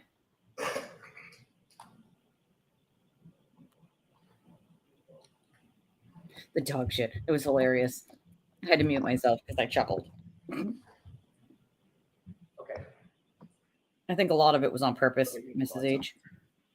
Mrs. Dog shit. Roslyn, during that video, that's the time in which you say, or you claimed last year that Ms. Reed was, in your words, obviously upset, overly frantic, and almost hysterical, correct? Yes. Did she look almost hysterical in that video? She was, well, in that video, that could not explain what that scene was like. Did she look overly frantic in that video? She was frantic throughout the whole scene. I think that was me describing the entire scene. I see. Yeah. So she did not look. I see. Strike it from the record. She was upset for sure. Was she overly frantic and almost hysterical in that video? Just now. Yeah. I don't know that you could really see from that video. Did you see anything that appeared to be overly frantic and almost hysterical? Going back and forth, yeah. Like I said, that video is not really you can't hear anything, so it's hard to. Was she running around? She had been. I didn't ask you if she had been. Yeah. There are a lot of things that happened. When she's standing there with you, was she running around? No objection. No, she had just stopped running around. Was she gesticulating? I don't know. You know what that means? I don't. Was she using her arms and going crazy? With her hands and arms and running in circles? She had been, but like I said. She had been. So she stopped for 30 seconds? That means she's not hysterical? I'm asking you what happened when. I'm sorry. Question and answer, please. Thank you. Oh. I'm asking you what happened before we got to that video. Right? I'm asking you about the video in which you described her previously as being overly frantic and almost. And she is. Did she look like she was just gesticulating and moving her arms and spinning in circles? Not in that video. Okay, thank you. But she was. Not in that clip, but she was. We all saw it. Even the jury saw it. That's the point at which Ms. McCabe said, I think you need to calm down. Correct? Yes. And according to you, that's the point at which Ms. McCabe said, you're hysterical. Correct? Yes. Okay. Just so I'm clear. She was. Who in that video, Ms. Reed or Ms. McCabe, appeared to be doing most of the talking? Ms. Reed. You cannot see from that video. Who in that video I don't know. appeared to be gesticulating with her arms? My client or Ms. McCabe? Oh, please. I think Miss McCabe was doing that, saying you need to calm down. You're hysterical. Oh, the whole time she's gesticulating, she's saying, calm down, Karen. You're being hysterical. Calm down. You're hysterical. And just repeating that? She was trying to get her to stop and to calm down because of the statement she was making. I see. And she was trying to get her to stop, calm down. I see. Okay. So during that entire Actually, video, losing here, Bob. probably 40, 50 seconds or so, maybe it's a minute. That's when you're saying now, Ms. McCabe was gesticulating and saying, calm down, Karen. You need to stop making statements. Calm down. Right? That's what she was doing. Yeah. Yes. Okay. Well, you'll agree that Ms. Reed was standing relatively quietly. No. To the right, not saying much of anything. No, what she had just said, she had seemed upset when she said that. And what she said was obviously Miss McCabe was trying to convince her that that was not, you need to calm down. Stop saying that. Right in front of a police officer. Yeah. He never said he heard her say it. Jury isn't going to buy any of this, by the way. Like, yeah, I mean, I don't even know why the judge is even, I mean. You were standing 18 inches. It's not a winning strategy, not here in Boston. Correct? I don't know exactly. Well, give me an idea. I mean, 2 feet, 3 feet, whatever. He was standing near me. And he was standing even closer to my client, wasn't he? Yes. I don't know, but if there are, they're not going to appreciate that. When you claim to have heard the "I hit him," yes, repeated 4 times, where was Officer Flamati? I'm sorry, where's Firefighter Flamati and Firefighter Nuttall? In the ambulance. With the doors closed. Yes. And the ambulance, this is my ignorance, I'm assuming the engine was running. Stop. Yep. I'm assuming that there's some sort of a heating system inside that ambulance. That's not a question. Nice and warm for patients. Yes. So that was running as well. Mm-hmm. Yes. Yep. So if that door closed, those doors closed, how many feet away, by the way, from where we're still here looking? How many feet away? How many yards away? I don't know. We were fairly close to the ambulance. Further than you and I are from each other right now, or closer? I think closer. Okay. How about now? I'm not sure. No, the ambulance was behind us. I'm not sure how close we were. Right. He looks like an idiot. At least a few yards. Sure. Okay. And those doors are pretty thick, secure metal doors that lock. No, maybe you didn't remember. Yes. Or thought she was just hysterical and didn't mean it. You don't actually know if she means like hit him with a car, hit him with her hand. Obviously, when you saw them, I mean, I know you don't know what was happening inside the ambulance, but when A you lot. saw them, Firefighter Nuttall and Firefighter Flamati were engaged in life-saving measures with Mr. O'Keefe. One Yeah, Joey. doing the bag, one doing chest compressions as they entered into the ambulance, which you did see, correct? Yes. When those doors closed, did you presume, from your experience, that those life-saving measures and their focus was on John O'Keefe that continued? Yes. See, Alice.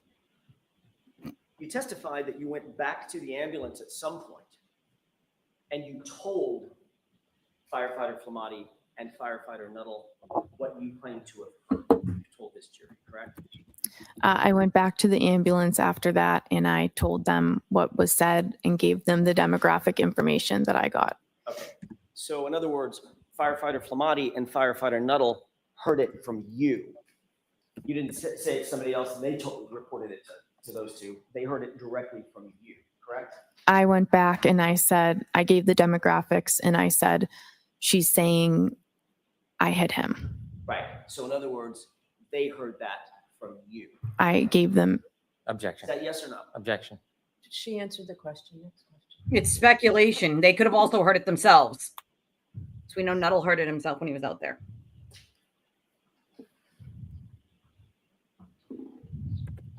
I want to ask you a couple of questions about your relationship with Caitlin Albert. You were asked at a hearing about a year ago, back in May last year, May 3rd, as a matter of fact, 2024, about that relationship. Do you remember what your answer was? No, not specifically. It's very Do you remember desperate. saying, in response to the question, who's Caitlin Albert? Asked by me. I don't remember specifically what I said. Did you say, I went to high school with someone named Caitlin Albert? Have the page number and line, please. Yeah, you can't just tell her that's improper May 3rd form. transcript. Can't read from the 10-24, transcript. line She 2. can.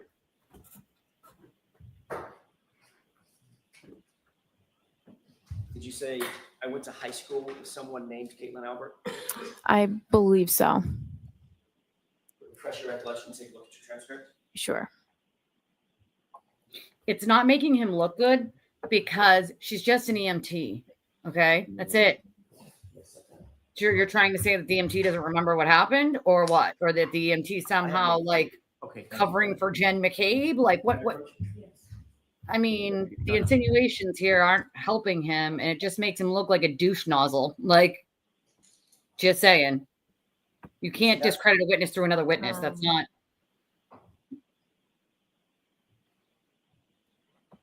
I mean, I guess so. I don't know. Yeah. Yes. 1, 2, 3, 4. Sold. Did that refresh your recollection as to what your answer was to the question, who's Caitlin Albert? Yes. Did you say, quote, I went to high school with somebody named Caitlin Albert? Yes.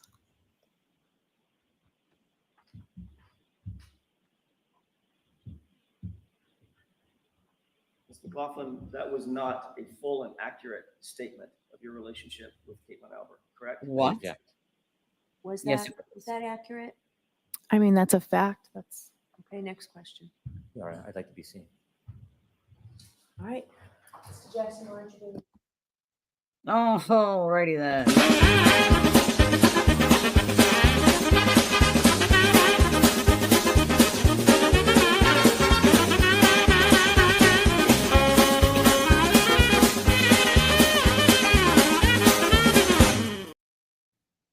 On with the clown show.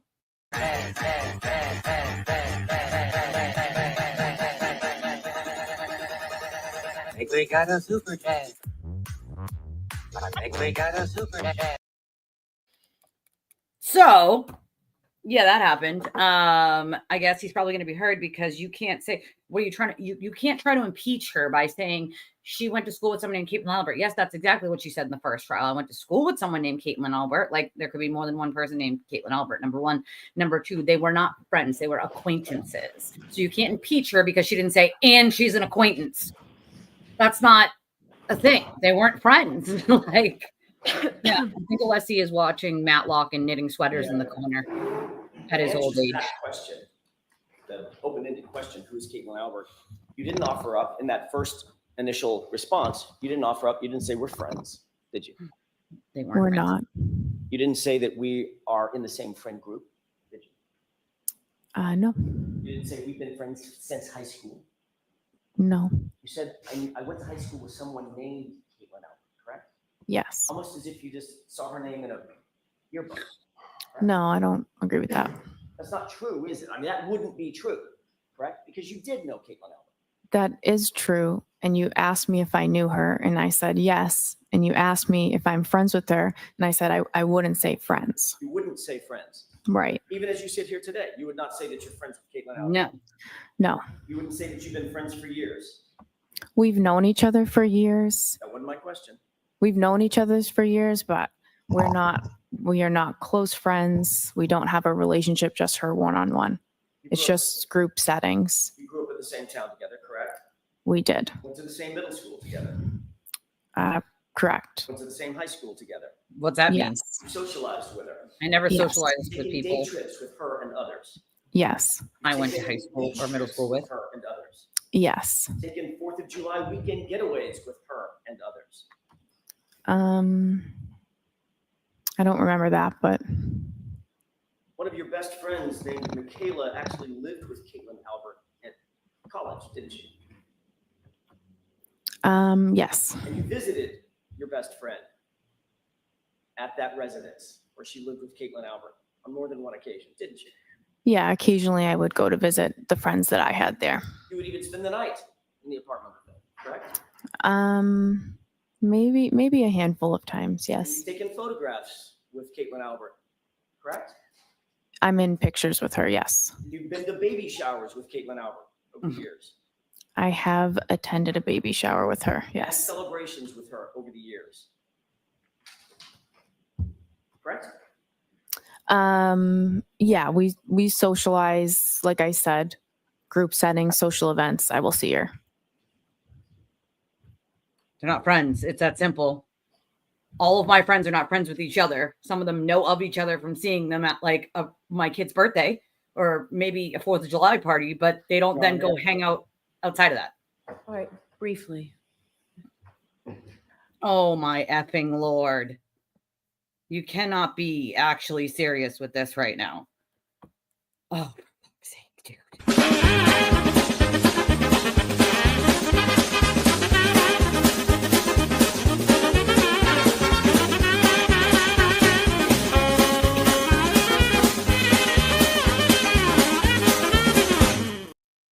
This is like torture. So if y'all want to do me a favor and hit the like button, I'd appreciate that. Hit the subscribe button if you already haven't. Share the video with people who are not buying the conspiracy, or maybe somebody who has that starts to realize that they've been lied to. If you can, it would be greatly appreciated if you can donate to the channel. Of course, we only rely on donations from our viewers. We are not monetized, so we don't get things like super chats and super stickers and memberships, and so we don't have any of that. So the channel very much relies on the kindness of all of you. When I get them, I read them. I don't read people's government names because it's dangerous and people get doxxed and harassed and from different places. So we don't read that. We read your screen name only, or we don't read the name. We just say anonymous. We have an Apple Pay link for those of you who just want to use your debit or credit, and PayPal does that as well. And Revolut for those of us who are not in the US. So some of you guys who are in the UK or a bunch of other countries it covers. And then, of course, Venmo and Cash App and Chime for us US people. Right? So are you best friends with Keanu Reeves? Like, I mean, this is just absurd. Like, it's, you know what I'm saying? Like, it's suspicious that, like, they see each other at events. No, I see people at events, too, that I'm not actually friends with, but another one of my friends is. Nothing weird about it. I don't know if that's, like, a culture thing here in New England or in Boston. I don't know. Like, but that's how it works around here. You don't have to be friends with every single person you see at those types of events. You can have friends in common and then you see them. Like, it's completely irrelevant. Like, you're going for a stretch of, she went to high school with someone and sees them in group settings, so she must be lying for them. She didn't even know Caitlin lived in that house until after. I don't think he does. This whole thing on, like, LA, like, he doesn't seem to realize that, like, this is not LA.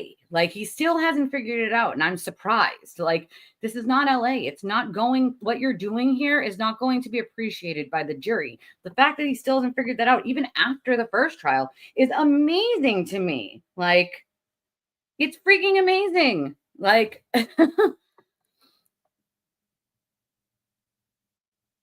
right. It's just a coinky-dink, right? Because it's not him doing it. It's just dog whistles. So that should make it okay. I mean, if you ask the courts in Massachusetts, well, I guess that means that, you know, it's just your 1A rights to do dog whistles so that other people do your dirty work for you.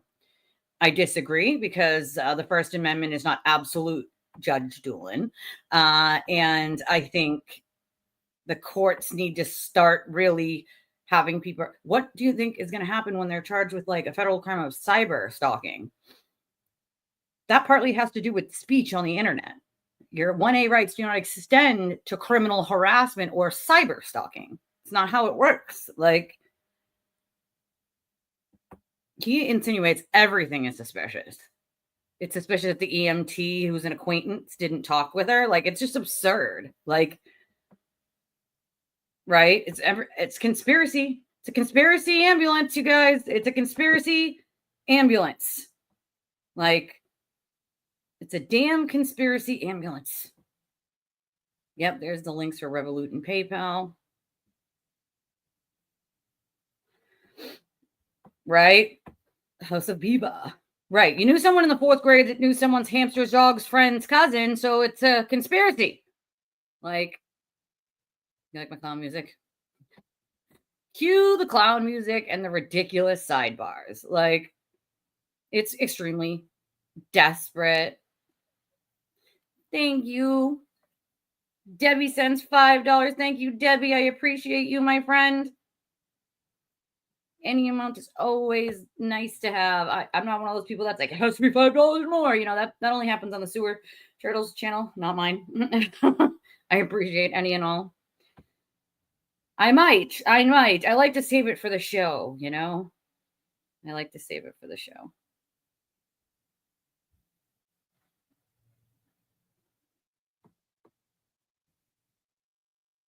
Right? Must be guilty. It's conspiracy ambulance now.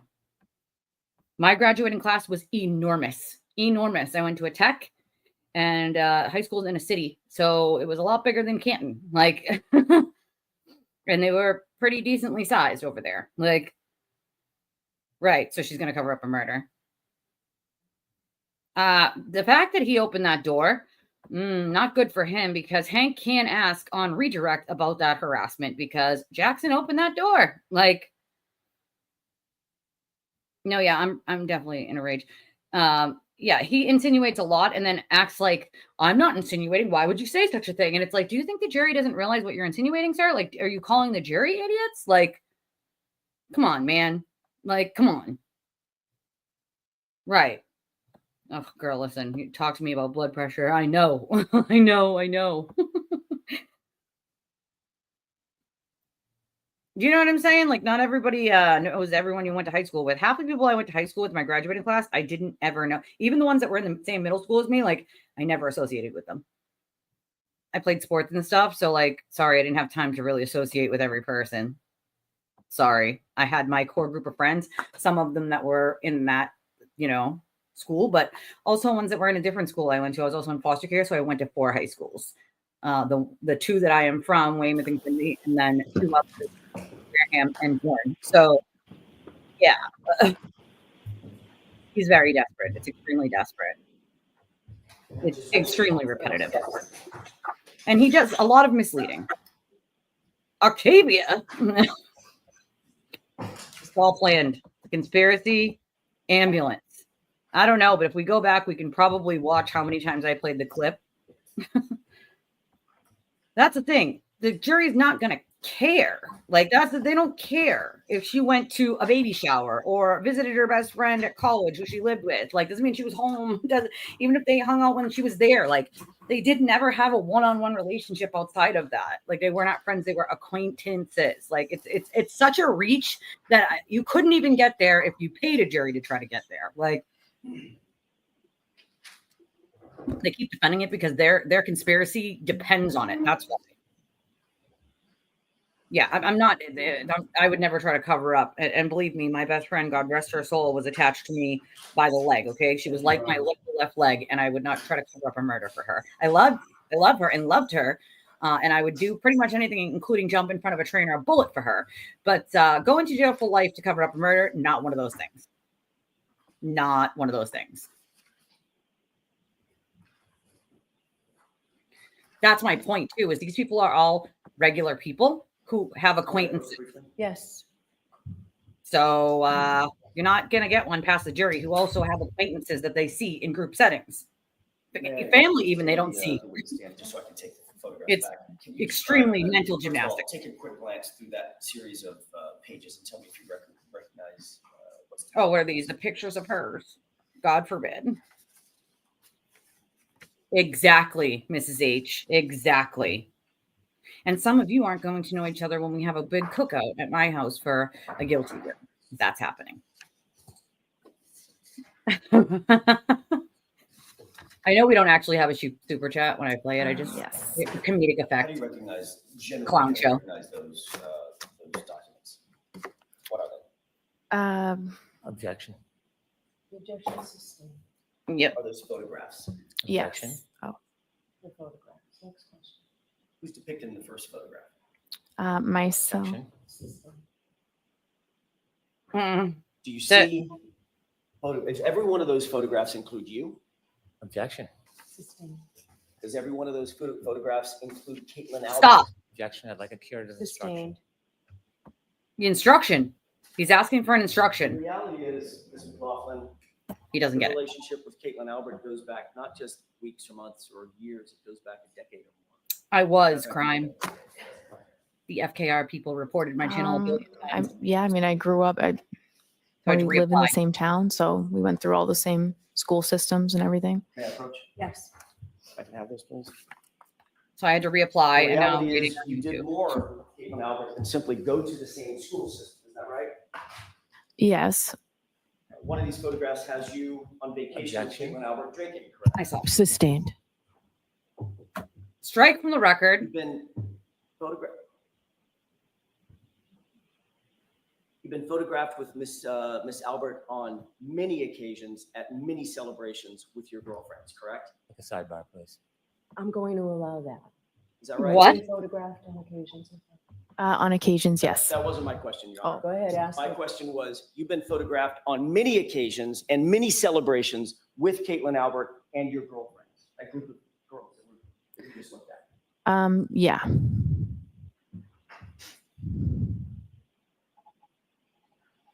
And those include, as we went over just a second ago, 4th of July vacations, correct?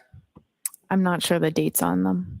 I didn't ask you about the dates. I don't know the dates either. Well, I don't know that was a 4th of July celebration. I'm not sure. Do you see a Thank you, beach Ren. photo with American flags in the background? I'm objecting. Sustained.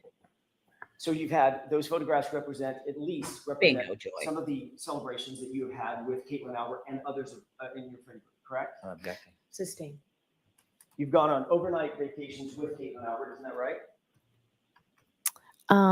There was one that I can remember, one overnight that I can remember with a big group of people. Who was that? Where was that?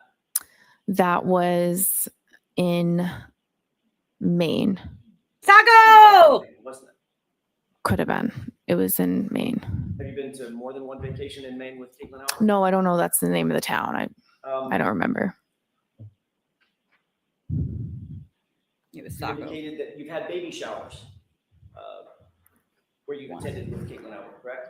I was invited to a baby shower, not Caitlin Albert's, but she was also invited to the baby shower. Right, and the two of you posed for a photograph together, correct? We posed around the girl that was having the baby. Right, you and who else? A bunch of other girls, her friends. Right, was one of them Caitlin Albert? She was in the photo, yeah. She's standing right next to you in the photo? Doesn't really matter. She could have been. Is that in there? Next question, Mr. Jackson. Exactly, Anna. Also, you can't try to bring somebody as a third-party culprit with no evidence. Next question. You just No looked at the question. photograph of you. I just glanced through them. Objecting to this Sorry. whole line. The objection is sustained. Objection to the whole line of The questioning. reality is, Ms. McLaughlin, your relationship with Caitlin Albert is far more than simply somebody that you went to high school with. Isn't that true? Nope. I described what it is. Do you stand by your testimony that Caitlin Albert is, quote? I don't think they will, Stella. I'm sorry, I went to high school with somebody. All by of that us name. have acquaintances like that. I said that and I described the relationship numerous times throughout that testimony to clarify it. And you clarified it under questioning by me, correct? Yes. And Mr. Lally, he asked follow-ups. And in fact, you were shown some of these photographs last year too. Objection. Sustained. The reason you clarified it is because you were confronted with photos of yourself last. The reason she clarified it's because she was asked. She has to answer the question. Sure. The reason you clarified it, as you just testified, your relationship, is because you were confronted with photographs of you and Caitlin Albert last year, correct? I just answered the questions that you had. Right. And you were shown photographs last year. I was, yes. There's also another member of the Albert family that you've spoken to about this case, isn't that right? I agree, Joy. No. January 30th, 2022, you were contacted by a member of the Canton Police Department to set up an interview, weren't you? So many of us have. No, that. I was not. You remember being contacted by anybody to set up an interview with Michael Proctor? The state police called me and I met with two state troopers. I don't know which one of the troopers called me to set up the interview. Isn't it true that it was actually a Canton police officer who coordinated that interview with you? I have no knowledge of that at all. Isn't it true that the Canton police officer who set up the interview with Massachusetts State Police and coordinated that interview was a detective named Kevin? He has the right to Remember redirect that? on any I questions. have no that he knowledge of that. She can't Isn't stop it him. true that Brian Albert has a brother named Kevin Albert on Canton Police Department? I know that now. Isn't that who coordinated your interview with Michael Proctor? I've never spoken to Kevin Albert ever. You can't remember who it was that set up the meeting. How can you say with such specificity? Because it was the state police called me. The state police called me. It was a state trooper. Can you wait till I'm Just finished with my hold on question? 1 second. Oh, please. sorry. If you can't remember who it was that called you, They can't. That's why it should be shut how can down. you say with such specificity that you've never spoken to? He's going to harass him. Because I have only ever talked about this case with a state police trooper. So there were two of them there when I went for the interview. I don't remember which one called me, but I've never been contacted by anyone in the Canton Police about an interview or about the case. So I know it's not. I just don't know which state trooper it was that called me. Did you talk to Mr. Kevin Brennan Albert's about not a this state issue, trooper. When y'all met? No, I did not. This issue never came up No, about Kevin Albert or the Massachusetts State Police or your first interview? no. You remember testifying about this last year? I remember you asking me about who coordinated the interview. And now as you sit here, you're saying it was absolutely 100% Massachusetts State Police that coordinated that interview. It was I only ever spoke to the state police about that interview. I wasn't contacted by anyone else to go in for that interview. Are you saying that you now have a specific memory of how that interview was set up? That it was Massachusetts State Police? My only memory is. Do you have a memory or do you Answer the question, please. I don't really get the question. Can you answer my question? I don't understand the question. Ask it again. Sure. Are you saying as you sit here now that you have a memory of how that interview was set up? Thank you, It girl. was by a Nagel. Massachusetts State Police officer. I always had a memory that it was a state police officer. Okay. I don't know which one. That's why I said I don't know. Isn't it true that last year you were asked that very similar question? Very similar. 10, Not same. 10-56? She doesn't know Lines 10 to through show her. 15. Question, do you recall being contacted by a completely Why is he different reading the officer transcript? to say, hey, Trooper Proctor wants to talk to you. Come on to Canton PD. He wants to have an interview. Answer, I don't remember exactly how the interview was set up. Yeah. Right. She So as doesn't. you sit here, you now have a specific memory that that interview was set up by Massachusetts. They set up. I think of the inside of the room. That's the only memory I have of it. And when I said I don't know, you said somebody other than Proctor, and I didn't know if you were referring to the other state trooper that was there, because I didn't remember specifically who called me to come in for the interview. In one. But I've never spoken to anybody in the Canton Police about that interview You or are that aware setup. that, in fact, Kevin Albert is Brian Albert's brother. I'm aware of that now. You're aware that Kevin Albert is Caitlin Albert's uncle. I guess so. How many conversations did you have with anybody Right. before you actually sat down with Michael Proctor? Either in anticipation of setting up the interview or otherwise? None. I think once I got the call, I just called my chief that they're asking me to come in. And Me that was too. that. And you got the call from whom? I don't know which state trooper called me. It already was at one But you point. sit Which here is now, frustrating. you're very specific in your memory. It was a state trooper. I only ever met with state troopers, and no one from the Canton Police ever contacted me about Objection. She's an answered interview. it. Setting up an interview. During Objection. your interview with Michael Proctor, did you disclose to Trooper Proctor that you had a pre-existing relationship with any member of the Albert family? I wish I could, Greg. No. Did I Michael would. Proctor disclose to you during that interview that he had any kind of relationship with the Albert family? Objection. Sustained. I want to talk to you for a second about your role when you did, in fact, arrive. at Bingo, Jesse.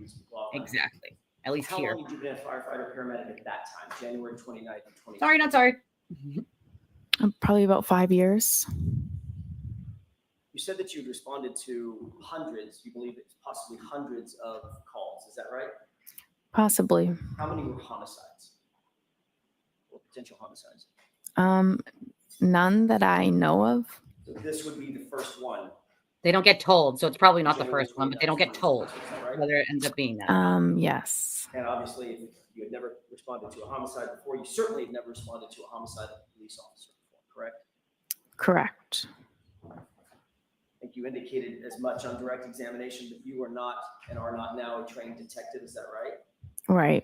You never conducted any sort of a formal investigation, formal criminal investigation, had you? Yes, No. for real. You hadn't been trained. You had no advanced training on how to preserve or interpret statements or memorialized statements for evidentiary purposes? No. Or for the use in trial, things of that nature? Nope. In fact, your role that morning was just to provide medical assistance and pretty much nothing else. Is that right? Yes. And you'll agree that it was a somewhat chaotic scene, right? Yes. Lots of first responders on scene. Right? Yes. Everybody working furiously, or at least people working furiously to provide Bingo, life-saving Susie. measures to John O'Keefe. Is that right? Yes. People were talking over each other. There was a cacophony of engine sounds and noises coming from people talking and trying to speak over the wind and the howling, the driving snow and wind that was coming down, snow that was coming down. Is that right? Yes. You hear people in the background, in the foreground, people talking over each other. Yes. Emotions, your emotions, everybody else's emotions were on high alert. Is that right? Yes. All right, so you were trying to do your job under pretty intense pressure and in a very limited context, correct? Yes. You didn't have a tape recorder with you when you were asking my client any questions, did you? No, of course not. No audio recording of that conversation you claim took place between you and Ms. Reed, is that right? Not that I know of. And you've already indicated that you didn't even follow up with a single question when she responded in the way that you've indicated she responded. I can't answer. correct? Yes. I don't know what I was talking about at the time. You heard were, I hit him. Is that right? I'm behind in the Correct. moment. It's your experience that people under pressure, people under stress, because you go to high stress situations all the time as a firefighter paramedic, correct? Correct. People in those kind of He could. situations speak in broken sentences or rhetorical We've questions, seen it. correct? He is a one-trick Not pony. uncommon. People react differently at different scenes. But you Yeah. certainly wouldn't say that that's uncommon. Oh my God, what happened? What happened? Things of that nature. No. Did you hear my client ask the question of confusion? Bingo. A series of questions of confusion. Could I have hit him? Did I hit him? Mhm. I did not hear that. You never heard her say anything close to, did I hit him or could I have hit him? I did not. Ouch, Jackson. Where are your notes regarding this statement? Notes? I don't have any. She doesn't take Where'd notes. they go? It's not in the role that I was in. I'm not in a position to write a report on this type of call. It would be the lead paramedic or the officer on scene. So you didn't write anything down. You didn't have any opportunity to write. It's not her job. I didn't. You're just going by your memory. Yes. I'd like to play exhibit 4, starting at runtime 8:50. Right. Okay.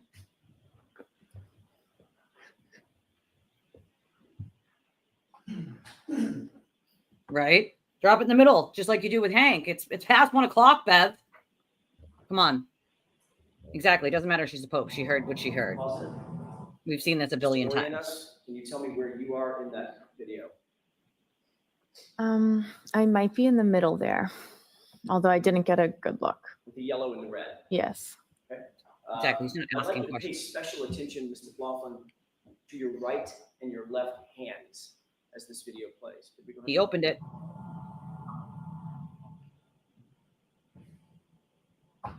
That's what they do. They play word games. But if they think that the jury isn't noticing, What are you looking down at? Oh, I see what you're saying. Yeah, I would write like stuff on my glove. That's something I'll do as I'm getting the information. Was that your question His about name, notes? So you were taking notes. age, that's not notes. That's just me jotting down the demographics. the patient demographics.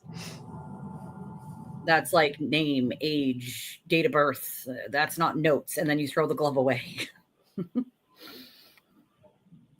Standard in medical.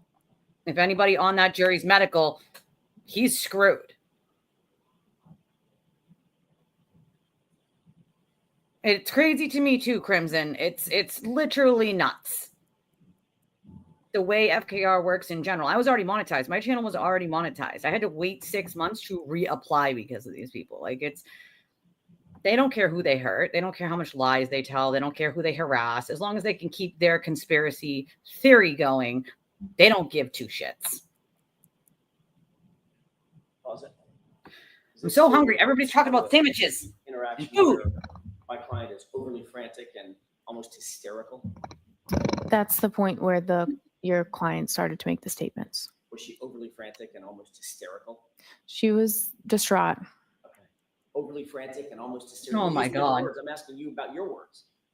Does this describe her as overly? I think the overly frantic and hysterical, I was describing the entire scene. So you'll agree that she doesn't look overly frantic. Oh my God. Again, hard to say from a video, but And according to you, The judge looks really pissed off. Then say easy something, to say Your from, Honor. from a video, isn't it? It's a video. The best yeah, I evidence, mean, isn't she's it? kind of, she's not totally in view. And I mean, she wasn't standing there calmly, I guess. Right. She looks hysterical to you. She was upset. She was very upset. Hysterical. I might say hysterical. She was extremely upset. Okay, and this is the point at which Ms. McCabe is saying, calm down, you're being hysterical. Yeah. She was. We've all seen the video. He acts like the jury hasn't seen the corner part of the video of her screaming and running around. You're going to tell the jury they didn't see what they saw or hear what they heard? Pause it. That's the cult mentality, right? This is the point at which, and we can leave the lights down for a second, and we'll play it again. This is the point at which you said my client had just said, I hit him, basically confessing to having hit John O'Keefe, correct? Those are the statements she'd made. And Officer Seraph is standing right there, right? Mm-hmm. Yes. His bail was not revoked. I know he turned and told somebody to go get the sergeant. I don't know if that already played. It was not revoked. I'm sorry. Do you see any reaction from him? He responded, "You what?" And she repeated it again, and then he told someone to get the sergeant. I know that's what your statement is. I know that's your testimony. I'm asking about the video. Do you see him reacting right here? You can't see anything. You'd have to play it again. I wasn't looking at that part. Do you see him handcuff my client? Oh my no. God. Do you see him call anybody over to handcuff my client? He turned to signal to get Goody down here is what. So they handcuffed her. No. Right? They didn't handcuff her. No. Even though she just confessed in front of a police officer, Oh according to my God. That's what she said. This I isn't hit him. helping. I hit him. It's my fault. I did it. That's a confession, correct? She said, "I hit him. I hit him. I hit him. I hit him." And Officer Seraph just stands there, and my client walks away, correct? You'd have to talk to Officer Seraph about that. Oh, we have. You should. Mr. McLaughlin. Objection to Okay, this. so let's move on. Mr. Jackson, I'm not rushing you, but how much longer do you think you'll be? Yeah. Not long. Okay, so, I can wrap it in a couple of minutes. okay. Toward the end of this video. Go ahead. Are you playing it again or should we put the lights on? If we can play it again. Okay. Continue. This isn't helping him. I promise you guys. This is actually making him look like an ass in front of the jury. And apparently one of the jury members said, Jesus Christ, when he kept going on with this line of questioning. So clearly they're not too impressed with him. Pause it. You appear to be writing something down. It's what's recorded. Yeah, it could be. And according to you, you're writing on your glove. Yes. Okay. What kind of glove? Just a regular latex glove that we use on the ambulance. You didn't have a notepad? I probably did. Sometimes it's easier to just write it down on your glove. Right. Did you write, I hit him on your No, Oh my God. I did not. Go and play it. PayPal, my friend. PayPal or Revolut, Joy.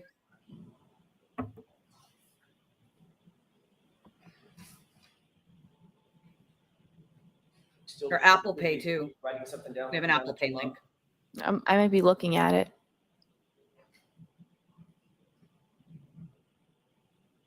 Sorry, I'm behind in the comments by like a couple minutes.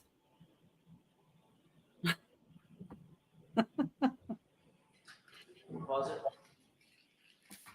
Is this also an example of my client being overly hysterical and Oh my God. Oh, I wasn't paying attention to her. you can have the lights up.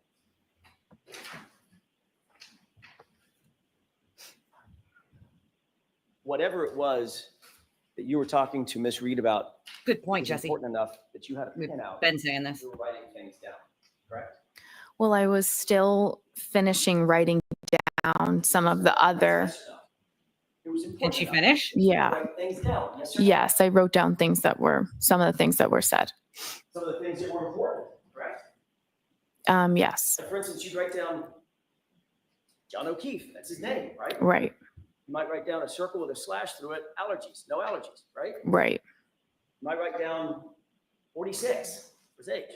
Right. He's the patient, him, not her, him. You might write down how he was injured, hit by a car, correct? I did not know that that was. I don't know that yet. Well, I didn't know what those statements meant.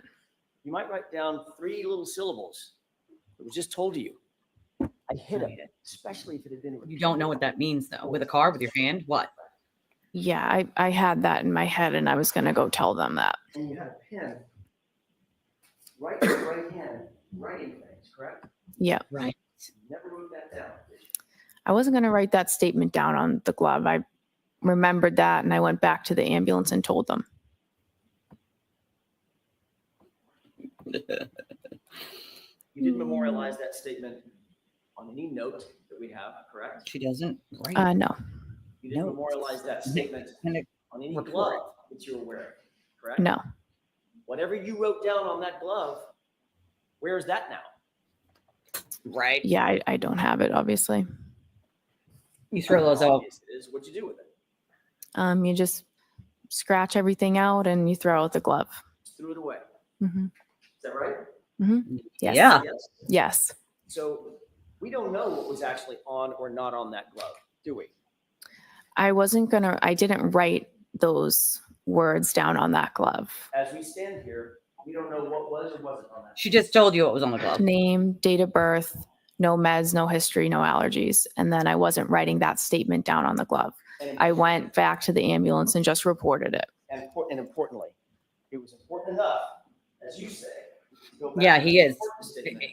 He's an idiot. Enough to write it down with that pen. It's very conveniently in your right hand, correct? It's not about importance. I was relaying that information to the ambulance verbally. I didn't need to write it down. And you, in fact, Don't blame you, girl. No, I didn't make a report about it. And you're also aware that not a single police officer out at the scene. Why would she be aware of that? Objection. Sustained. That's not true. They did make a report about it. It's in the report. Just FYI. That's all I have. Mr. Brennan, can you do a redirect in 5 minutes? I can. Oh shit. Oh shit. He's leaving when the lunch with his redirect. Ma'am, when Mr. Jackson would show you part of your testimony Hold on, from a guys. prior proceeding, was he leaving something out when he was showing you that, asking you questions?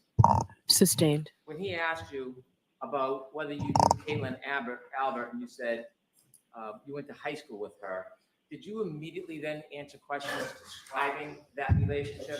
Correct. Watch the phone. Were you asked immediately other questions about the relationship? I explained the relationship over and over again throughout the testimony. In fact, you described the relationship over 20 times, didn't you? I'm sure it was that many. You didn't simply just say somebody named Kate. I went to high school with somebody named Caitlin Albert. You didn't leave it at that, did you? No, I didn't. Do you remember saying, I would say more acquaintances, not close friends? Right. You remember immediately saying after that, I would say we had mutual friends. We might see each other occasionally because of mutual friends, but we don't have a one-on-one friendship or hang out regularly. Right. Objection. I'm going to allow it. You remember many more statements after that initial answer where you described the relationship. Yes. Similarly, you were asked about a meeting with the state troopers, Yes. and the attorney asked you a question about your memory or suggesting that Mr. Albert set up the meeting. Remember those questions? Yes. You were asked questions just like that before at the last hearing, weren't you? Yes. Remember being asked about who set up the meeting and you saying that you didn't recall? Yes. And then you remember being asked about whether a completely different officer set up the meeting and you said, I don't remember exactly how it was set up, Yes. followed by, so that was my next question. You may have told me this. Do you have any recollection who set that interview up and you said you didn't? Right. And you were specifically asked, does the name Kevin Albert sound familiar? Objection. Do you remember saying no? The objection sustained. Do you remember when you were asked at the last hearing, does the name Kevin Albert sound familiar? Do you remember what you told Attorney Jackson? I told him no. And then you were then asked, do you know Kevin Albert? Do you remember your response? I said no.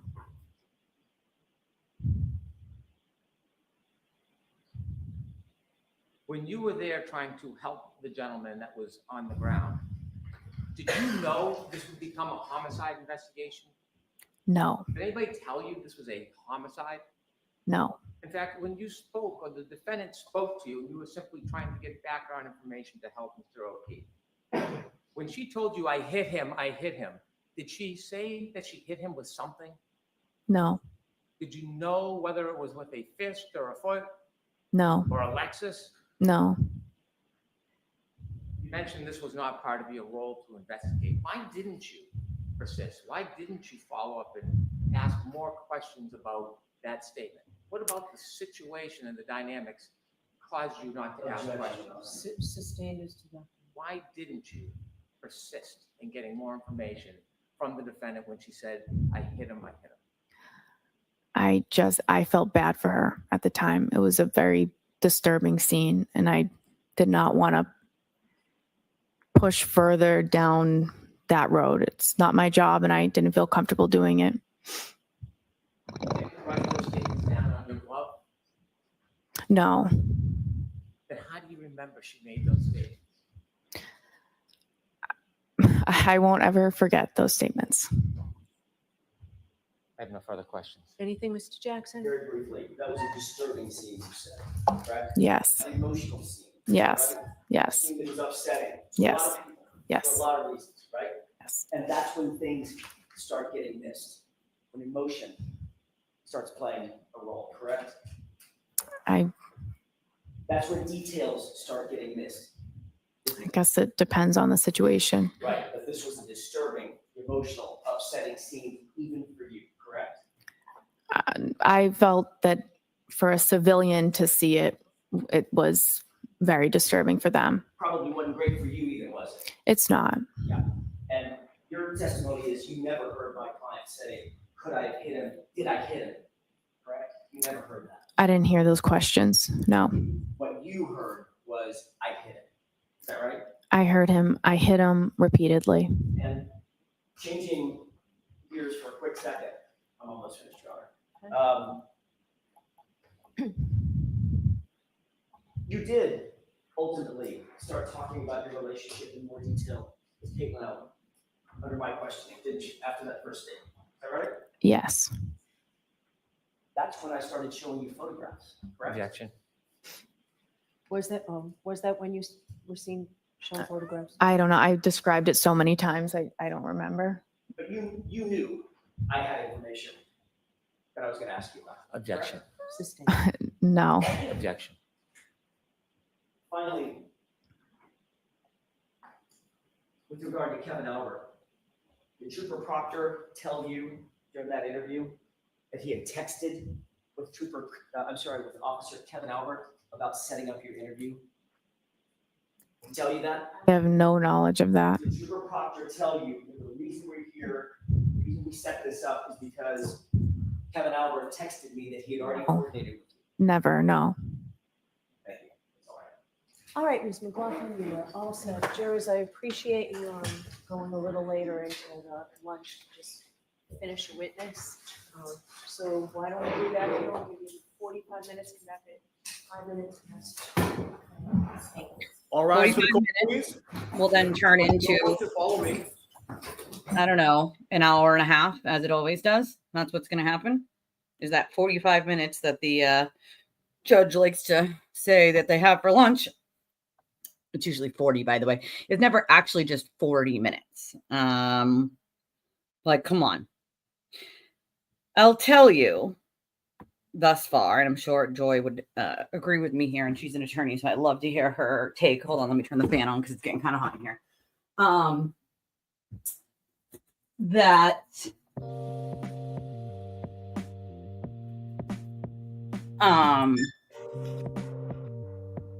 utterly ridiculous. Like, this whole thing with saying it over and over and over isn't going to help. Hold on a second. Let me get that off the screen for a second so it can be quiet for a second. I'll put it back up in when it gets closer to when we come back. Yeah, it's 1:22, 45 minutes. But this whole pandering to the defense shit with the judge, like, it enrages me, makes me want to lose my ever-loving mind, because it's got to stop. It's getting out of hand.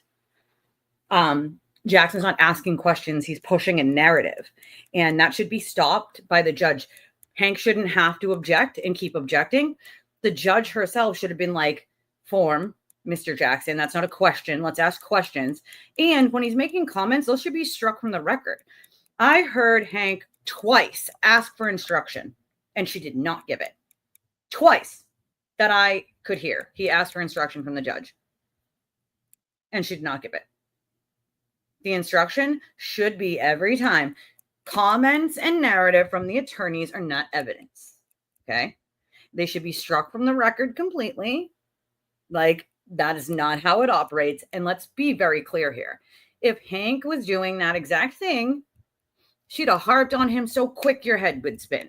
Like, but they do keep sticking their foot in their mouth. Like, and that's the thing, Monarch, is he's not like talking to the witnesses or the jury. The fan is actually like pushing my laptop a little, like the camera. He is literally screaming at them. Like, that's not going to be, I mean, maybe one of the officers. It's possible. Right? He's yelling at them. Also, we got a report that one of the jurors, as Jackson kept going in on the same kind of questions, said something along the lines of like, oh, Christ's sake, or something like that, which means like they're not too happy with it either. Like, they're not thinking that it's super nice. Like, so he definitely floundered because he was mad that like he couldn't make that connection between her and Caitlin Albert. I mean, it's utterly absurd to say like that they're like besties. Like, you know, I wish. I freaking really freaking wish. I really wish. Oh, we have one donation. I'm gonna read real quick. Oh, Sunken Grave sends $80 and says, for your sanity after listening to Jackson. I appreciate you, Grave, because that is like actual torture. And unfortunately, I don't have the option that some of you guys have to just mute it or stop listening to it because it's triggering me, or like, you know, I don't have that option because a lot of you rely on me to give, you know, what's happening. So I just don't have that option to not say what's happening. I have to listen to everything. And so it is almost like torture to me sometimes because I do have CPTSD, and some things are very triggering, as Anna says. Like, a lot of things are extremely triggering, and I don't have a choice. I can mute myself, I can shut my camera off and swear at the, you know, thing, but I still have to listen to everything. And so I appreciate you, my friend. If anybody else wants to donate to the channel, it's very well appreciated. While we're on this break for lunch, we have Cash App, we have Venmo, we have PayPal, we have Revolut now. We also have Chime. Those are the options. We don't have like memberships or super chats or super stickers. We're still waiting on YouTube. So we appreciate that, YouTube, if you would just hurry up with that so we can get those rolling as we had them before the cult harassed my channel and I had to wait 6 months to reapply. So it's very well appreciated from all of you because we only, my email, we only rely on donations from you guys. That's the only thing we get to be able to cover costs and hopefully make something on top of that. What am I? All right, hold on. And so while all that was happening, by the way, Judge Doolin did not revoke the sewer turtle bail, unfortunately. I don't know. I mean, the order itself reads weird to me.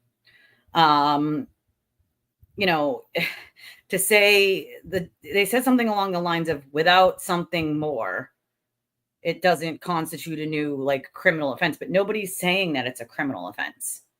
Nobody is claiming it's a criminal offense. We're saying it's a violation of the order. Like, and it is a violation of the order. Like, therefore it should be revoked. Like,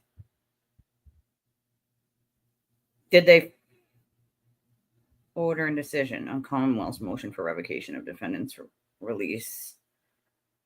Wait. Yeah, I know this already. I read the order already. Yeah, we're getting a report that the juror said that out loud. That the juror said something around the lines of like, "Oh, Jesus Christ," or something like that. So, I mean, that tells you what some of the jurors are thinking, which is like, guy, get to the effing point. This is not one of them. Like, I do think the jury is following the prosecution's case and not so much the defense's, because do you guys remember, at least those of you who were in the first trial with me and watched the entire first trial with me, do you guys remember how I said juries do not appreciate a pick one, anyone sort of deal? Like, they don't. They just don't. They're not inclined to really give a shit on the pick one, anyone. And like the cultists will be like, well, the defense doesn't have to prove anything. No, that's the rule, right? They don't have to call any witnesses. They don't have to do anything. The problem with that, though, is realistically how it actually works when you're in a courtroom and that's your client. If you're going to pick third-party culprit and you're going to try to make a third-party culprit, you better make a damn good case on who that third-party culprit is and why it's not your client if you want to win that case. That's realistically it. So I love the people who have never been in a courtroom and have never seen an actual case and don't actually know, like, even if they have, they watch them on TV and they don't actually know like all the rules and how everything works. And they're like, oh, well, they don't have to prove anything. And I'm like, on paper, yes, no, they don't have to call any witnesses. They don't have to. But if you would like to win a case and you're doing third party, you have to sort of prove to the jury why it's not your client, especially if you're going to point the finger at someone else. What a jury doesn't appreciate is when you just point the finger at everyone and anyone. Well, this person had a relationship with this person, so they could have covered some shit up. And this person could have had a relationship with this person, so they definitely could have covered it up. And your memory might not be so good anymore. So are you sure you remember that? I made it very clear in the first trial. If they wanted to do a third party, they needed to pick a people or peoples and stick with those people specifically.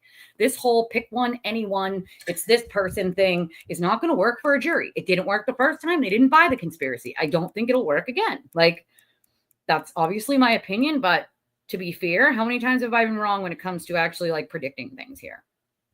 Just saying, most of you have been with me for quite some time. No, it's not often that I'm like usually wrong about something like that. Like, there are just basic policies and procedures in court cases that it's pretty easy to like guess what's going to happen in certain instances, you know? Like, it was very nice. Thank you, Sunken Grave. The witnesses have done amazingly. Like, yeah, poor Jen's sister. Like, I don't really understand why the judge allowed him to do that. Like, unless she's being called as a witness, there was no need to point out her in the courtroom what she looks like, her full name. Like, now she's just going to get harassment for that. Okay? And who's held accountable for that? Who? I'll tell you who. No one. Not even Judge Doolin is holding the sewer turtle accountable for the things that he does. And I promise you, if it takes a goddamn tragedy to happen, these judges are going to feel real shitty they didn't do something. At this point, this is what Cosgrove should have done over a year ago, which is charge him with every new goddamn crime he does instead of ignoring them. You have evidence of other crimes. Why not charge him? That would have already revoked his bail. Charge him. Every instance of witness intimidation, dog whistle harassment, charge him. But you have an old man that admittedly is not great with the internet in an internet case. Does that make any sense to anybody, or is it just me that's asking why would you put someone like that on a case like this when it revolves around internet every single day? Like, come on, man. It's not a good look, and it's not going to be a good look. JMS is saying, like, Jackson and Yannetti are being rude and obnoxious and condescending to every witness is not a good look. No, it's not, especially to, like, EMTs and firefighters, people that have really nothing to do with anything other than being there and doing their job that day. They have nothing to gain. They have more to lose. They have to lose by telling the truth, not gain. Yes, the instruction would be proper. He asked twice because he keeps doing it and doing it and doing it and doing it. And yes, she's given the instruction a couple times on her own. But when the prosecution is asking for that instruction, why is she refusing to give it? Like, how many admonishments? She's already told him before the trial started to knock it off. How many times are you going to tell them to knock it off before you actually do something, right?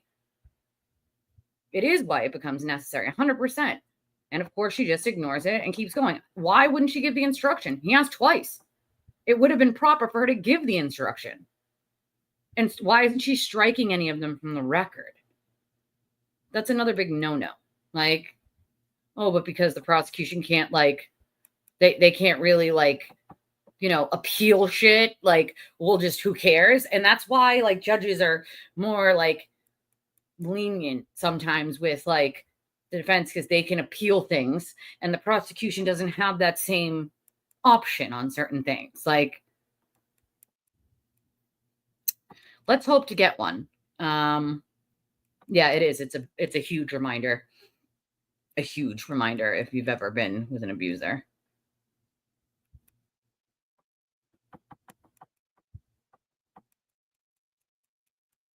Alan lost his mojo a long time ago. NS. Let me look at it again and see where it says that. That's just the file. .ns. It's just the file. Like whatever they put, like, it in, like, as one thing, one file. It's just part of the file. That's not like doesn't mean anything. Exactly. You know, Victoria George, I said, Regina George trying to make fetch happen. Like, I said that when they first put Victoria George in that courtroom. I said, oh, you mean Regina George trying to make fetch happen? Because that's what she's doing, right? Trying to make fetch happen. Like, oh, you missed a lot, Alba. You missed a lot today, at least in the latter part of the day so far.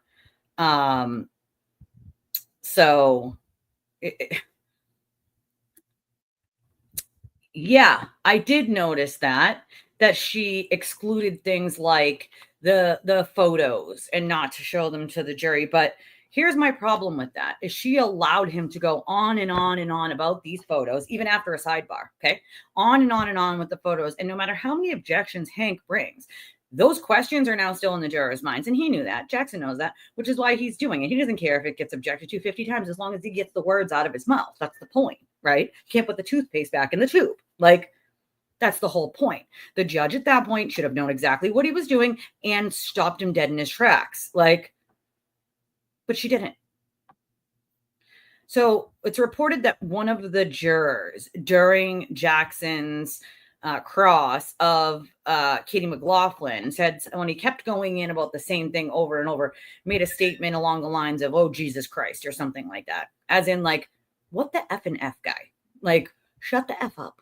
Like, shut the F and F up. Like, enough is enough, you know? Like, yeah, it's everyone. It's not just one person. It's everyone who did it. Everyone. Like, oh, yeah. He was like, so she made a confession? Like, nobody at that scene knows whether she means I hit him with a beer bottle in the back of the head, I punched him in the face, or I hit him with my vehicle. Because at that point, her vehicle was not on the scene still.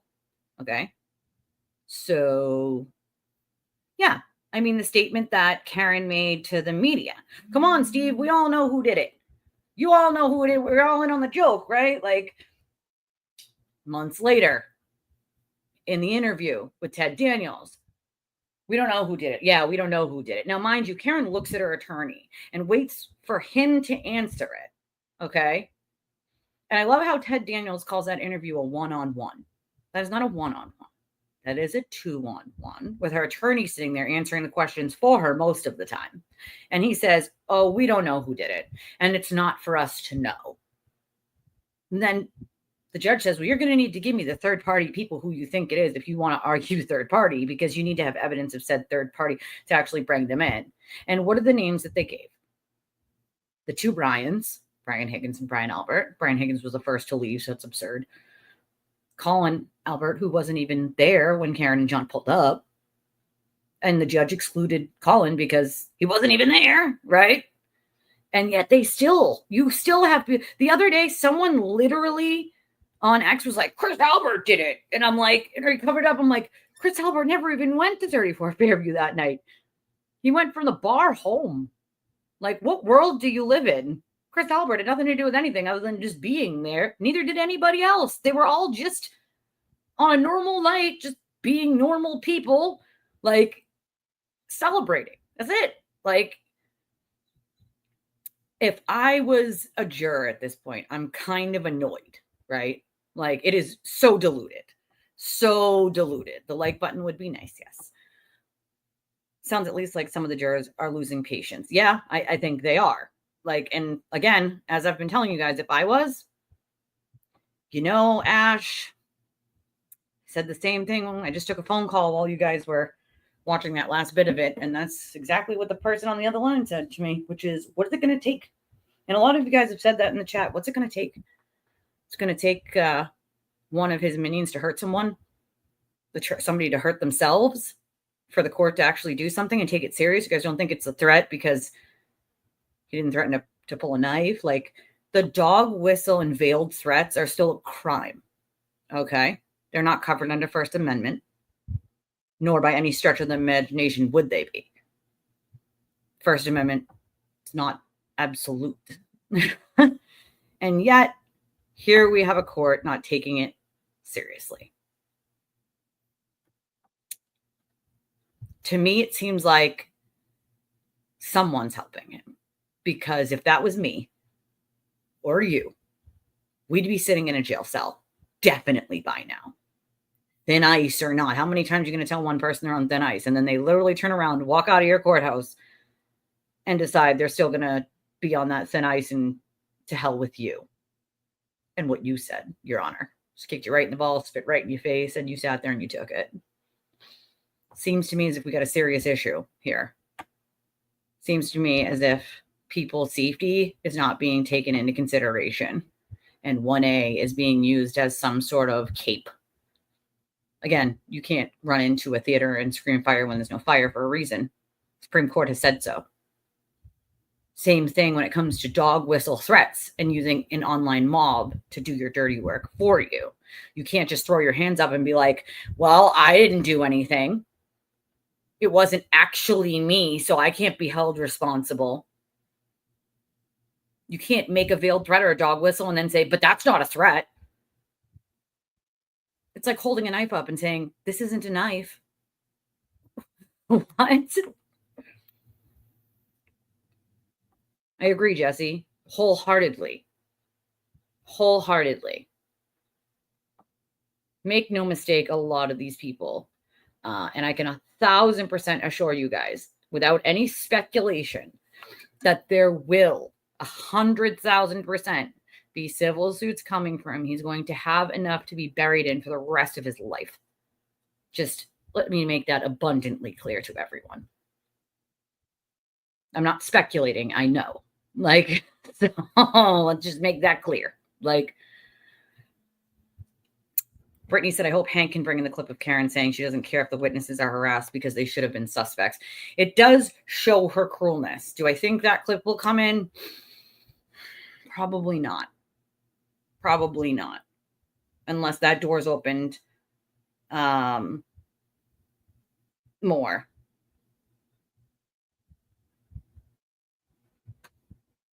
If it's open more, maybe. But not if that door is not open a little bit more. I'm surprised Hank didn't go for it on redirect because he had every right. If it is brought out on a cross, he has the right to redirect on that exact same thing. So he would have had every right to go through the harassment, and I would have taken the opportunity to do so, but maybe he thought the statement itself did enough damage. Because, I mean, you have to think about it.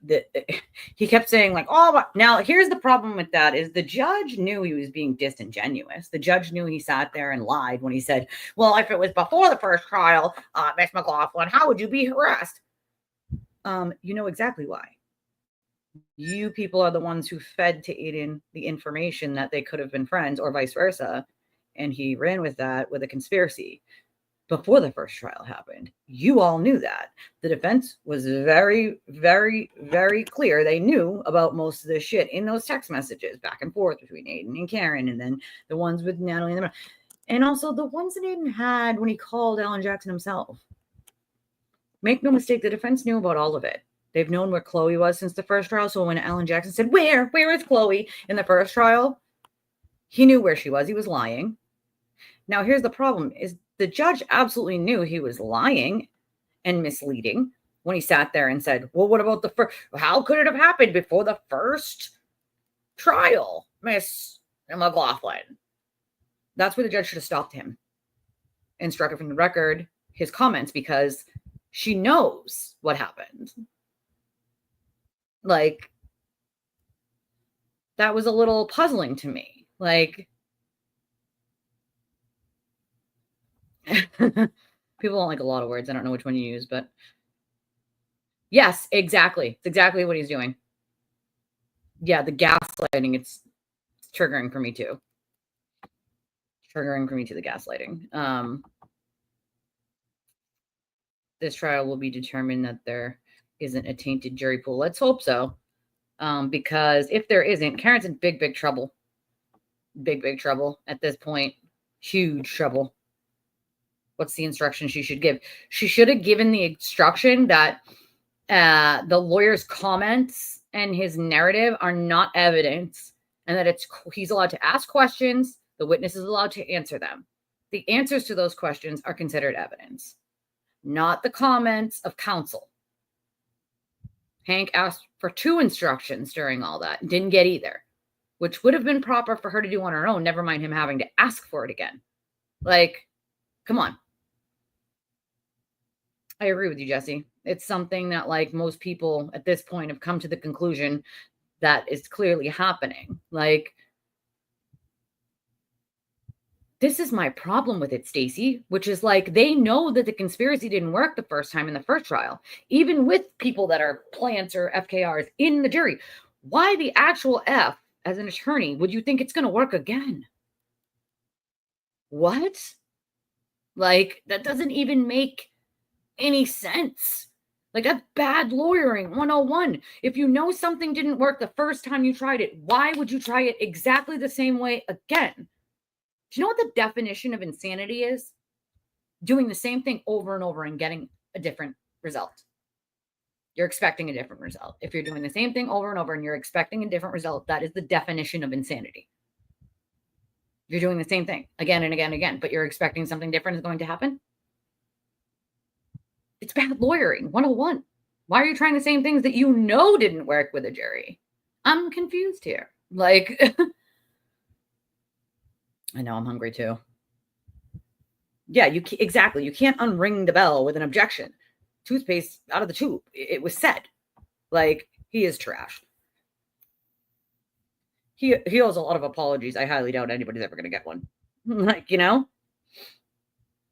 Yes. It's like you feel it tingling through your body and you start to tense up. You're like, ooh, this is like, like, that's what it feels like. You know, anybody who's ever dealt with a narcissist or an abuser, watching the gaslighting and the misleading and then word games, you're like, ooh, this is literally what like, no one should have to go through that. Nobody. Like, seems to me as if the jurors are feeling that way. And actually, technically, there's 266 people here. So if some of you aren't X, why don't you come on over to YouTube? You guys could talk about it in the live chat. We got lots of really good comments over here. Hit the button on your way in. Doop, hit the like button. Judge seems very over concerned with bending over backwards to rule for defense on issues, some of which should not go their way, like play Karen Reid statements when the Commonwealth wants to. Exactly. It's their case. If they were allowed in, there's no reason that the judge should be telling them where they should go in their case. If they were allowed in, the Commonwealth should be able to put them wherever they're the most impactful. The defense should not be able to argue, well, they're more impactful after this person or after this person. Oh, well, too bad. So sad. That shouldn't even be an argument if they're allowed in. I don't know what is happening there. Like, I've never seen anything like it in my life. Like, oh, I'm sure it did. I'm sure that it did. I'm sure it did. And again, Joy's an attorney, not in this state, but you know what I'm saying? Like, she appeals. She's afraid of appeal. I've never watched a judge be so afraid of appeals and it be that apparent that she's that afraid of appeals that she's ruling based on being afraid of appeals. There were some really easy motions like pretrial that the Commonwealth should have been given right away without an issue that were denied. And it was mind-boggling. Like, what? That's like a procedural thing. Like, unless X, Y, or Z happens, there's no reason it should be denied. Like, just to deny it, because she wasn't, like, most of them she was giving to the Commonwealth. So, like, in my opinion, she was just denying some just to say, like, oh, yeah, I denied some of the Commonwealths. Like, not because there was an actual reason to do so, but because she was denying some of the defenses for good reason. And she didn't want to seem like she was only denying the defenses. Here's the thing. If you're actually denying them for good reason and you're approving all the Commonwealths for good reason, then you shouldn't be worried about an appeal. It doesn't matter. Like, you shouldn't just be denying things just to say you did. Like, that's because you're afraid the defense is going to appeal anything and everything. They're going to do it anyway. Like,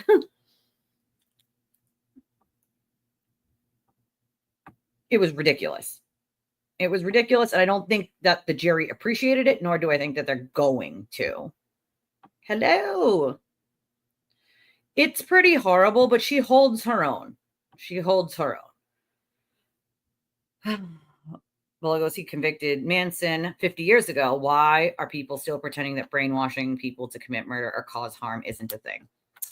You know, I would love to know. I would love to know why coercive control isn't a more prevalent thing when it comes to criminal charges. Coercive control has been entered, at least in this state, into the definition of abuse. And I see very little judges actually applying it to statutes like restraining orders like they're supposed to be. At this point, they're just forgetting it exists altogether. Lawyers too, though. They're forgetting that it exists, not arguing it. Like, there's a reason it was added as a definition to abuse in the state of Massachusetts, because coercive control is a huge part of abuse, a huge part. Withholding things or threatening things to get your way, that's coercive control. It's abusive. It's exactly what he does. I'll give you a pat on the back if you do what I want when I make a whistle. Or you're all dead to me if you don't show up in Dedham for Karen Reid. That's a directive. Like, I mean, he has shown his true colors in other trials as well, but this one is just closer to home. And I also dealt with the, conspiracy wackos and have been since 2023. So I wouldn't doubt it. I can confirm that he's tried to bribe at least 2 people in the last year. So wouldn't surprise me. Like, wouldn't surprise me. That's for sure. I don't know why he didn't. The door was wide open for that. I mean, I think he was just trying to finish it in the 5 minutes to like get it in before lunch, so the jury had time to like sit there and think about it. Yeah, Jim Jones. Where do you think that the comment of sipping the Kool-Aid comes from? Jim Jones and what he did to those people. Like,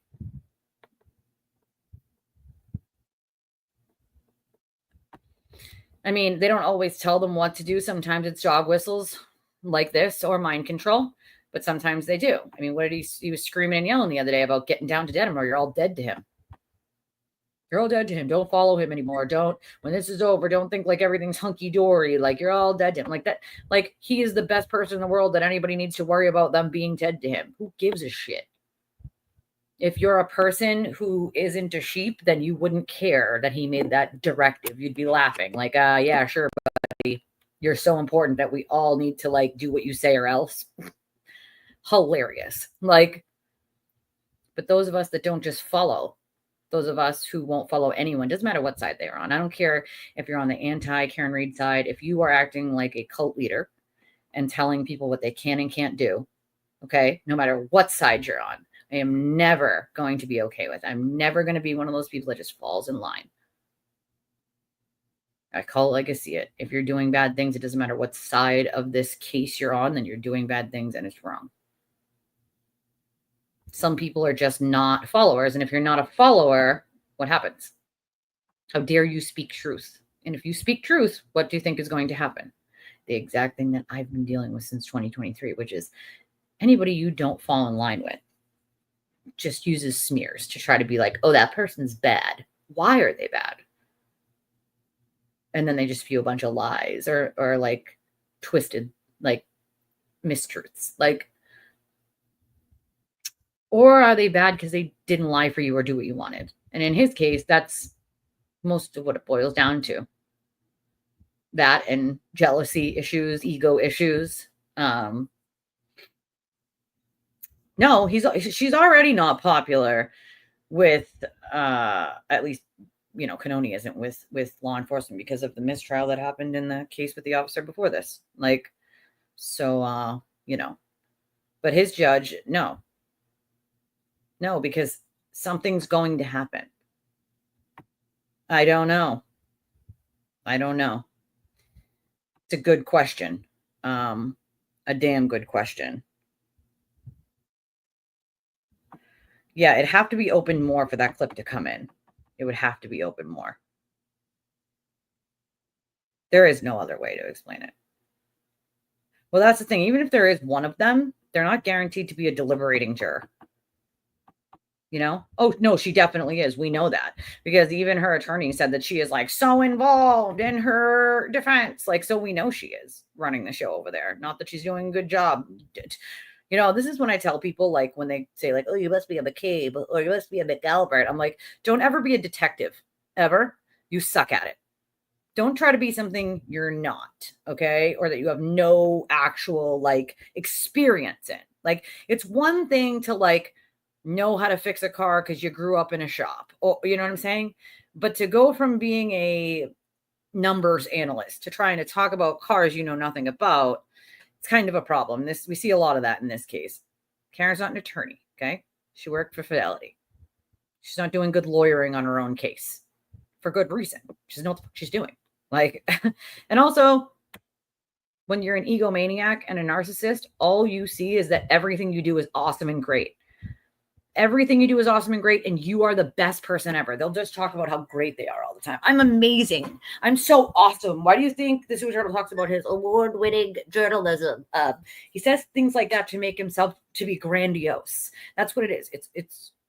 It's grandiose narcissism. Like, he has to have everybody think he's amazing and awesome and the best person ever because he feels so little inside. Psych 101, you know? He's so little inside and feels so little and insignificant inside that he needs everybody else to think that he is awesome and great and has done something amazing. And he has to talk about it all the time. Same applies to Karen. Same applies. She needs that attention. She needs to feel amazing. And so everything she does, including him, everything he does, they think is awesome and amazing, and it's all a win. Everything they do is all a win and awesome and amazing, even when it's very clearly not. And this is part of the mind control, which is saying you didn't see what you saw and you did not hear what you heard. So even if they're watching it and they can see it, the whole cult mantra is you didn't hear that. That's not what you actually heard. What you actually heard was, and that's not what you saw. Because what was actually meant was, and then they give you what they want you to say or want you to say you saw. So your mind changes to saying what they want you to say you saw instead of what you actually saw. That's a mind fuck. That's mind control. It's literally what it is. Like, well, Hank didn't say he was going to play them this morning. He said he could wait until next week. So he must have in mind when he's going to play it. It doesn't necessarily mean it's going to be played today, but he must have in mind around about where he's going to play a clip.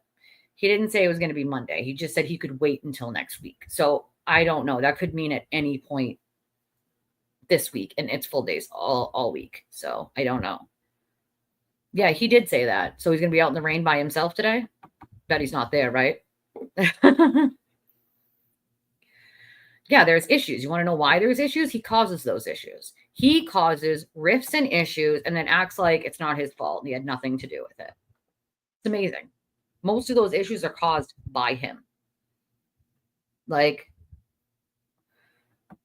she's given it a million times. I don't really understand. She's given it today even. So when he asked for it, it's kind of mind-boggling why she didn't give it.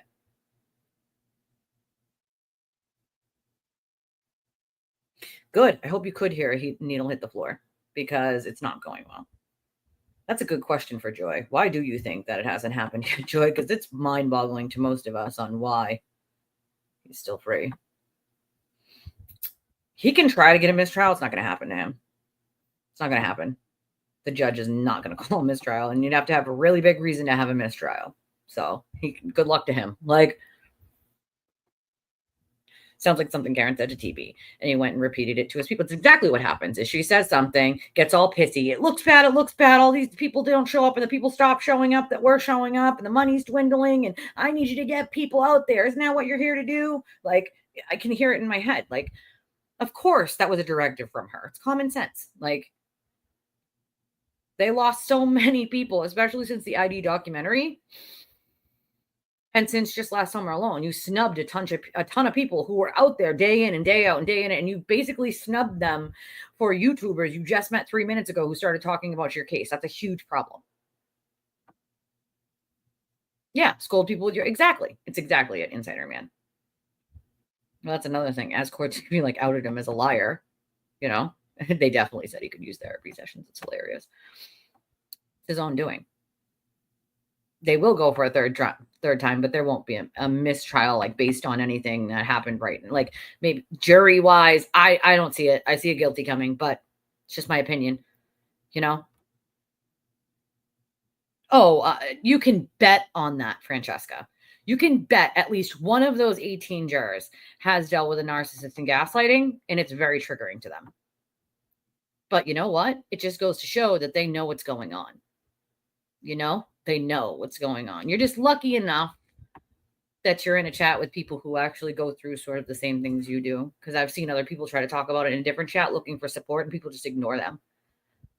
And it's like heartbreaking to watch that happen. Like when I'm replay watching something, I'll see it happen in chat and I'm like, damn, I wasn't there live to be able to say something. Like people will just ignore it. Like an uncomfortable, they don't want to talk about it. You know, they don't want to talk about uncomfortable things like PTSD or abuse, not things they want to talk about, you know? Oh, it would be very different if that was the judge. A lot of judges won't put up with it. Like this is the most I've ever watched a judge put up with ever.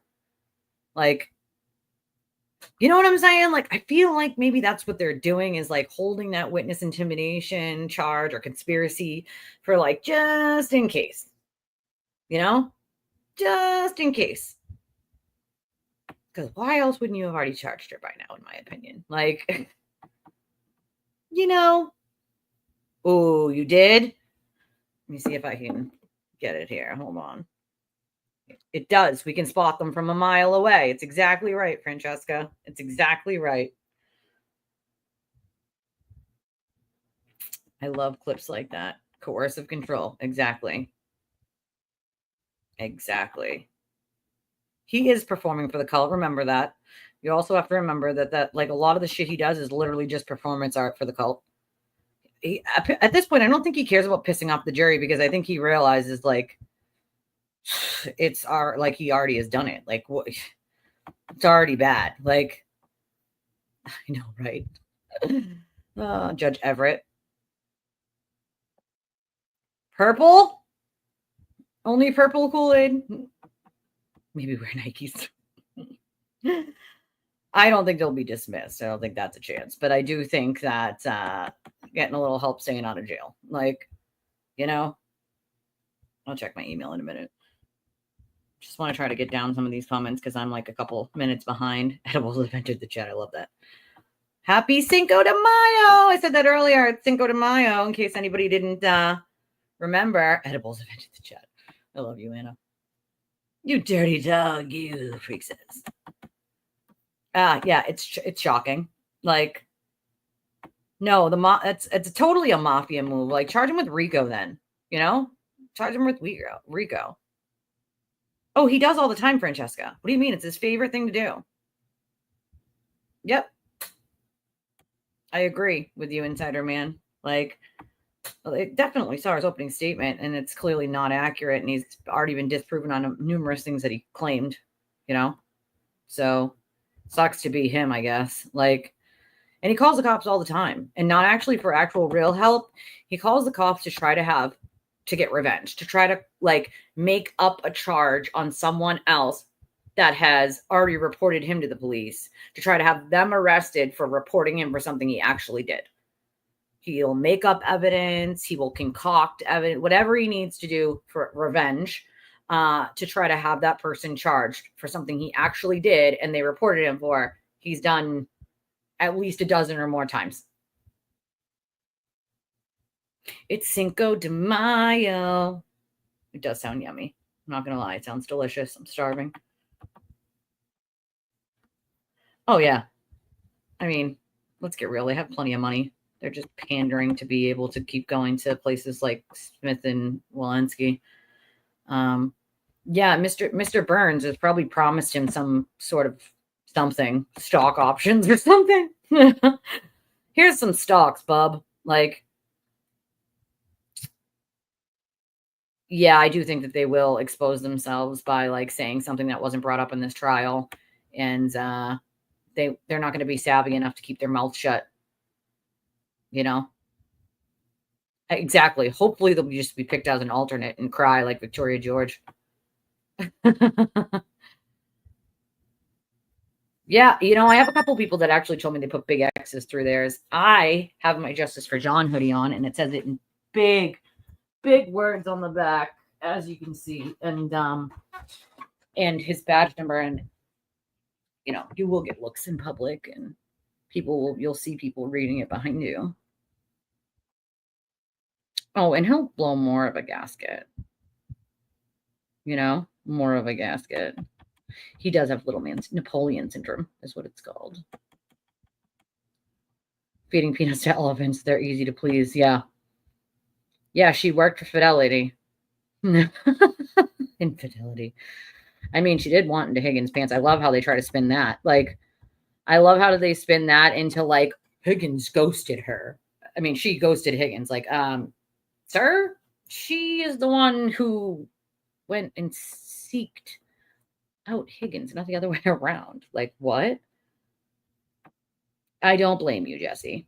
Like, interesting. I'm shocked, you know, because usually he calls anybody a liar, including people who, like, actually have evidence against him to prove that he's an effing liar. He still calls them a liar and tries to harass them into oblivion. It could be. Could be. There has to be a reason. Absolutely. Well, right now, we were on Court TV because Law and Crime kept buffering, but we were checking and Law and Crime wasn't even doing Karen Cam, so I don't know why. Like, they weren't showing, like, a Karen Cam, so I'm not really even sure why Law and Crime wasn't. Like, right? Let's all be free from her. Let her sit in prison in her orange jumpsuit where she belongs, like, or her stripes. It's funny. See, I wish I could play stuff like this, but I can't because it'll give me a copyright strike for content that's, like, copywritten. Like, you know what I mean? You can't put clips of, like, movies or, you know, it's a pain. It's a huge pain. Like, oh, it's still playing. Hold on. I don't want the audio because the audio will also give me the copyright strike, which is kind of obnoxious. I'm not going to lie. Potluck sends $10. Thank you. Thank you, Potluck. And I did see the link that you sent me. I just saw that. I appreciate that. If anybody else wants to donate to the channel, you can do so these ways. And we also have Chime and PayPal, Cash App, Venmo, Chime, and Revolut.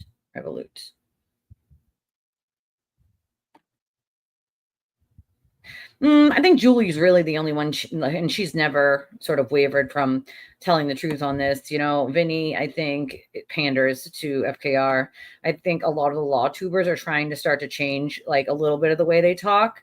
And I think only so, because they know, like, when they get to the, ass end of trial, they can try to say, like, see, I went with what the case went for this time. This time, I think they proved their case. Like, like they're trying to change their tune.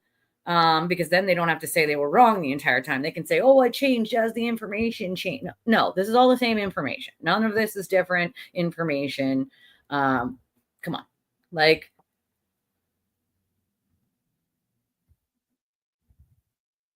it is a safe space. And I think a lot of us have to have that sort of admiration because the shit they've been through is, I do agree that if there is a not guilty verdict, that it's the judge's fault at this point. Like, you could wear it inside out. Or we could just put an F in front of it. FKR. Like, yeah, girl, listen, been there, done that. Thankfully, that's been over for a very long time in my life. Over a decade, thank God. But I've been there, I don't think TV would be free where I am if he had bail bond violations and committed new similar crimes to the ones he's out on bond for. Bond would be revoked and new bond amount would be huge. See, I just don't get, like, so many times they've went for bail revocation at this point. There's no reason why he shouldn't be sitting in jail. Exactly. When he went to the pizza shop, should have been revoked there. And then the judge played this game. Did you see that, by the way, Joy? The game that they played, which is he had a scheduled hearing coming up. And so you wouldn't ask for a bail revocation at a scheduled hearing that came up. Cosgrove made the judge aware that there was something that he had just done the night before this scheduled hearing and said he would be going for a bail revocation in his case in that court. So Cosgrove appropriately went for the bail revocation at the other court, the next court date he had, which was him being arraigned on the new charge. Okay. You wouldn't move for a bail revocation before he's been arraigned on it at a scheduled court date that was already scheduled before he committed said new crime. So then the judge in that case, when he went for the bail revocation, said, oh, you should have went for the revocation, at the scheduled court date, because the statute says, well, it should be when the first court date. Yeah, the first court date after you're arraigned, not the first court date that was already scheduled to before you ever committed the crime. Like, so it was almost like the judge was purposely reading the statute wrong to help him. That's what it seemed like to me. I mean, Joy can, tap in on this, but that's what it seemed like to me. Freak, do we have audio on this, or are they no audio right now? Jennifer R. He could only have done it with that witness, though, because she's the one who opened the door. So you can't just start talking about it with other witnesses unless they also bring it in. So that's the problem. And he didn't with Katie McLaughlin. Ooh, shocker. They shouldn't be spending any time together other than the case. You know what I mean? Like, that's just weird. If I was his wife, whew, his shit would be on the curb. He opened the harassment door. Jackson opened the harassment door with Katie McLaughlin, but it would have to be with Katie McLaughlin that he did the redirect. He couldn't just, it's not opened all the way with every witness. That's not how it works. You're welcome. You're totally welcome. It would be an Apple Pay link and a Revolut link for those of you that just want to use like debit or credit. PayPal works that way too. Yeah, it would only be open with her. So you would have had to do it with the redirect. I agree with that, JMS. I think he is as well. Yep, you are part of the community. Oh, I bet she is. There's a Reddit on that. Ooh, send me that. Send me that on like Discord or X. I want to see that Reddit thread. She absolutely did.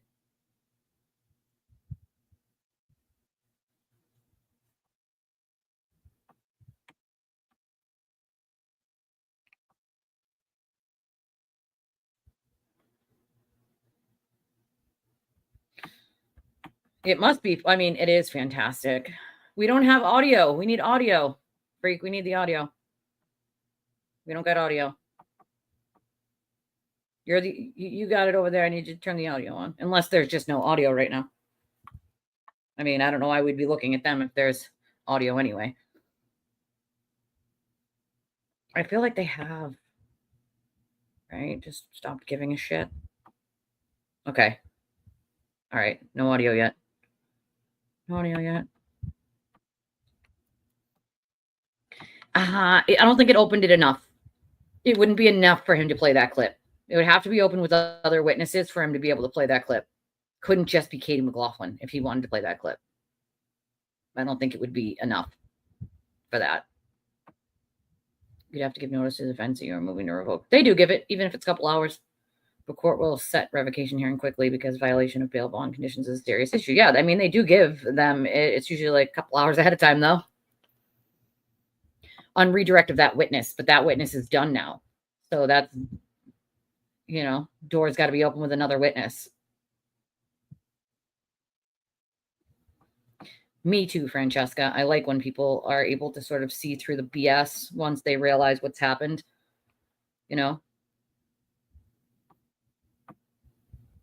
Right? We allow it. We allow it, Hank. We allow it over here. We allow it. We allow it. I'm going to pop this on the screen. There are 260 of you currently.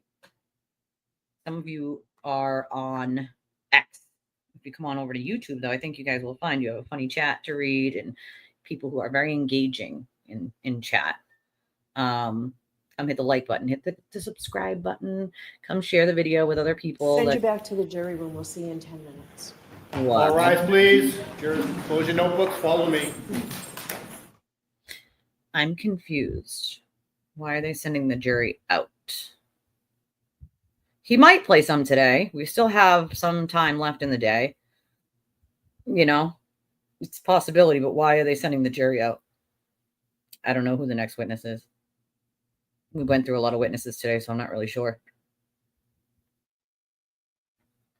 10 minutes? Like you guys just had a lunch break for over the 40 minutes you claimed, Your Honor, per usual.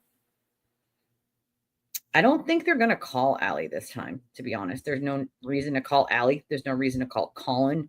There's really no reason to call Chris, although I would love him to go over the Nepper Cracker thing again. That'd be hilarious. Yeah, she's always late. They're always late. Like, yeah, that's very true. Like, you couldn't do something at sidebar, but even then, something that they can't do at sidebar, they're not doing in front of the public, which I find very concerning. Usually you argue something in public unless it absolutely has to be done at sidebar, especially if you've already sent the jury out. Why are you still arguing things at sidebar when the jury's not in the room?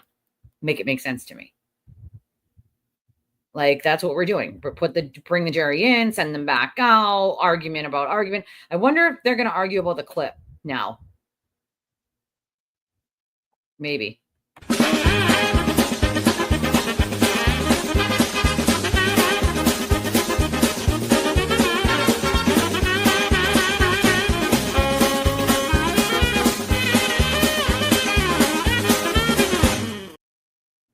I had to. I'm sorry. I needed like comedic effect for something. Like I needed a laugh or smile about stuff. I had to. Like it's girl with an eagle eye always comes in clutch with the reporting for us. We appreciate you, my friend. DePetro reporting Jerry has been sent out for 10 minutes. Yeah, she sent the jury out. I'm not really sure why. Yeah, more dog shit. No more dog shit, Anna.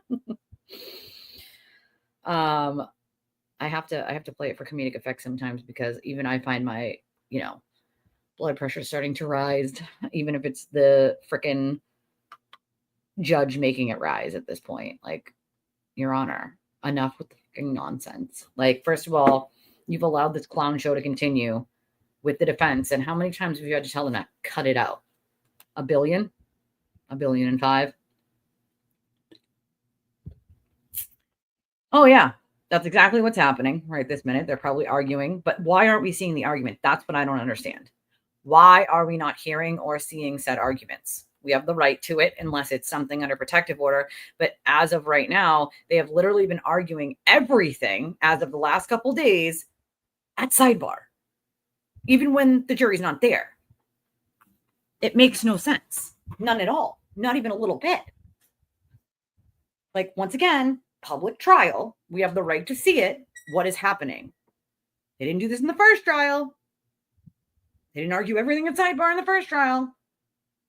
And make no mistake when I say, when this trial is over, I'm going to get every sidebar conversation that exists in this second trial. And I'm going to take an entire show to go over every sidebar they had. Because I want to know what the defense complained about and what way she ruled and why.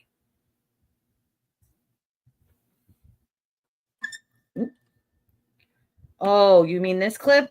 This one? Massachusetts Finest. This clippy right here, this one? I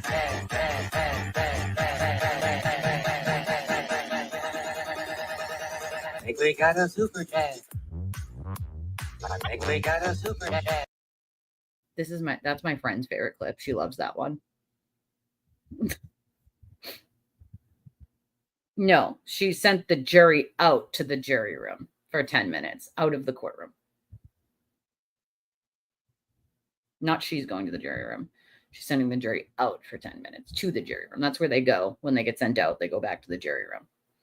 And then when they come back, they come back into the courtroom. But when they're sent out of the courtroom, they don't just stand in the hallway. There's a room that the jurors sit in.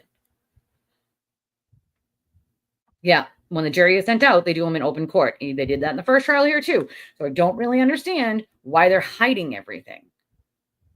Like, it doesn't make sense. If it's something under protective order, yes. Okay, cool. You do that at sidebar.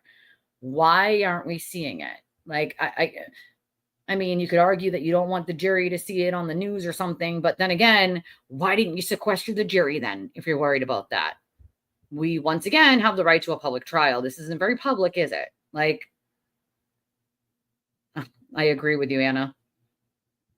Dude, listen, I'm only on one, but like, holy crap, Ola. Like, do I feel like maybe I need to be on more than one at this point?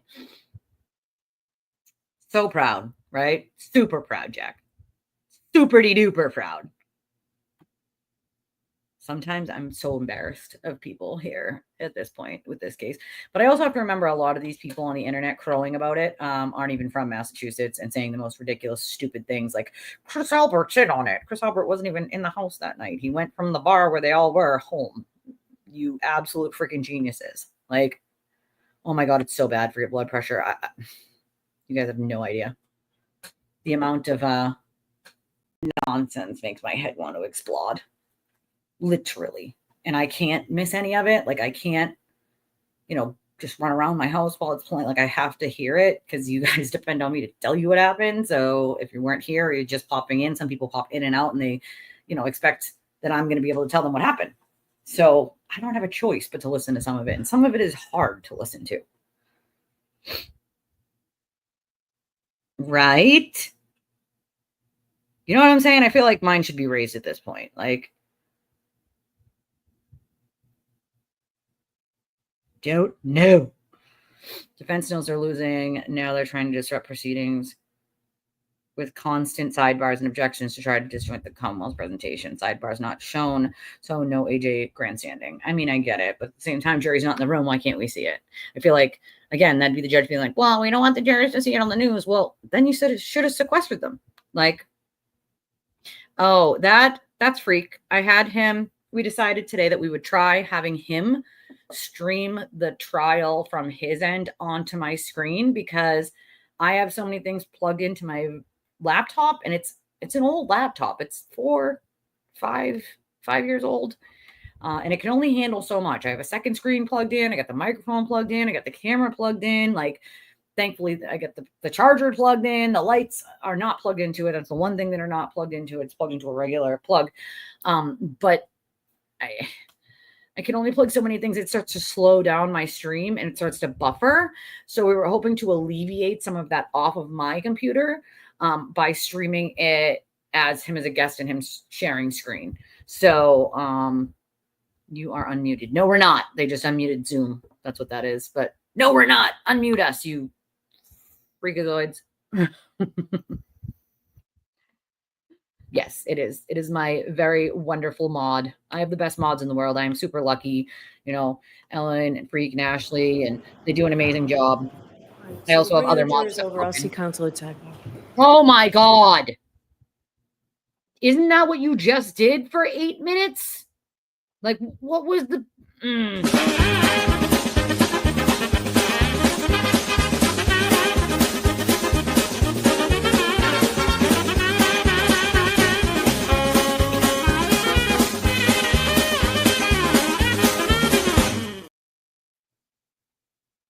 Like, really, though? Like, I mean, do we want to take bets on how many times she says no to a sidebar? My email, I have 2 emails. One is twistedtragedies3@gmail.com, and the other one is for my PayPal. But my main one for this channel is twistedtragedies3@gmail.com. But I do have, obviously, more than one email. The one for the channel is that one, though. I mean, I get them no matter which one you send them to, so either one. So ridiculous with the freaking sidebars. Like, come on, man. Right. They're a little ridiculous, right, Anna? The sidebars? No, it definitely doesn't look good for the defense, like holding things up constantly. Like, Karen going with them, like most people who like look at some of this stuff and watch cases, any of these jurors that watch cases are going to be totally perplexed as to why she needs to go up for every sidebar. Normally, people just wait for their attorneys to tell them what's going on. Like the attorneys go up, they come back, they tell you what the judge said and what's going on and what do you want to do. Like they don't normally get up every single time and go to the sidebar because they're that nosy. They have to hear word for word what the judge said. They just rely on their attorneys that they're paying to do their job. Like, oh my God. That would be amazing. Start the sidebar clip with Bev saying, jurors, we have streamlined this for you. Oh my God. See, I don't make the clips. Other people make them for me. So if any of you guys are good at making clips like this that are about anywhere between 10 to like 45 seconds long, like send them to me. I'll put them in here. I'll use them. Like it's not that I'm not good at it. I made my, intro, my outro, but like, I just don't have the time to sit there and put it together after stream. Like I got a million other, house chores to do, stuff to do with my kid and get dinner and baths and homework. And I got phone calls to take and emails to check and DMs to check. And like, it's a lot. Like, so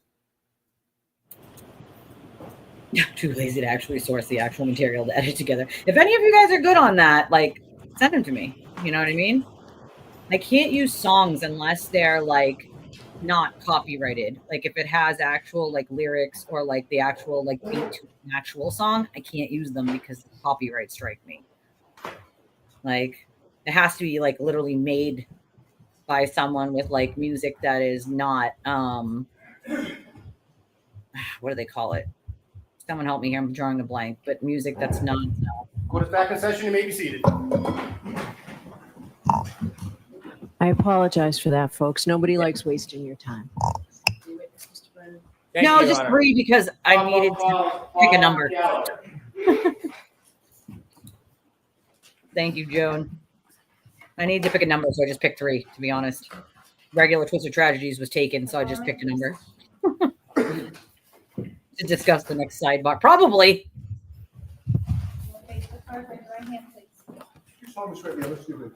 So much wasted time. I do. Good afternoon. Your Honor.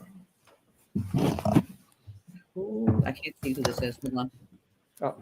Officer. Sarah or... All right, Mr. Brennan, whenever you're ready. Thank you, sir. Could you please introduce yourself to the jury? Yes, my name is Paul Gallagher. For the court reporter, would you mind spelling your last name? Gallagher. Why did we already see him? Mr. Gallagher, do you presently work? As a police officer, I'm retired. When did you retire? August 31st, is this the 2024. Dighton guy? The Dighton When cop? you retired, what department were you working for? Canton Police Department. Oh, so he is Canton. How many years had you worked for the Canton Police Department upon your retirement? I was credited with 32 years, 8 months of service. Did you have a particular rank when you retired? Yes, I was a lieutenant. I want to go back to the beginning of your law enforcement career and share your background with the jury. When did you begin your career in law enforcement? I became a permanent intermittent police officer in Canton in 1992. What a permanent intermittent police officer is, it's basically a part-time police officer. You're required to attend a 16-week part-time academy. They'll still hit you with Your copyright, duties even if they're include used. regular patrol duties that a regular police officer would do, And you gotta fight but it. you're only utilized during special events, short staffing, and you're allowed to work paid traffic details. Did that status change at some point? It did in 1994. 1994, were you a patrolman? Yes, and that required me to attend a full-time 18-week police academy. In addition to the police academy, did you continue your training over the years? Yes, I did. Can you share with the jury some of the training that you would attend over the years? Oh, sure. So I did constitutional law. I did interview and interrogation, terrorism, international terrorism, domestic violence, buccal swabbing, and DEA basic narcotics course. And last duties were I did background checks, so I attended background training, and I did internal affairs. Before I talk a little bit more about your experience over the years and your progress through the Canton Police Department, I'd like you to share with us generally and briefly the structure of the Canton Police Department. The Canton Police Department, how big is it? How many officers are typically employed by Canton at the same time?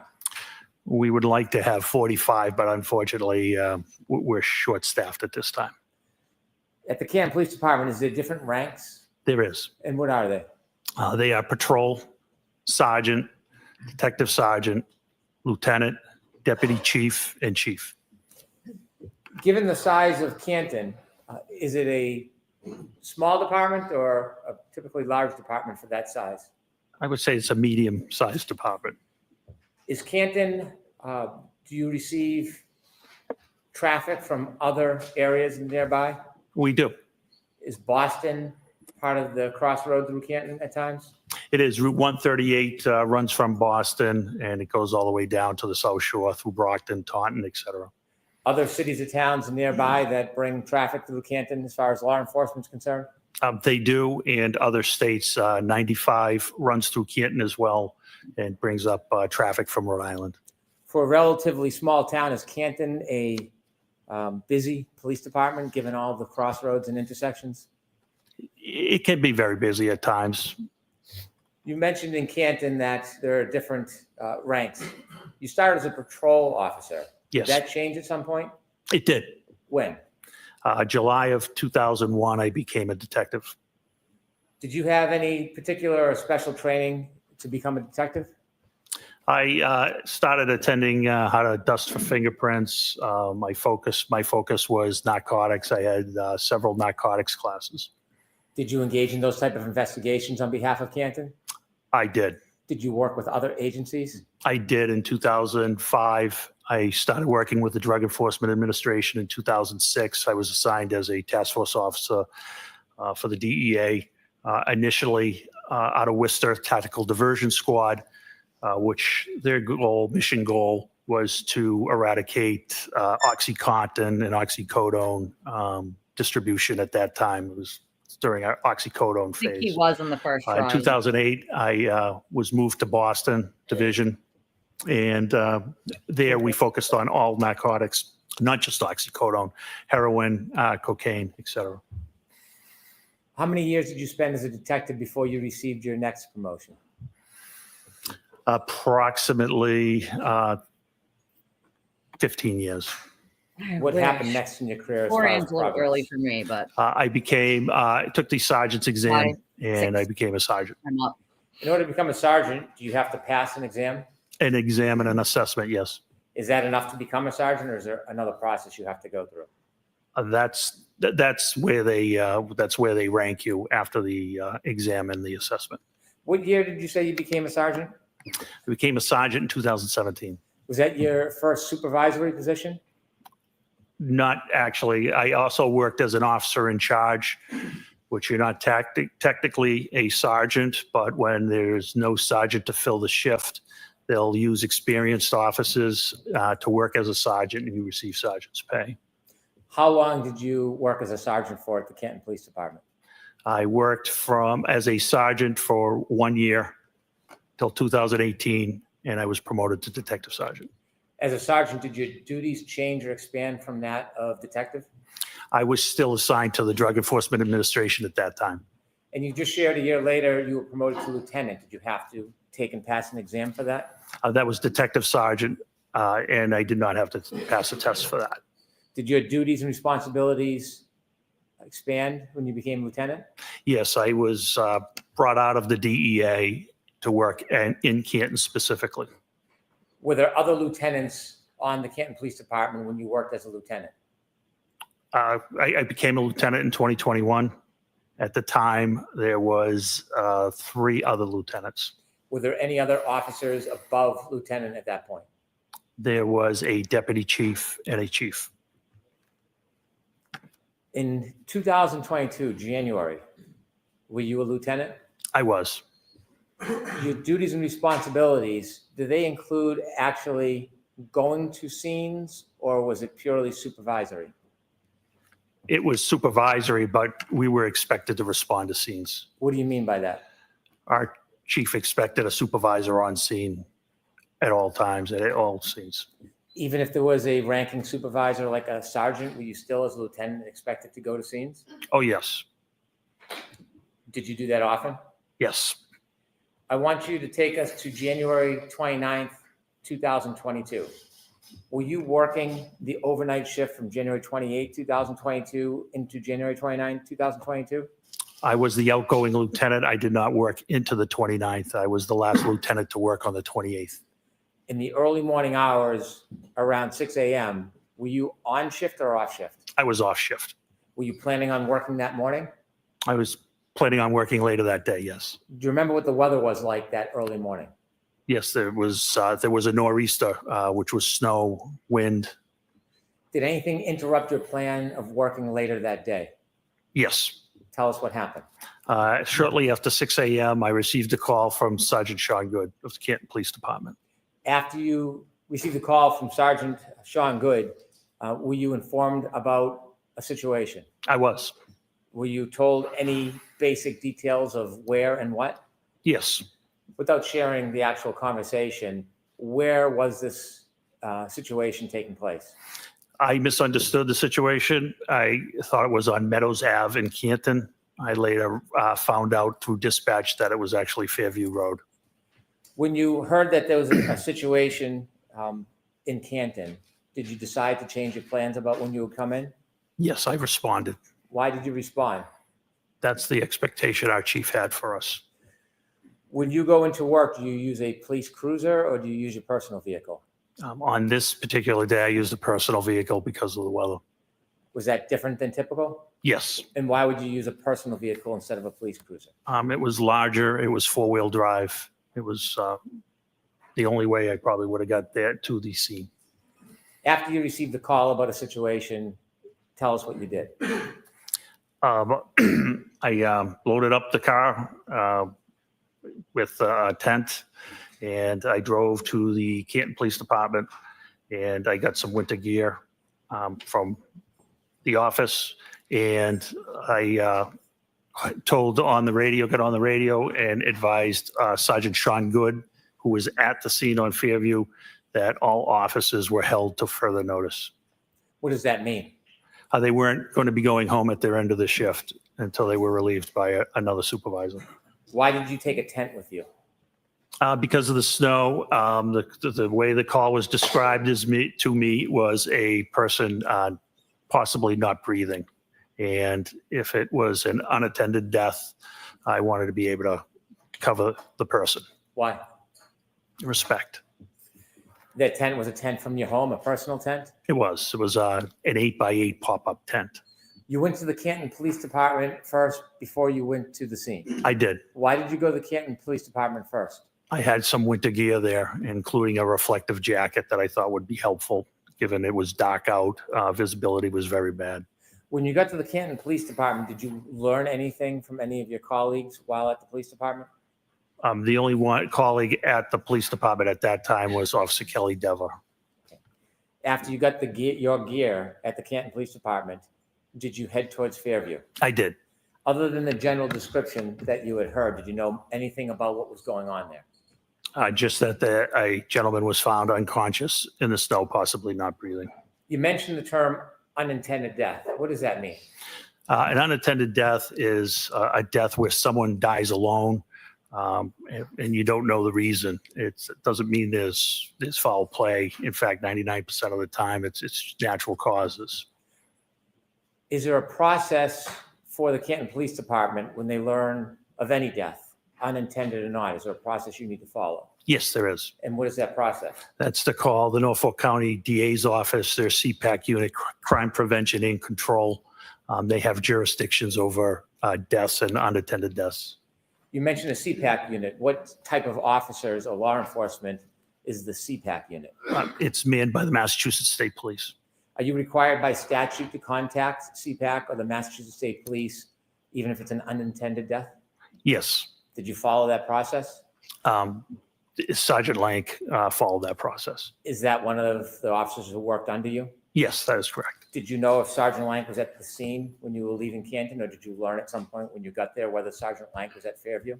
When I got there, I saw the black Toyota Tundra, which is operated by our detectives there, and then I saw him.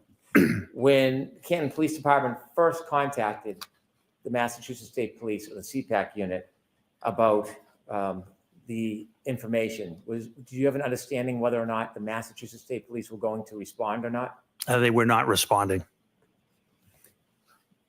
So when you got to Fairview Road, were there any other law enforcement officers other than Canton police officers? No, there was not. When you appeared at Fairview Road or arrived, were you the superior officer on the scene? I was highest ranking officer. As you're pulling up to Fairview that morning, what's the first thing you see when you get there? As I pull up, I see the last of the fire apparatus pulling away. I get out of the vehicle. The first one I encountered was Sergeant Sean Good, who was the shift supervisor. Did you see any other of your officers there? I did. I saw Lieutenant Lank further down, and further down, I saw two other cruisers, which ended up being Officer Mullaney and Officer Sarif. Did any of the cruisers or vehicles have lights on? They did. Did you hear any sirens? No, there wouldn't be any sirens. Why wouldn't there be? Sirens are used to move traffic. There was no traffic. It was a blizzard. There were no cars on the road. You might see an occasional plow. Did you ever learn the general area where the person was found? Yes. At that time, did you know who the person was? I did. I knew him by name, yes. Did someone inform you of who the person was? Sergeant Sean Good did, yes. Okay. And who was the person that you learned was on the ground? John O'Keefe. Had you known John O'Keefe? I knew of John O'Keefe. I had never met John O'Keefe. When you first arrived at Fairview, was Mr. O'Keefe still on the ground? He was not. Was he at the scene? He was not. So when you got to the scene at Fairview, Mr. O'Keefe was already gone? Yes, he had been transported to the hospital. So did you ever firsthand see exactly where Mr. O'Keefe was lying when he was found? I did not. Did anybody point out to you the general area? Yes. Did you have a chance at that point to, well, obviously you didn't have a chance to examine or look at Mr. O'Keefe. Did you have a chance to look in the general area where you were told he was found? I did. Tell us a little bit more about the weather now that you're standing outside Fairview Road. What's the visibility like? What's the temperature like? What are the conditions like? So it was terrible. It was blizzard-like. The wind would blow in your face. It would change directions. The snow was an icy snow. In the wind, you had to actually talk loud to be heard. Somebody right next to you, and it was your typical New England blizzard, basically. At this point, did you have any position as you assessed the area, whether this was a criminal investigation? When we had no crime at that time. When you were there, were you looking for anything? Yes, I was examining the scene. At that point, did you have any reason to start a criminal investigation? Not at that time, no. When you learned that Mr. O'Keefe was found outside, did you go look at the particular area? Yes. Can you describe the area that was shown to you where Mr. O'Keefe was found? Sure. It was on the left side of the property of 34 Fairview. You could see where first responders and witnesses and police officers had walked up to the area. It was by a flagpole on the property line of number 32 Fairview. What was the lighting condition at that point in that area? It was dark. It was sun was coming up, but due to the weather and the cloud cover and the snow, its visibility still was not great. Were the law enforcement vehicles providing any light for the area? No. How about the house? Was there any bright lights coming out of the house illuminating that area? I didn't see any lights, window lights on. There may have been an exterior, the door light at one or two houses. In addition to the law enforcement officers that were there, did you see any civilians when you got there? No, there were no civilians there. While you were outside looking at the area, did any civilians ever come out? No, not at all. Any civilians ever come out of 34 Fairview? No. How about next door, 32 Fairview? Did you ever see any civilians come out of that address? Nobody ever came out of the house. Across the street, is there homes across the street from 34 Fairview? There is. Did you see anybody come out of either one of those houses? Did not see anybody come out of those houses. When you were outside and you were shown the area where you were told Mr. O'Keefe was found, did you try to do anything regarding that area to identify the area itself?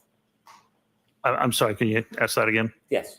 The area where you were told Mr. O'Keefe was found, did you try to do anything around that area to identify the area? Well, it was marked out with crime scene tape at that time. And what I saw was pink blood, and it was in a circular pattern. Was the crime scene tape holding up at all? No, it was not. It was blowing wildly in the wind. And at one point, it was actually blowing in. It was triangular, and it was actually blowing into the crime scene. Was the tape helping at all? No, it was not. Was there any use putting a tent up at that point? No, there wasn't, not due to the high winds. Did you learn whether any of the officers had, at any point before you got there, gone into Fairview Road? Yes. Who did you learn went into Fairview Road? Both Sergeant Good and Detective Sergeant Lake went into Fairview Road. Did you know how long they were inside for? Oh, did you know that? I did not. At that point, did you go and speak to anybody in any of the nearby homes? I did not. When you were at this scene and you saw what was happening in the weather, did you make a decision to do anything? Yes. What did you decide you were going to do? Since the state police were not responding, I decided to process the area where Mr. O'Keefe was found and try to find out why he had the medical episode he was having. If you understood this to be a medical episode, and at that point you didn't have any information it was a crime scene, why were you taking the time and effort to process the scene under these conditions? Because that's what we do. Even the hospital, there could be a reason that there's obviously a reason he's there. I think we had a duty and obligation to check around where he was found and see if there was any explanation to what caused his medical condition. Did you focus on a particular area when you decided to look around? I did. What area were you going to look at? Where it was pointed out he was found and where the blood pattern was. Were you thinking about looking in any other areas around that? Not at that time. Why not? We didn't have any reason to. We only had the area where he was found. And at that point, did you have any idea what caused his injuries? We had none. At this point, when you were pointed or you're looking at the area where Mr. O'Keefe was found, was the area getting covered up at all? Yes, it was. With what? Snow. How quickly? Very quickly. I believe it was forecasted to come down to 1 to 2 inches an hour. I recall. Did you have any idea how hard the ground was at that point? It was frozen. Bill, did you have any idea? It was frozen. I'll allow it. How deep was the snow covering that frozen ground? Approximately 4 inches at that time. When you want to look around the area, did you consider using a rake or a shovel? I did. And did you? I did not. Why didn't you use a shovel at that point? I was afraid I would miss something or possibly break something. What could you break with a shovel? Anything, glass or anything of that nature. What was your decision about how you would search that area? What did you want to see? I wanted to see anything that was possible, whether it was any type of weapon or any type of medical bottle or any reason that he could have come to where he was. Did you think of a way that you could look below the top of the snow without unresting the scene? Yes, I did. And what did you conclude? Because of the blood, the pink spots I thought might be blood, I thought a leaf blower would be the best method because I have seen it used and to remove light layers of snow, and it can be controlled. And after having seen that before and making that decision, what was the benefit of a leaf blower over a shovel? I wasn't going to miss anything with a leaf blower, much better control. And control, tell us what your intention, what was your hope with the leaf blower? To clear the area, controlled, slowly, so any potential evidence of what happened to Mr. O'Keefe wouldn't be lost. Did you have a leaf blower with you? Did not. So what did you do? Sergeant Good volunteered to go get a leaf blower. Did you remain at the scene? I did. And during this time, are you still have no information that it's a crime scene? We had no information on a crime at that time. Did Sergeant Good come back with a leaf blower? He did. Did you try to get any other items to help you? Not that I recall. Okay. When Sergeant Good came back with the leaf blower, did you use it? I did. Was it successful? Very. Tell us what you did. I started with low speed and began whisking away the snow. And then I saw how it was uncovering those pink spots were becoming brighter red. So I verified it was frozen or coagulated blood at that time. And so out of the abundance of caution, I decided that that was something we may want to collect. Why did you want to collect that? Just out of abundance of caution, DNA. I expected it to be John's DNA. And I wasn't going to get a second chance at it. It was either collect it or never have it. Were you making quick decisions under these circumstances? Yes. Did you ask somebody to get a container to put the coagulated blood in? I ended up getting the containers. Where did you get them from? I got them from Lieutenant Gallagher, who lived in the neighborhood. Did Lieutenant Gallagher ever come over to the scene? He did not. Did he work for the Canton Police Department? He did. Why didn't he come over to the scene with you? Because he originally thought the scene was at 32. Did you ask him to come over to the scene to help you? No. Did you expect him to come over? You thought the scene was 32, Fairview. Correct. Y'all hear that? When Not you get 34. the containers, were they plastic cups? Yes, they were red Solo cups. And what was the purpose of using the red Solo cups? They were plastic. They weren't going to leak. They weren't going to get soggy. They were large. I needed a small sample. My thought was because it was frozen or coagulated, that we could collect it, transport it, and transfer it to the crime lab, who could extract the DNA however they saw best fit. Do sometimes the crime lab test evidence and sometimes not? Of course, yes. Is that your decision? No. You were telling us about the leaf blower. Does it serve to excavate the area? It did. Did you begin that process? I did. And when you did that, did you try to memorialize it? Yes, I did. How did you do that? I had Sergeant Good videotape it. Why did you have Sergeant Good memorialize your efforts to excavate the area? I thought someone may wonder why I decided to use a leaf blower, so I wanted to demonstrate its effectiveness. I'm going to move to introduce 2 videos that council has.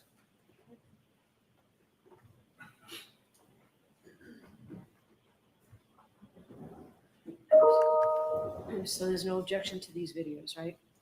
No objection. Exhibit 51. Thank you. Why haven't videos already been decided pre-trial? Why are we deciding them right now? I'm confused. Why would there be an objection? With the court's permission, can I show the jury the videos? Yes. Ms. Gilman, can we show number 1, please?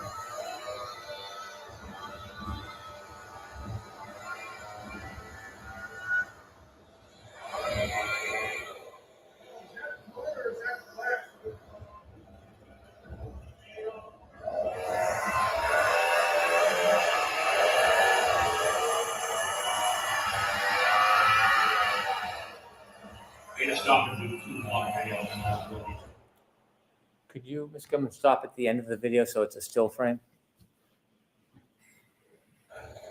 That's good right there. Sir, who's the person holding the leaf blower? That is me. Did the leaf blower work as you had hoped? It was great. You see other footprints around that area. Correct. Do you know how those footprints got there? Some of them were from first responders. Some of them were for witnesses. The ones up top by the flagpole were for when the officers put out the crime scene tape. Did officers try to wrap the crime scene tape around the flagpole? They did wrap it around the flagpole, yes. I see. And from that vantage point, could you see the side and front yard? Yes. Did the side yard have any footprints or evidence that anything was dragged through the side yard? No, not at all. How about the front yard? Did the front yard have any evidence that anybody had walked across it or dragged anything across it? It had one set of prints from Sergeant Lang. Other than Sergeant Lang's footprints across the front yard, was there any other impediment? No, not that I saw. I'm going to ask if we could see the second video, please, Ms. Gilmer.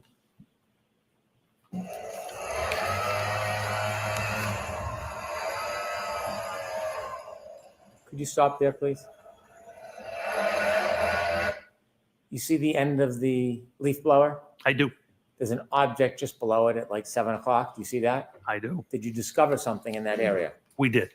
What did you discover? It's a cocktail glass. Was it, did it have any damage to it? It did. Describe that for us. It was broken on the top. Could you continue the video, please, Ms. Gilman?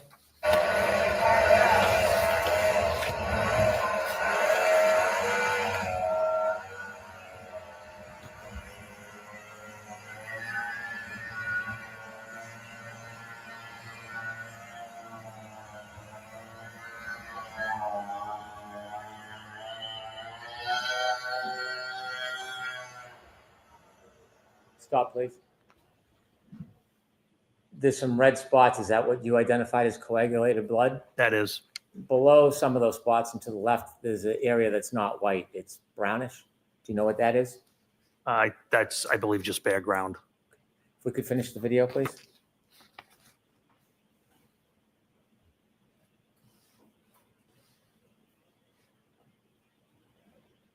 Okay. Thank you. Could have the lights on, please. Did you or any officer at your direction obtain and preserve that broken cocktail glass? Yes. May I approach, Your Honor? Yes.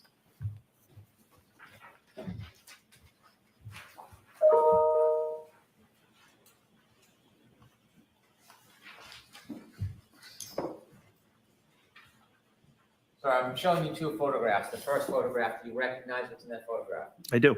What is it? It's a after we exposed the broken, I exposed the broken glass.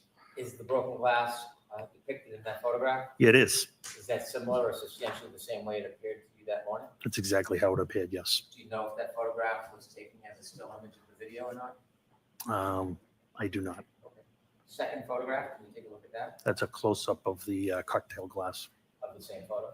It is, yes. I'd move these two photographs into evidence, please. Okay, do you want to be 52 and 52A? Please, Your Honor. We thank Trisha Kelly for sending 20 euros, which ends up being like $22 and some change in US money on our first donation to Revolut. So exciting. Lieutenant, Thank what you. was done with that cocktail glass?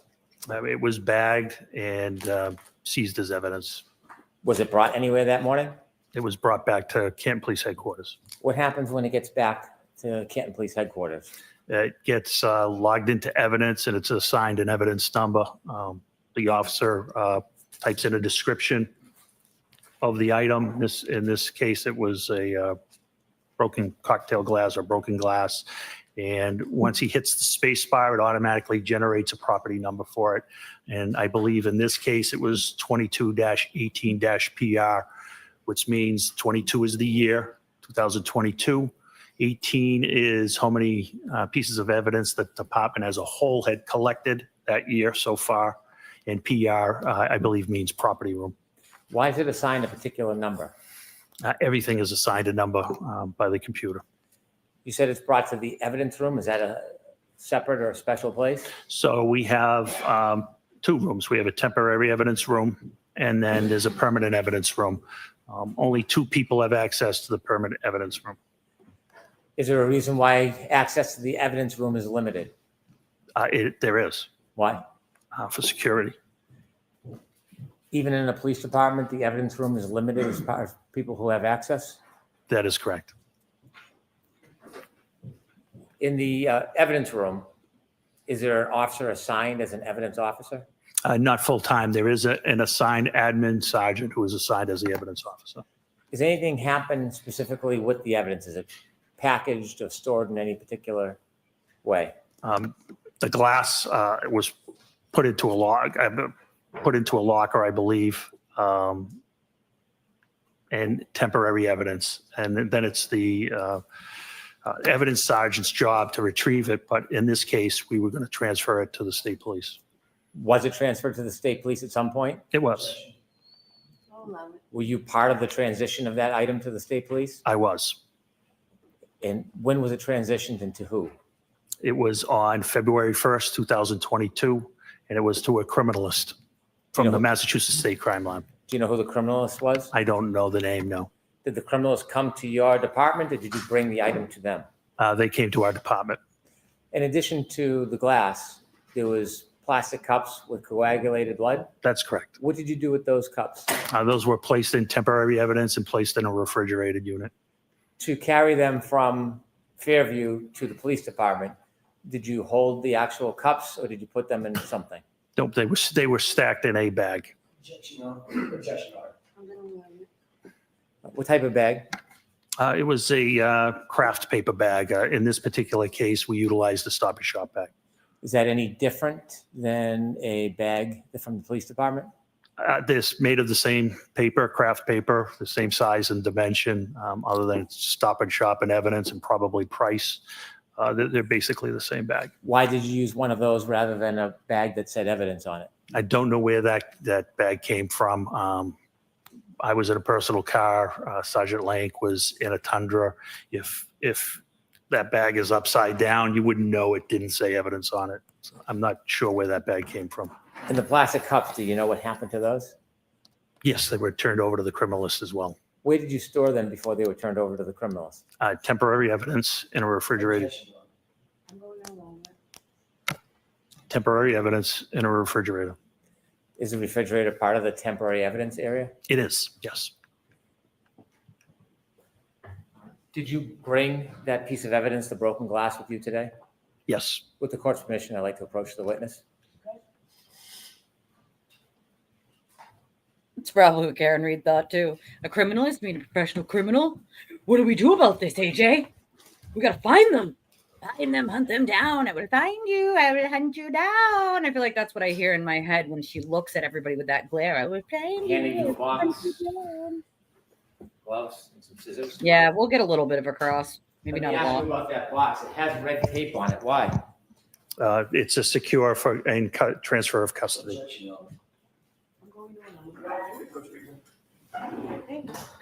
The approach. Why does she keep saying, okay, say no? I'm allowing it. No.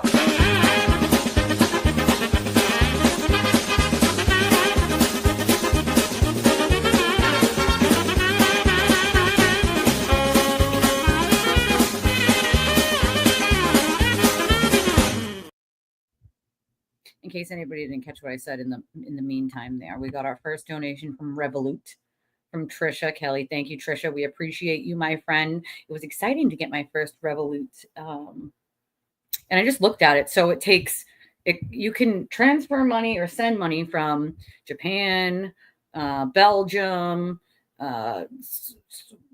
Japanese yen, literally all sorts of places, the Netherlands, all the countries you could probably think of, literally. Canada, the US, obviously, euros, obviously, British pounds, on and on and on, literally on and on and on. Like, so I think that it's pretty awesome that Revolut exists. Yeah, they want to object to everything. I told you guys, I cannot be responsible for the things that fly out of my mouth sometimes. All right. I can't. That's what I hear when she like glares at people. I will find you. I will hunt you down. That's what she sounds like. That's what her face sounds like if it was a noise. Like, like they definitely won't be able to finish a cross in time, but she should still be going until court's over. Like, you know what I mean? Yeah, Attorney Reed's definitely not happy. Like, definitely not happy. Criminalist. It's pretty desperate. Sidebars are a never-ending goddamn circus. Like, I mean, look at this. Does this not look like a circus to all of you?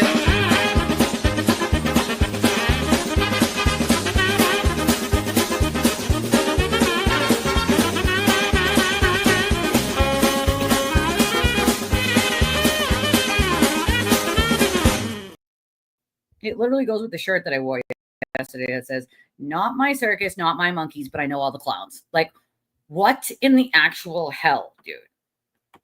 That if you just put red noses on them and a clown car that goes back and forth, how many people fit in the clown car and how many people come out of the clown car? Like, I'm just saying, like, just freaking saying, like, oh, he is definitely ahead of this nonsense. Like, he's covering all the bases. So you're saying that the bag, which I pointed out in the first trial, is made of the exact same thing that they would use in an evidence bag, other than it not saying evidence on it. It's still a paper bag that you would use? Yes, it is. Like, you know, like, and that's the other thing. Objection. It's one thing. Like, they can clearly tell that when Hank's objecting, it's because they're trying to mislead because he doesn't do it that often. But when you object to every damn thing from every damn witness all the damn time, starts to like get the jury wondering why. Like, you're objecting to like where evidence is stored and that he stored it in temporary, which is in a fridge or a freezer. Like, I'm confused. Why are you objecting to where it was stored unless you don't want the jury to know it was stored properly? Like, they're going to think of those things. Are they supposed to technically use those things to like make their decision? No. Are they probably going to? Probably. Like, they're not going to say that's their reason, but like, it's going to be part of the reason why. You know what I'm saying? Like, that's just being real here. Like, right? People come for the Benny Hill, but they stay for the chat. For real. Yeah, everybody else apparently, except the actual defendant, Miss Reed. Like, Lieutenant, right? Before you open the box, were you one of the officers that discovered that broken glass? Yes. Did you personally bring the glass from Fairview to Canton? No. Do you know who did? Yes. Who? Detective Sergeant Lang. Sergeant Lang? Yes. Agreed. When you went back to the station, you said that the evidence was then put into an evidence locker. Did you place it in the evidence locker? I don't recall. And then inevitably, it was transitioned to somebody from the forensic unit?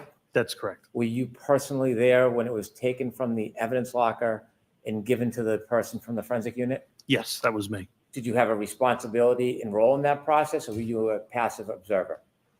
I had an active role. I was the chain of custody. I was turning it over to the criminalist, to the state police lab.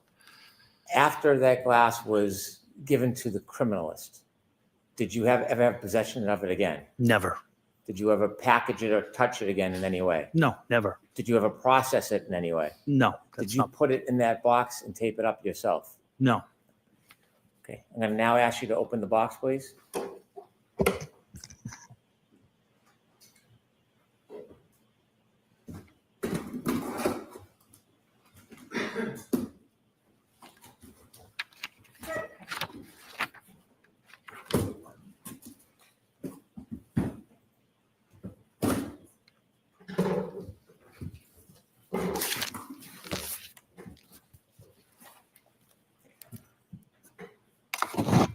Is there an item in that bag? There is. Would you please open the bag and show us what's in that bag?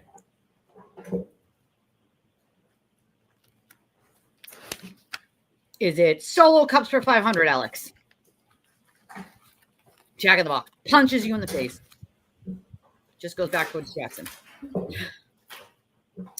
It's weird. The defendants have the right here to go to sidebar, but unless you're a pro se and representing yourself, I never really seen it before. It shows you Karen's control, and the jury's going to see that. She can't even let go of control of a sidebar to an attorney she's paying, multiple attorneys. Oh, it's the glass.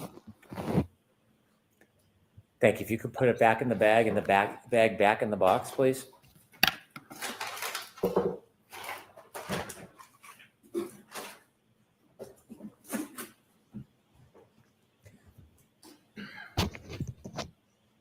Lieutenant Gallagher, does that appear to be the same item that you found in the area where John O'Keefe was at Fairview that morning?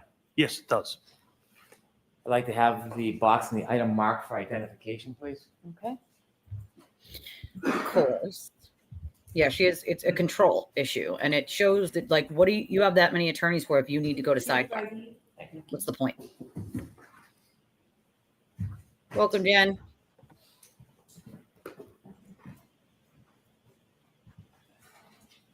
When you were looking around the area that was pointed out to you as where John O'Keefe was found, did you expand across the front lawn into the street during your search? No, we didn't, with the exception of uncovering the 6-foot asphalt berm. Did you say 6 foot or is it? Excuse me, 6-inch. What's a berm? It's it's basically a curbing, but it's made of asphalt. It's curved. You probably have seen it. It's asphalt. It's curved. It separates the street from property line. Why did you clear that piece?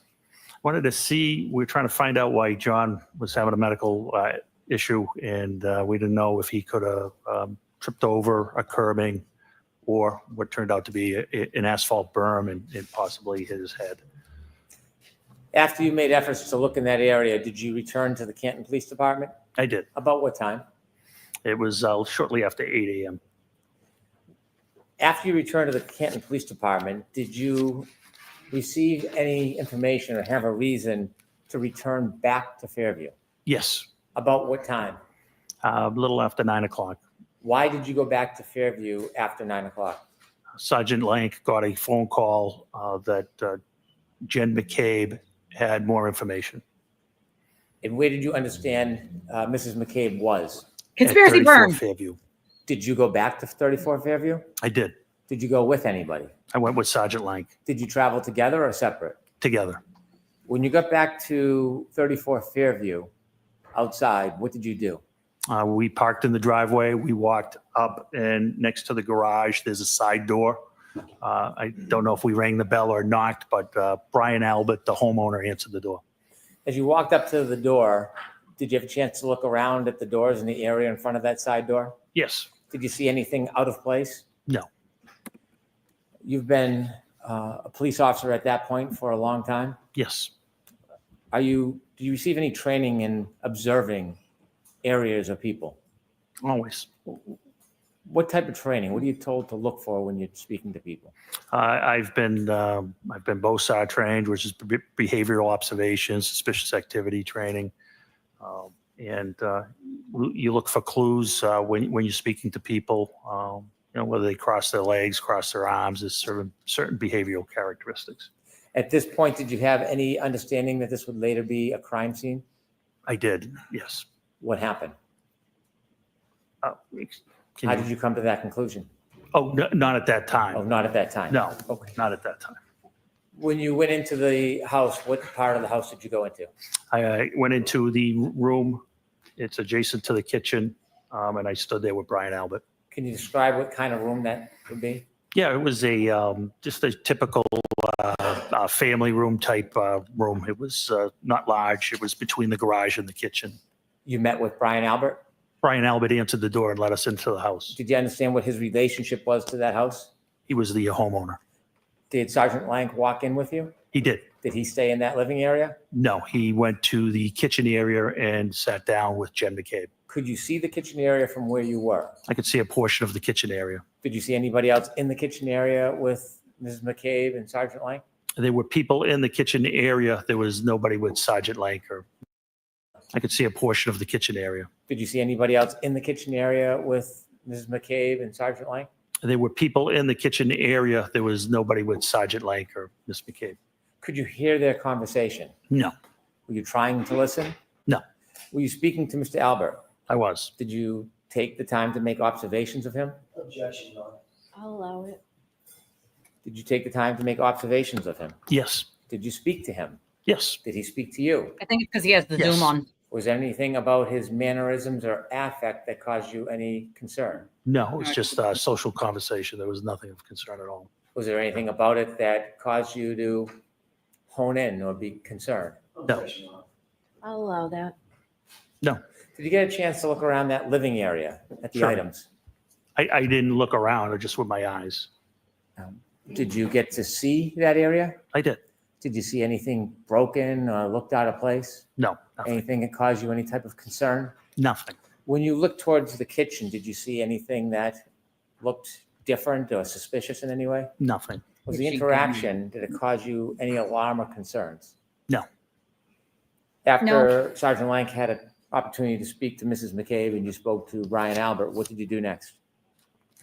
We left. Where did you go? We went back to the police department and were informed that the state police were going to respond to the hospital and that we didn't need to respond to the hospital. When you heard that the state police was then going to get involved in the investigation, what does Canton do when the state police takes over an investigation? Well, it was based off of a conversation I had with my chief in the detective sergeant's office. Was there a decision about Canton's involvement in the ongoing investigation? There was. What was that decision? That we should recuse ourselves from any further investigative interviews. And why was that? Because our best detective, his name was Kevin Albert, and he was the brother of the homeowner. And I didn't want any potential bias, whether unconscious or subjective, to be perceived by the O'Keefe's, by the O'Keefe family. So when the state police got involved and you had the conversation with the chief, was that the end of your efforts towards this? It was the end of our efforts until, I helped facilitate during the search warrant on February 1st. And so at some point, was the defendant's Lexus brought to the Canton Police Department? It was. Was it put in a particular area at the Canton Police Department? It was. What area? The Sally Port. What's a Sally Port? Sally Port is where, when we have an arrest, we bring our prisoners in. It's basically a extra large garage. It has 4 doors. They're numbered 1, 2, 3, and 4. We typically Conspiracy go in door garage. 4 and pull towards door 3. Door 4 is lowered, and then prisoners are walked into the booking area, which is also secure. The exterior doors to the Sally Port can only be opened by the dispatch council.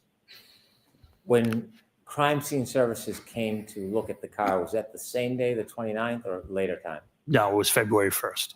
Did the Lexus remain in the Sallyport area from the 29th until February 1st? Yes.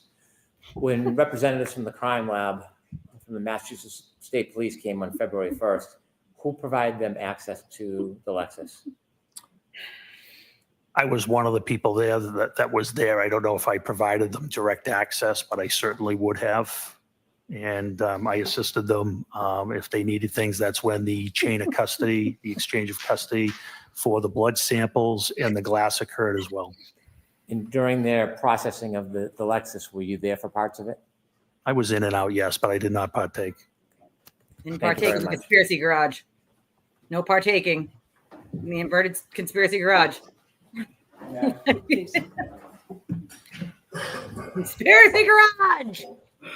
Not partaking in the conspiracy garage that was inverted.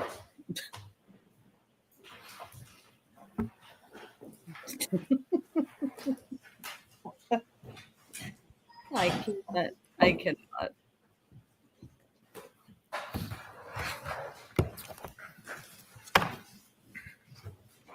Mr. Jackson, is this video up there yours or is it the Commonwealth? It's not mine. Or is it? I know, right? No sidebar. May I, Your Honor? Yes. You may not. Mr. Gallagher, you have already established that you were at the scene on January 29th, early morning, January 29th, 2022. We've seen the video of the leaf blower, correct? That is correct. So you were integral to at least an initial search of the scene, which recovered the drinking glass that you've shown us, as well as some of the blood byproduct that you've talked about. That's correct, yes. Okay. You were the ranking person on the scene. You've already described that. Yes, that is correct. There were also several other officers from Canton PD who were there with you. Yes, there was 4 other officers, yes. Can you just name those other officers? Yeah, Detective Sergeant Lank, Lank, Detective Sergeant Good, Goode, Officer Mullaney, Mullaney, and Officer Saraf, Saraf. Okay. When you initially, let me back up and ask a different question. I'm clenching cheekbones, Given bro. the fact that you were the ranking officer, the way that it works in a police department is everybody sort of reports up the chain of command, correct? That is correct. Yes. So they would have all reported up to you in some particular. That's correct. And then, of course, you report to the deputy chief, and then the deputy chief reports on up to the chief, correct? That is correct. You were involved in not only the exposing of some of that blood byproduct, but also exposing the glass with the leaf blower, correct? That is correct. You were responsible for utilizing certain equipment. You chose a leaf blower at the time, correct? I did, yes. There was also, I'm guessing, there was also some use of your hands and or the gloved hands with some others to recover some of the items. Yeah, I didn't use my hands. How did you get the glass into a bag?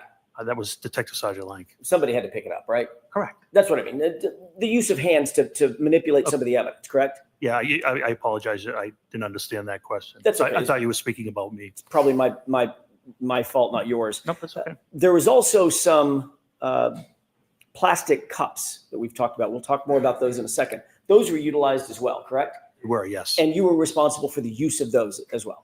Yes, it was my decision, yes. In terms of the search of the scene, the recovery of evidence, the recovery of biological material, the use of tools to recover those biological materials, all of that rested at least ultimately at the scene on your shoulders, correct? Yes, it did. Isn't it true that you weren't interviewed in this case with regard to anything having to do with this case until April 3rd, 2024, correct?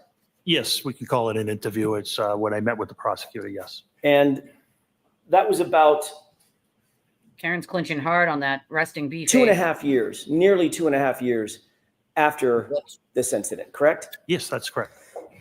Wait, the inside of your Michael cheek, Karen? Proctor, you know that name? I do. Who's Michael Proctor? He was one of the troopers assigned to investigate the case. As a matter of fact, he was the lead investigator for the case, correct? I don't know if he was lead or trooper mechanic. I don't know. As you sit here, you don't know that Michael Proctor was the lead case agent for... I know he was one of them, yes. Okay. Do you know that he was the lead investigator assigned to the case? I don't. I had nothing to do with the DA's office. Right. I know you didn't have... I don't know how they assign their cases, counsel. I don't know what you want me to say. I can't say what I don't know. Mr. Gallagher, I'm not asking you to. I'm just asking if... I did not know he was lead. I knew he was one of the leads. Okay. I believe they do it in a tandem, but I'm not sure. Okay. He may have had a partner, correct? That is correct, yes. But it's not unusual to have a lead case agent, the person who's responsible for most of the search warrant writing and the memorialization of documentation of evidence collection and the movement of evidence and booking into evidence, things like that. That is correct, but I don't know anything about who wrote their affidavits or who logged their evidence in. I wouldn't know that. You're also familiar with Yuri Buchanan, correct? I know who he is. You're also familiar with Lieutenant Tully? I know, yes. They're all Massachusetts State Police officers, correct? Yes, they all are. Did Michael Proctor interview you before April of 2024? He did not. Did Yuri Buchanan interview you before April of 2024? No, he did not. Did Lieutenant Tully interview you before April of 2024? No, he did not. Did anybody else from the Canton Police Department, your deputy chief or the chief, interview you formally about your conduct and responsibilities before April of 2024? I don't understand that question. Did anybody at Canton PD, separating out Massachusetts State Police, did you sit down at Canton PD and provide an interview with anybody at Canton PD about your conduct at the scene? What do you mean by conduct? Going to the scene, collecting evidence, securing evidence, transporting evidence, booking evidence, those kinds of things. Your conduct at the scene, sir. Yeah, I briefed my superiors, yes. Okay, other than briefing, was there a formal report written? No. Or a formal interview conducted of you? No, absolutely not. Okay. Tell us when you wrote your report about what happened at the scene, memorializing what you did at the scene.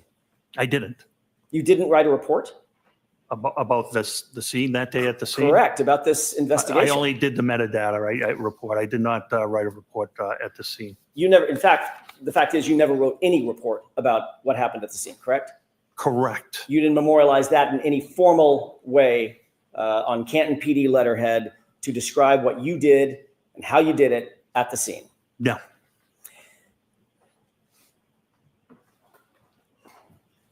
Normally, when you report to a scene as a first responder, Police reports are not evidence. you would be expected to write a report about that, whatever that conduct is. I'm not the supervisor, no. Nope. What if you're the ranking person at a scene that ultimately turns into a homicide scene? Well, we don't know it's a homicide scene at this time. We don't even know there's a crime committed at this time. My Understood. responsibilities are to make sure reports are written, not to necessarily write the reports myself. I'm the supervisor. It's my job to make sure reports are written, evidence is logged, those types of things. Under ordinary circumstances, you would respond to a scene as a supervisor and you would oversee what other people are doing. What your That's subordinate- correct. Can I finish? Sure. I don't want to talk over each other. I apologize. You would want a supervisor oversee what your subordinate officers, whatever he or she might be doing or they might be doing, you're going to oversee that. But they're the ones actually conducting the investigation or picking up evidence or doing the interviews, writing those things back. Correct. Detective Sergeant Likes Hello, investigation. Lollipop Field. Come get Jackson. You wouldn't be expected to write a report because all of that conduct is memorialized by others subordinate to the supervisor, correct? Correct. But in this case, quite the opposite happened. You were the one that was in the video utilizing the leaf blower, correct? That's correct. You were the one that actually exposed the drinking glass, correct? Correct, yes. You noted the drinking glass and actually called somebody else over to take a look at it, correct? That's correct. You directed someone, Sergeant Lang, to pick up the drinking glass and recover it as a potential piece of evidence, correct? That is correct. You noted the blood or the coagulation of blood in and around that area, correct? That is correct. You noted where you believe the drinking glass was, in other words, what location, if there were grid coordinates, where it would be, correct? Correct. And you instructed others to transport that important evidence back to Canton PD to have it booked, correct? That is correct. You also secured the plastic containers in which to recover the blood. That is right? correct. You also directed someone to get a bag to put the plastic containers in and ultimately transport it, correct? That is correct. So you would agree with me, Mr. Gallagher, that in this circumstance, you were the centerpiece of the recovery of evidence and the investigation as it was at that time in that limited context. You were the centerpiece of what was happening at the scene, correct? And I made sure it was documented by Detective Sergeant Lang. But you didn't find it important enough to write a report yourself. I think that's poor misrepresentation. There's a person fighting for their life. It was very important. When you were there at the scene at, what time was it, by the way? I got there shortly after 7. Okay, you knew that that person who was fighting for his life had already been transported and was in good care, as best care we can provide at Good Samaritan Hospital, correct? That is correct. So certainly you're not excusing away the idea that you didn't memorialize your conduct because you were too busy fighting for someone's life. That's not what you're saying. No, definitely not what I'm Okay. saying.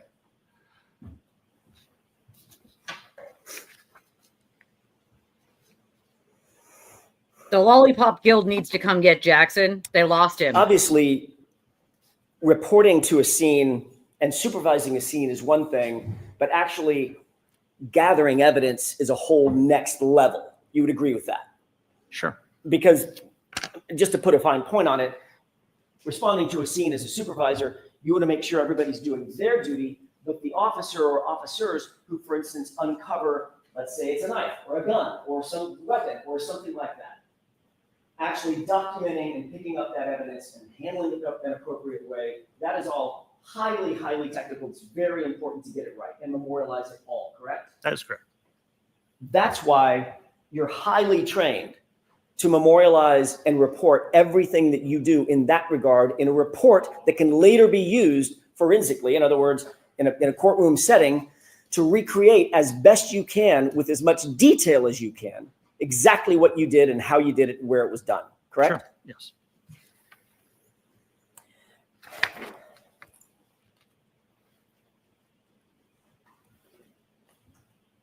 Officer Lank wrote a report in this case. Sure. Did Officer Mullaney? I believe he did, yes. Did Officer Seraph? Yes.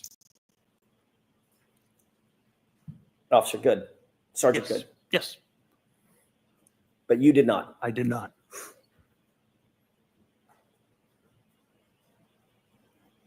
Who was the first officer to find any potential physical evidence at the scene, be it blood or glass? I can't answer that. It was not me. I was not the first thing that was spotted was the pink spotting, not the glass. Okay. Who was the first person to see the glass?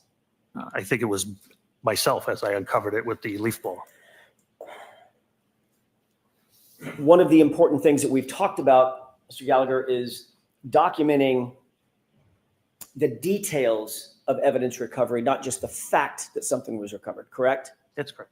So you'd want to know what time of day it was recovered, correct? Sure. You'd want to know who was there and who was around when it was recovered, correct? Yes. You'd want to know what the item is, the condition of the item, right? Yes. You'd also want to know exactly where it's recovered, correct? Yes.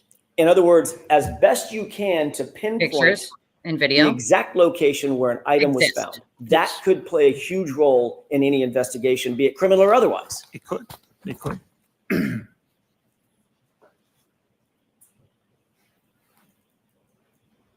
Did you diagram or draw a diagram back at Canton PD or I did out not. at the scene? No. About where that glass was found? No, I did no reports or diagrams. Did you diagram exactly where you recovered the blood spots that you did recover? No. Objection. Did you at least, if you did write a report, did you at least knows. take notes on a pad about what you were doing? Yeah, conditions weren't, it was pretty hard to take notes at that time, but I did not take notes, no.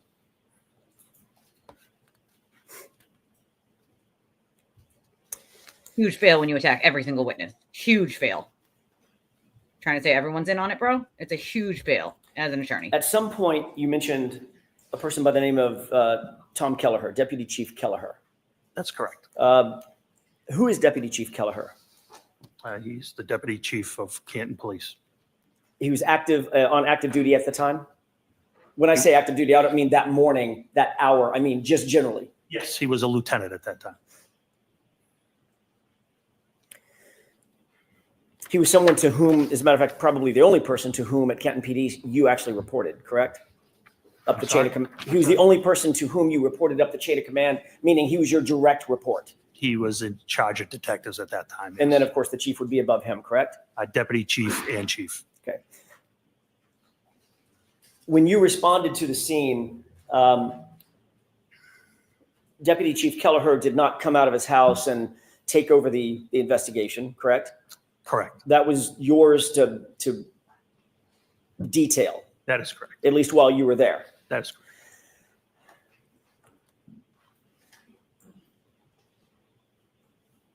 So can you describe what you did to preserve the crime scene? I'm sorry, to preserve the scene, because at that time you said you did not know if it was a crime scene. Is that right? That's correct. What did you do I in mean, terms of actually preserving the scene for later investigation?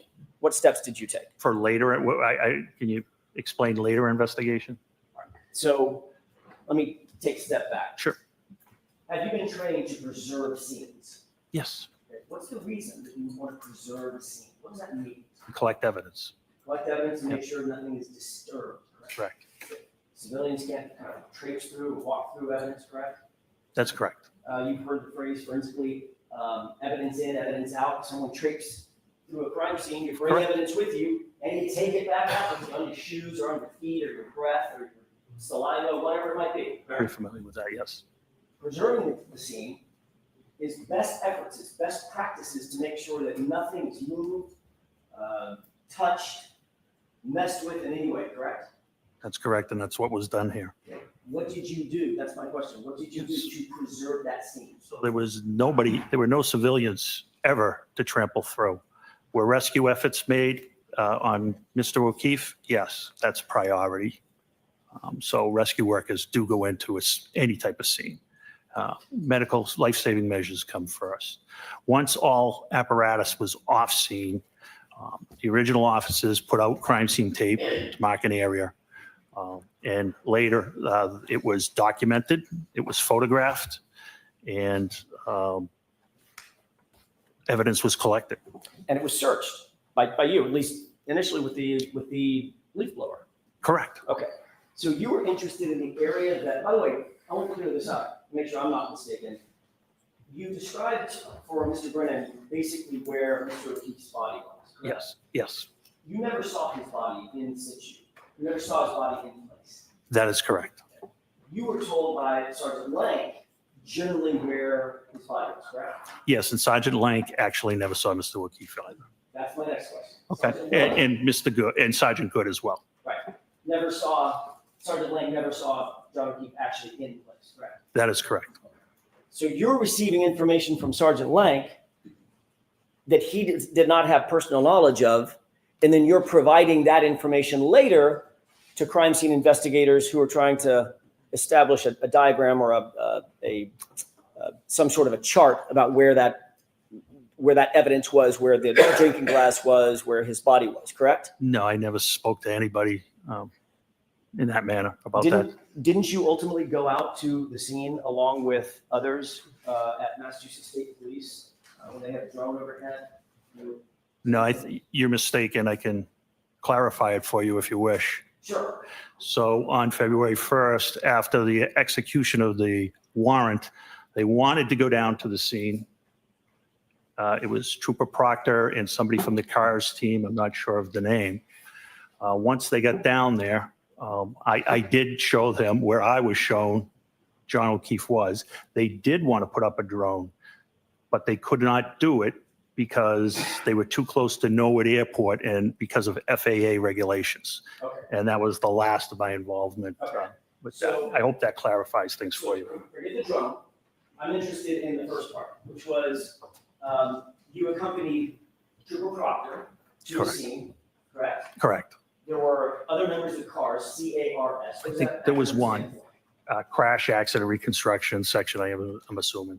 Okay, so it's a forensic, a member of MSP who does forensic diagrams, correct? I would say. I don't know if they do diagrams. I don't know what they do. Or reconstruction of some sort. Sure, reconstruction of some sort. So you were there to help provide information about where Mr. O'Keefe's body was found, correct? And be a Canton police officer present in case any neighbors had come out. So you were there to help provide information about, or at least you did provide information to them about where Mr. O'Keefe's body was found. Oh, sure, yes. Except you didn't see Mr. O'Keefe's body, did you? No, I did not. So that was a guess on your part. It was what I was shown. It's the information I had. Yeah, it was the information you were told by Sergeant Blank, correct? Yes, Who also didn't see John O'Keefe in place on the ground at 34 Fairview, correct? that is correct, yes. So his would be a guess also, correct?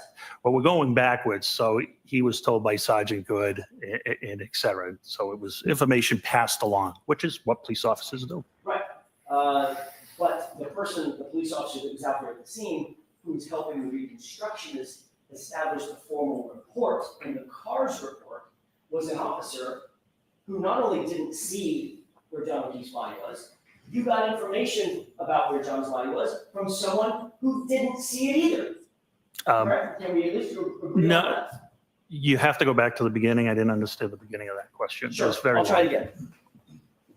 The point is, Mr. Gallagher, you happen to be tapped as the person who is going to assist the CARS folks, the MSP, in creating their CARS, ultimately their CARS report. No.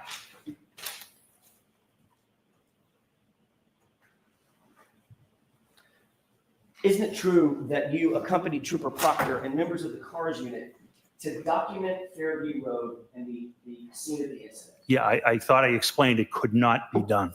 Okay. So I'm not I wasn't, I only went to show them where Mr. O'Keefe was and in case any neighbors came out. I wasn't there to assist in any documentation at all. You were there.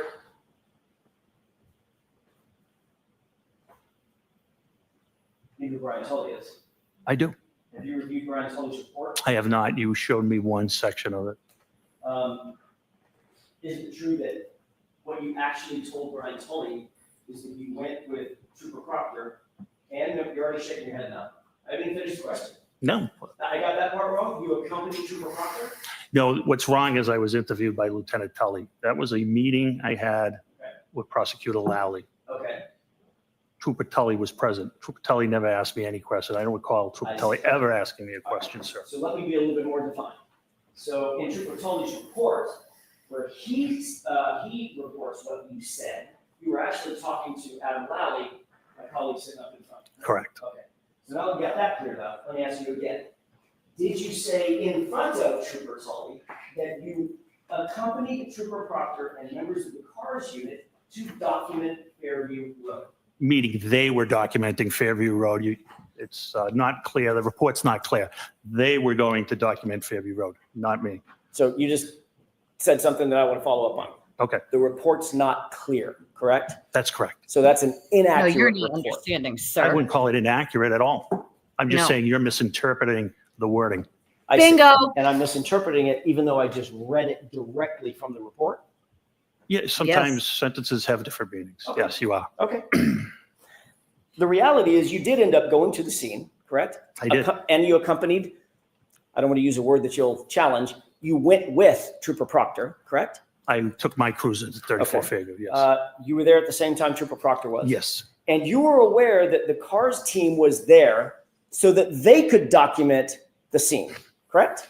I don't know what the purpose of the drone was. I'm not familiar with that section. I thought I answered that question. I'm not familiar with what they do. But you do believe that as you sit here, you were there, we weren't. You do Right. believe that that's the reason that they were there was to document the scene.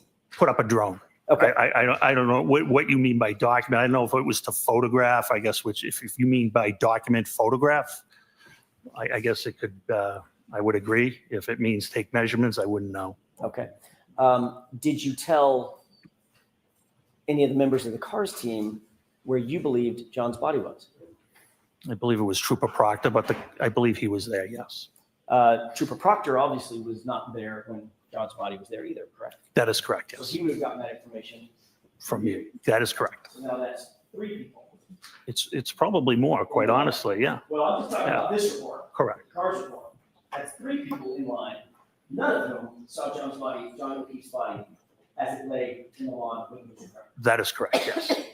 And there's no photographs Of, of Mr. O'Keefe oh, no. at the location. No, we wouldn't, nobody would photograph somebody undergoing life-saving measures. Wouldn't be appropriate. There's no video specifically. They wouldn't take video of somebody undergoing there's life-saving measurements. There's no either. body cam. We don't have body cameras. There's no dash cam that shows it. Well, dash cameras would be on the road. Mr. O'Keefe was approximately 8 to 10 feet off the road. Well, hang on a second. You're Hang not on. sure where Mr. O'Keefe was because you never saw him. That's why I used a range, yes. Right. So you don't I know where the blood was. I know where the glass was. Right. You don't know if he was. So he knows roundabout where he was, jackass. That's correct. More than 12 feet off. You can't say. I could, only approximately. You are correct, yes.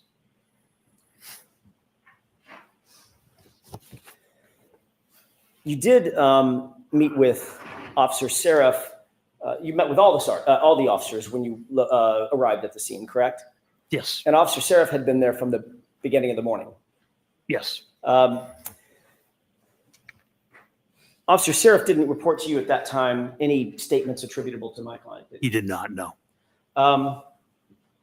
You later went back to 34 Fairview with Sergeant Lank. That's correct. And you rode back. Did you ride back to Canton PD with Sergeant Lank or separate cruisers? Which time? I apologize. I'm sorry. That's a vague question on my part.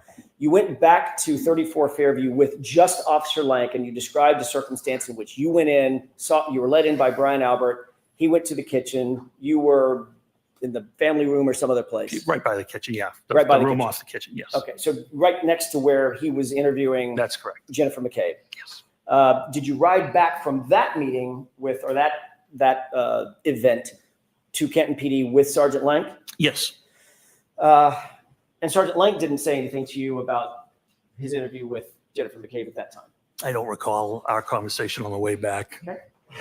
And you didn't write a report about any conversation that you had with Officer Seraph? You didn't write a report about any conversation you had with Sergeant Lank? No, they're responsible for writing their own reports. Got it.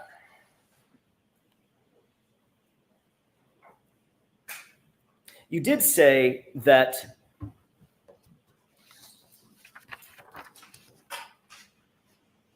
let me back up and ask you a different question. He doesn't even know what to ask right now. That's You the problem. testified about a year ago in another proceeding. You talked a little bit about the evidence collection of the biological material, the blood, or I'm guessing at that time, presumed blood. You haven't done any testing. That's correct, yes, sir. But you assumed it was blood just because of your experience and it looked like it could be blood on the street. That's correct. How far were you from Canton PD? Approximately. Mile and a half. Mile and a half. You had your cruiser with you. I had my personal vehicle with me. Your personal vehicle. In other words, your ambulance where you could get from point A to point B if you wanted to. Yeah, I was the scene supervisor. I wasn't leaving the scene. Okay. But you also had subordinate folks at the scene that you could have dispatched had you wanted to. Correct. They all had cruisers Yes, they did. or personal vehicles. I'm not sure which. I'm sorry? Or personal vehicles. I'm not sure which. I was the only one with a personal vehicle. Detective Sergeant Lank had a Toyota Tundra pickup truck that is not marked, but it's assigned to our detective unit. So if you wish to, as the ranking officer at the scene, you could have dispatched one or more of those officers to run an errand, to go do something in furtherance of the investigation had you wanted to. Yeah, I actually did that. Okay, you did. What did you Yes. do in that regard? Remember, I sent Sergeant Good to get the leaf blower. Got it. You also know that Canton PD has evidence collection bags at Canton PD. Yes. You also know that they have materials and tools to gather biological material, correct? We do have swabs, yes. And those swabs go in little containers to maintain their sanitary nature, correct? That is correct. In other words, if you see a blood stain, you don't just walk up with a Kleenex that you find on the ground and wipe it up. There's your blood stain. There's a process for gathering that type of evidence, correct? Sure. If you're looking for DNA, you can use a bloody Kleenex, to your point. It'd be kind of an emergency. Yeah, absolutely. My point exactly. But if you're a mile from the Canton PD, Yeah, you could have gone back and gotten a swab, could have. but you didn't. Didn't want to because of the weather, because you just said because it's an emergency, and we thought it was an emergency there. I mean, the storm was coming down terribly, and I believe if we didn't collect that biological matter, we weren't going to get that biological matter. But Canton PD was a mile and a half away, 4 or 5 minutes. In a blizzard. Something down. Still, Look at her, writing something down to give to Jackson. She can't just let him do his job. I'm not sure. So let's call it 12, 15 minutes. You certainly could have gone back. If you wanted to, you could have dispatched one of your officers to go back and get swabs and properly collect the blood material. Sure. And I believed 15 minutes would have made a difference. And what you did instead is, well, 15 minutes would have made a difference, but you asked Sergeant Good to drive to his house and get a leaf blower. Yes, and while he was doing that, we were documenting the scene with photographs. You could have documented the scene with photographs even if you went back and get a swab. What's the difference? Because we were ongoing. It was ongoing. I wasn't leaving the scene. I didn't ask you to leave the scene. I didn't ask if you were I leaving the scene. needed the other officers. We talked about scene security. I already let one officer go. I now have 3 left. We're securing that scene. So you saw pink stains in the snow, correct? That's correct. And you said, Officer Good, probably called him Sean, Sarge, go home and get a leaf blower. That is correct. Could have said, Officer Mulaney, get your butt over to Canton PD and pick up 10 swabs, correct? He wouldn't have had access to the swabs. Oh, so now one of your officers could have gotten swabs, even if the lieutenant, a ranking lieutenant, had dispatched him to go get a swab. Because he doesn't have access to the BCI, the Office of BCI, where our stuff is kept. Could you have made a phone call? No, nobody there would have had access at that time. It was only Officer Dever on the desk. So you're the only person that could have gotten those swabs? Sergeant Lang could have gotten them as well. So Sergeant Lang could have too? Sure. But you didn't say that? No, definitely didn't. Okay. What you did do, however, is you went to the neighbor's house. That would be Tom Keller, right? The lieutenant of detectives, yes. Right. And Lieutenant Keller gave you red Solo cups. Yes. I asked for plastic or glass containers. He had Solo cups, and I utilized them. The same kind of Solo cups that we all see at backyard barbecues. Yep, they hold liquid terrifically. They're also not sealed, correct? He said They are not. They're also not used normally. I mean, they were here. They're not normally used for evidence collection, correct? Oh, absolutely not. And then you decided you needed to transport that very important biological material back to Canton PD for storage and safety, right? That's correct. And why was it important? Are they going to argue it's not John's blood or something? Why is this important? What are the factors that you considered weight and balance in terms of getting that material back to Canton PD in good condition, in sanitary condition? So a criminalist could extract a proper DNA sample. What would happen, for instance, if that blood material, I don't know, were contaminated? Contaminated how? You tell me, you're the professional. So DNA is pretty hardy, pretty forensically stable. The only things that are going to harm it are radiation, ultraviolet light, harsh chemicals such as bleach. That's not present here. I wasn't. Then you would have 2 sets of DNA when it's tested, which would benefit you. Well, it depends on whose DNA it is. That's correct. That's correct.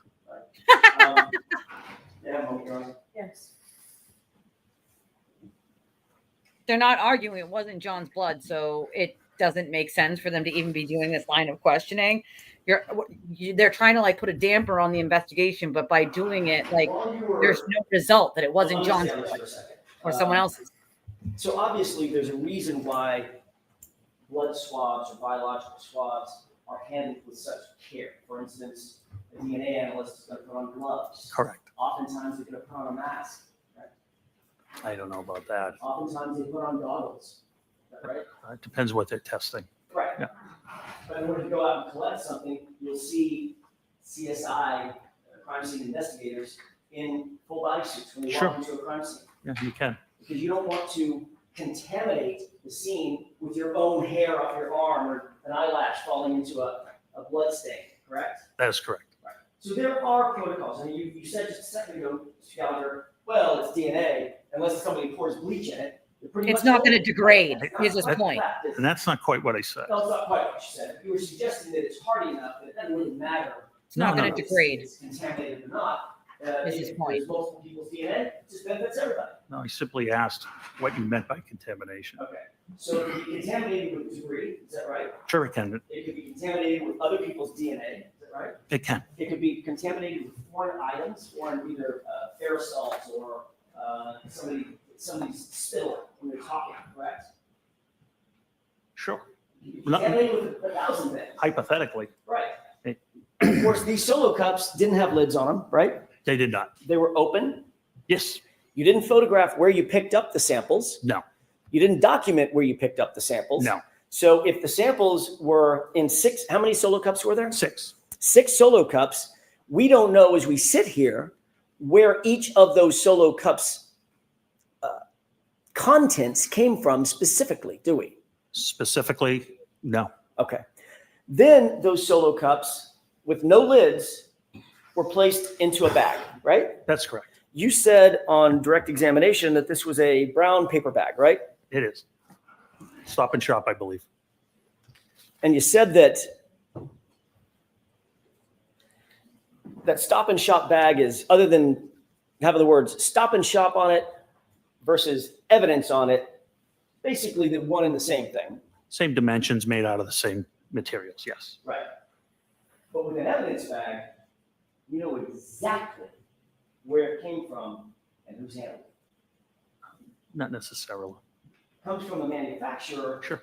whose job it is to secure those bags so that they are not mishandled, so they can have some sort of bona fides that they're clean and ready to accept evidence in, say, for instance, I don't know, the investigation of a homicide of a police officer.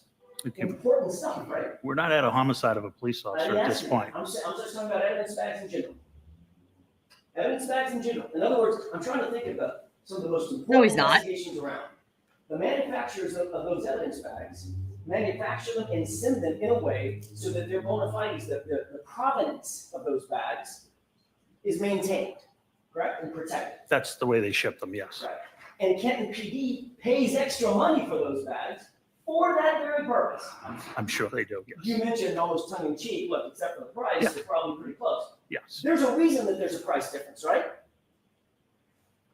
What would the reason? What's the reason? Well, it's not the shop. I can go pay 10 cents Yeah. for that bag because I don't really give a hoot where it's been or who's handling it. Right? It's got my milk and my eggs in it. Really don't care. Yeah, I don't know. I don't know how they price it because of how they package it. I don't have any knowledge of that. Well, the other one that mentioned the price. Oh, no. Yeah, I agree with you on that. I'm sorry. We're speaking over each other. Okay. I apologize. I'm sorry, Mr. Gallagher. You gotta wait. Yep. There's a reason. My point is there's a reason, right? Yes. The evidence bags are more expensive because there is a way they're manufactured and they're taken care of, and Canton PD is willing to pay that extra price, like every other law enforcement agency, because of that, correct? All right. So they're not quite the same, are they? No.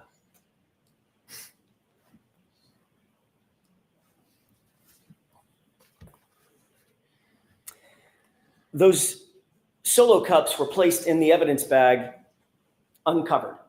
Yes. The evidence bag was then placed in Sergeant Lank's vehicle. It was closed and Sergeant Lank transported it to his vehicle. Yes. Okay. When you say closed, you mean the top of it was rolled up? Correct. Or folded over? Correct. Okay. It wasn't forensically sealed. Not at that time, no. There was no evidence tape that went on it. Not at that time, no. Matter of fact, the cups were still open and could slosh around. Assume they melted. Yes. There's liquid blood and liquid water, like that's correct. Snow. That's correct.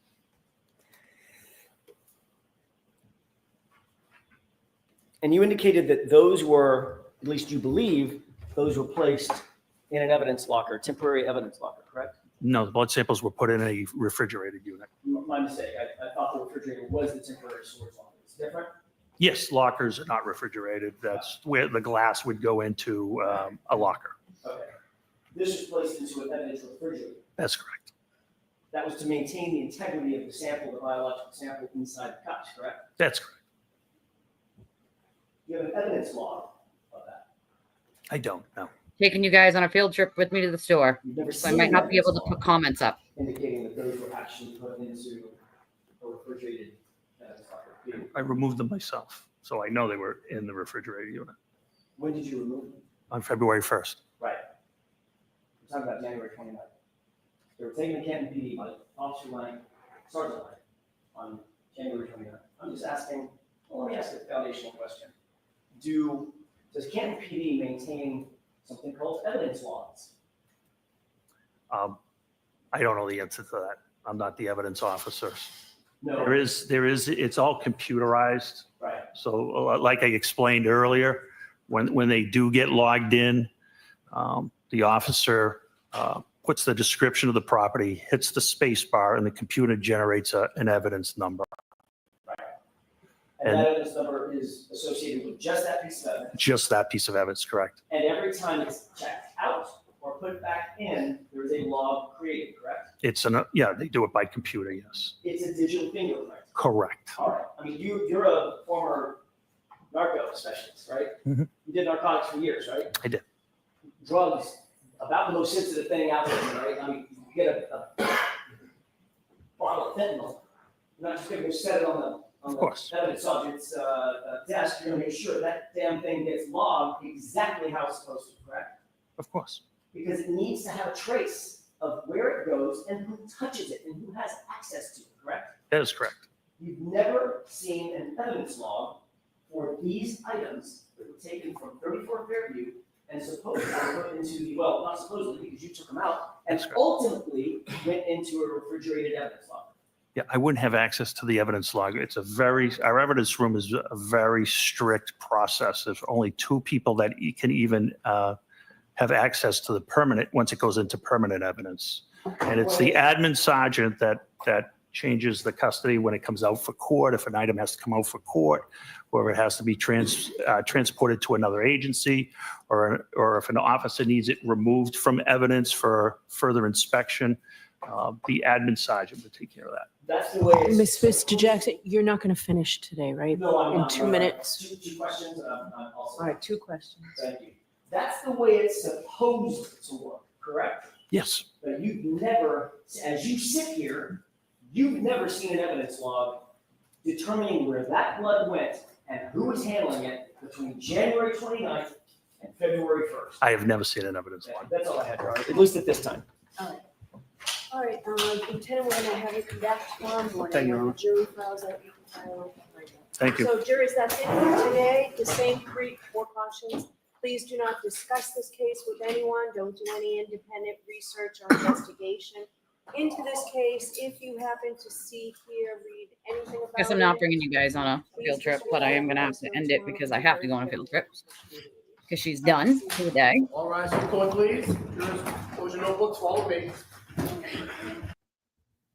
All right. Well, that was a interesting day. Alan Jackson did not help himself by any stretch of the imagination. If I was the jury, I'd be looking at him sideways, and I don't even know what this line of questioning was for, to be honest. What are you proving here? I'm not really understanding. If you'd like to make a last-minute donation to the channel, you can do so. Cash App, Venmo, PayPal. We got our first Revolut one from Trisha earlier. Thank you so much, Trisha. Revolut is for people all over the world who want to donate. So if you don't have a Revolut account, get one. It's pretty awesome, I'm not gonna lie. And we have an Apple Pay link in the chat. We have a Discord, join our Discord. I love your faces. If there is obviously a donation made when I am not live, I'll read it in the morning as I always do. The channel could really use the help if you have it, of course. If not, the like button is good. The share button is good. Making sure that you hit those on the way out. Subscribe if you already have not. Make sure you change your notification bell to all.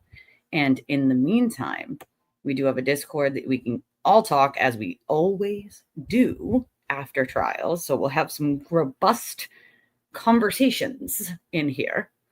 And I love your stinking faces. I don't know what AJ is getting at, but I will see you guys in the AM. Everybody have an amazing day. Bye-bye.